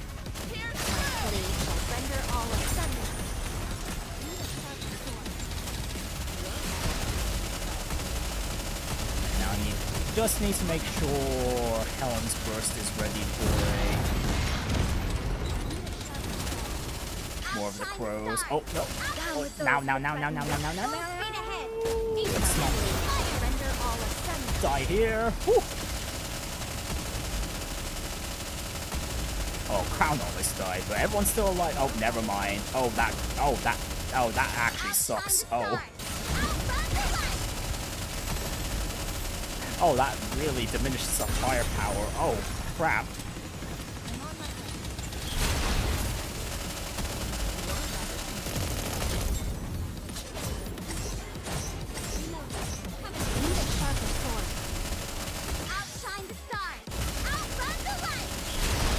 All we're relying on now is Anisa's boss, but no, that's a wipe. No, we need Crown alive. I'll protect you, Commander. You know, I'll just give this one more attempt, and then I'll just finish this off stream or something. Outshine the stars. Down with those who would There is something else we can do afterwards, because we haven't, How heavy your burden what was it? Either not Yukiko. It's Aegis, I think, that's unlocked for the minigame in the Persona collab as well. I forgot to do that earlier. Not gonna lie. Outshine the stars. Down with those who would threaten the kingdom. Completely fading. Strike. Now we must focus I've our got this. attacks.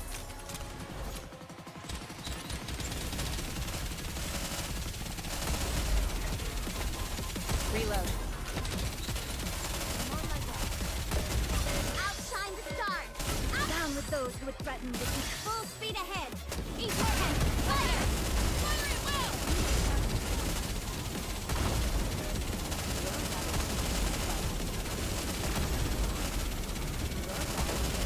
Outshine the stars. Down with those who would threaten the completely fading. Strike. All gunport focus. Fire.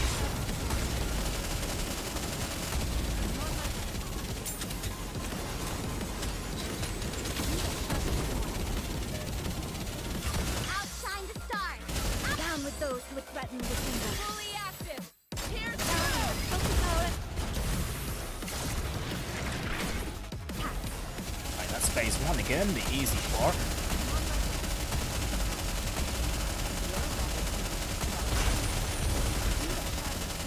Outshine the stars.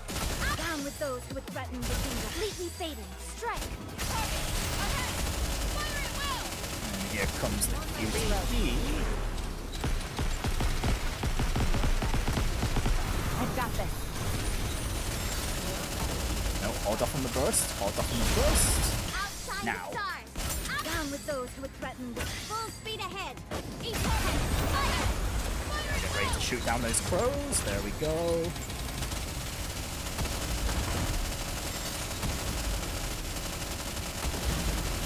Outshine the stars. Down with those who would threaten the completely fading. Strike. All gunport focus. Fire.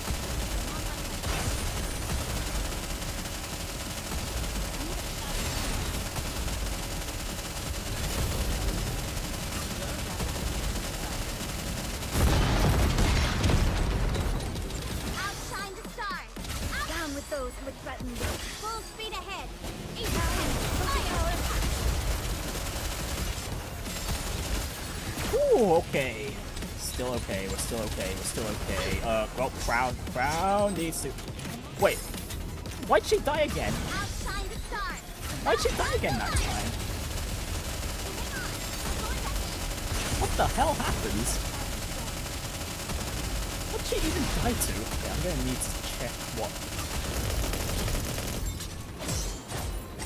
Damn it, this attempt was looking promising. Wow. Thanks, game. Outshine the stars. Randomly killing Crown like that? Okay, yeah, then the crows just kill me. Okay, you don't know, I'll just sort that out off stream. Damn it, what a pain. Okay, well, alternatively, I could just change my team comp to account for the mission. Engaging with the enemy. It's not like I couldn't do that. Could swap Rappy out for Snow White, although I'll be in even more of a statistical Together, deficit we'll here. kill the queen.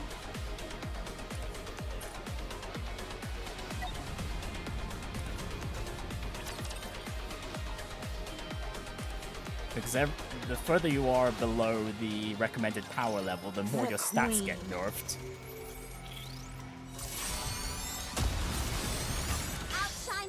So yeah, it's basically an artificial combat rating, effectively. Fully active. Pierce through. Fire.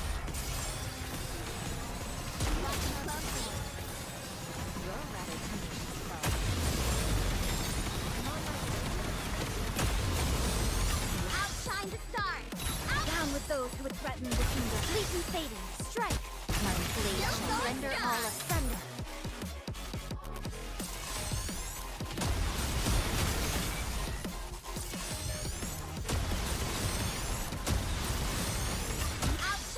Although, missing a high fire rate character isn't screwing us over too much. Oh, okay, well there is Crown with her machine gun. So she would at least be useful for the QTE. We're not done. Keep going. Outshine the stars. Down with those who would threaten the kingdom. Full speed ahead. Eat our head. Fire attack.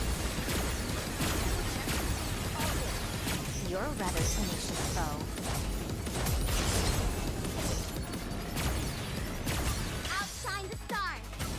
With those who would threaten the kingdom. Fully active. Pierce through. Need a sharper sword. Arrow check. All good. We're not done. Keep going. Conducting maintenance. Outshine the stars. Down with those who would threaten the kingdom. Leaping fading. Strike. Light it up. Conducting maintenance.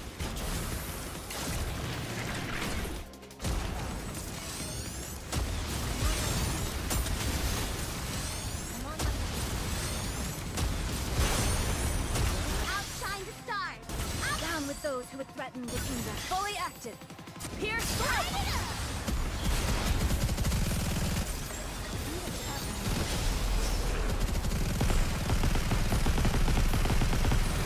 Ooh, okay, that was the smoothest Qs we have done with this boss fight. Oh shoot, no, we were supposed to save the...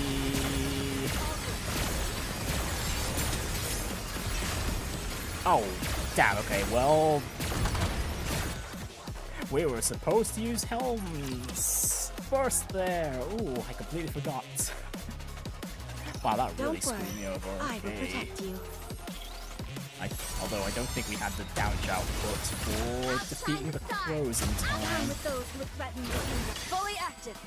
Pierce through. You're a rather tenacious foe. Oh, well, I'll just check one more time, and then if this doesn't work, yeah, I'll just do it off screen.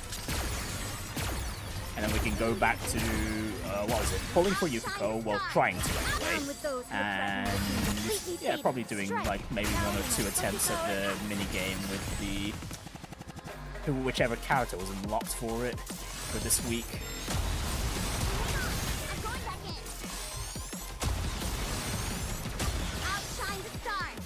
Down with those who would threaten the kingdom. Fully active. Pierce through.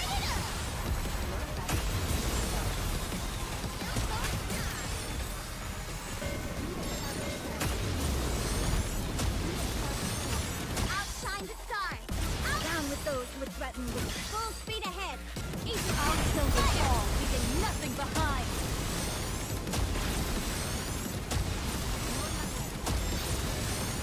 Ammo check. All good. Outshine the stars. Down with those who would threaten the kingdom. Fully active. Pierce through.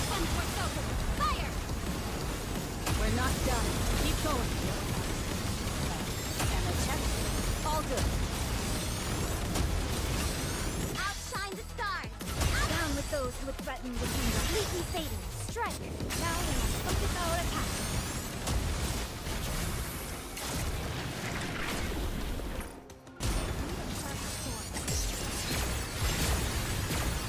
Alright, now I just wait for the dangerous parts and remember to use Helm's Burst. Actually, I think Snow White's Burst during those moments can work, because we all have the damage reduction. That'll probably help us deliver the crow's damage output for a bit.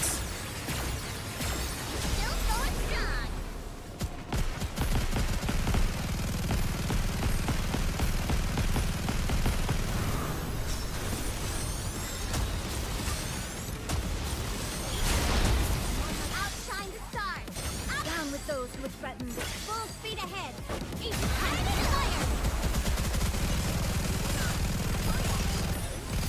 Oh, that's not good. Okay, well, it's Snow White that died, so it's probably going to be okay. Down with those who would threaten the kingdom. Completely fading. Strike. You can still cycle through all those here. I'm on my watching closely. You're a rather tenacious foe. Outshine the stars. Down with those who would threaten the full speed ahead. Each fire.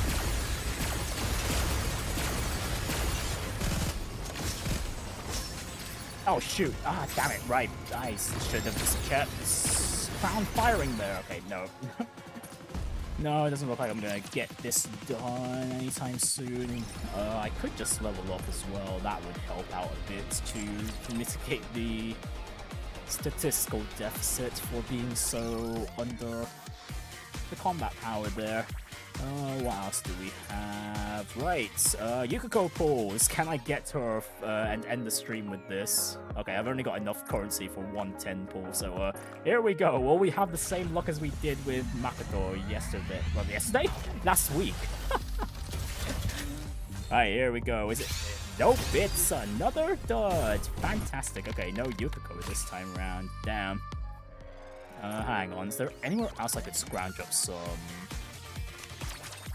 gems? Hang on. Well, there's that in the cash shop. The 3 packs, 3 daily packs and whatnot. Not these, but I might as well get these out of the way for my dailies. Thank you. What are you looking to get something on the Welcome, fellow shopaholic. Another. Are you looking for something? Let me And help I you. really, if I can help it, I really don't want to be spending any mileage tickets for the collab characters here.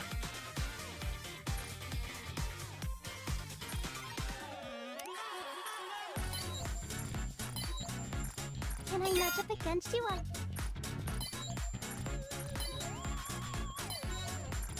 I want to continue being. I like you. Playing as a team.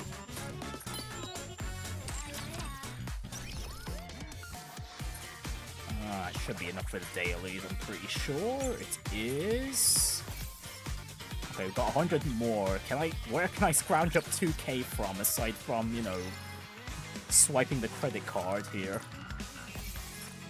Commencing operation.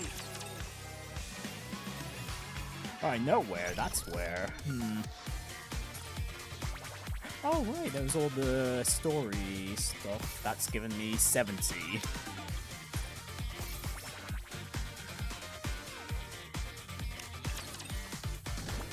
Oh, hang on. Right, there was that trail marker thing which gave tickets, I believe, for clearing the latest story chapter. Damn it, it's only 10 generic tickets. Damn it, why? It couldn't have been the event tickets. Damn. I want to see if I can get Yukiko on stream without using the mileage tickets.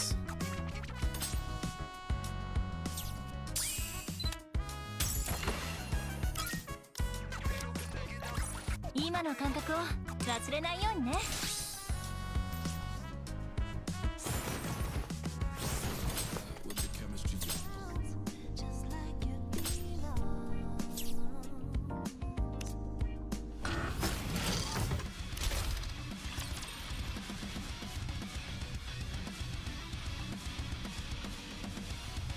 Ah, well. Yeah, I'm not going to be scratching up tickets anytime soon. Although I could try again next week. There's not going to be a new Gacha character or anything.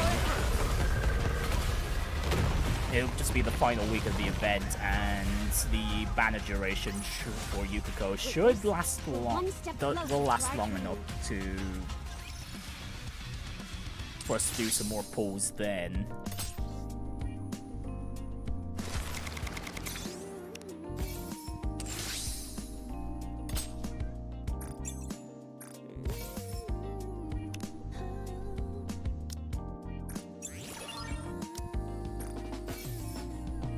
I'm not too fond of that Makoto outfit in the battle pass there, although Yukiko's one here is quite nice. Oh right, we need to be in the lobby to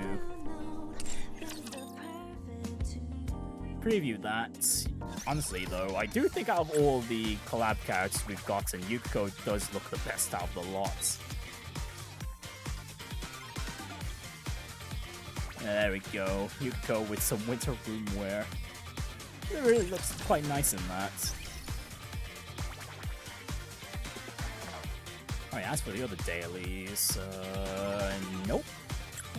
I'll deal with those on my own time. Yeah, we'll just leave things there for today. Thank you everyone for watching, and everyone that'll be watching in the future, and I shall see you all next time. Right, the schedule for the week.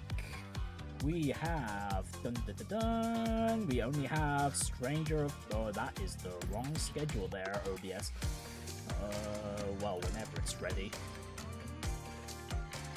Alright, there we go. Okay, so we've done the first two already. It's just tomorrow left. Well, we'll be continuing Stranger of Paradise Final Fantasy Origin. And I'll be getting my revenge on Bahamut. You'll see. All that's left is... Yeah, so we do that. What else is there? Oh yeah, depending on the results of the poll I put up earlier today for Trails in the Sky Second Chapter's demo, depending on how that poll goes by the end of the week, I'll probably end it on Saturday because it will influence my schedule for the rest of the week. If people do want me to pace myself, I will start streaming it from next week onwards. Or otherwise, if more people want me to do the long stream again, that will have to... Yeah, I'll do that a week before the game officially releases. Yes, we will be seeing more Chaos Kaylee, indeed. Speaking of which, I've grinded it with the levels specifically, and by levels I mean the actual stages. I've done enough where, well, I basically skipped all the way to level 400 gear. So there is that, and my levels are still a little lacking. I'm nowhere near level 100 at least on any of the other, well, level 99 on any of the other classes, any of the classes. So yeah, it's a little very skewed in that way, progression-wise. But look forward to it. If it does make Bahamut a little too easy, well, you know what? Screw it. I don't care. At least I kicked his ass by then. And then we could just try again and try the fight again another time. We could do something like using the modifiers to weaken ourselves to his level. Yeah, I've already salvaged a lot of the low-level gear, and by low-level gear I mean literally all the gear that surrounds the recommended level for Bahamuts. But yeah, we're leaving things there for today. Take care of yourselves everyone, and have a wonderful evening. Bye.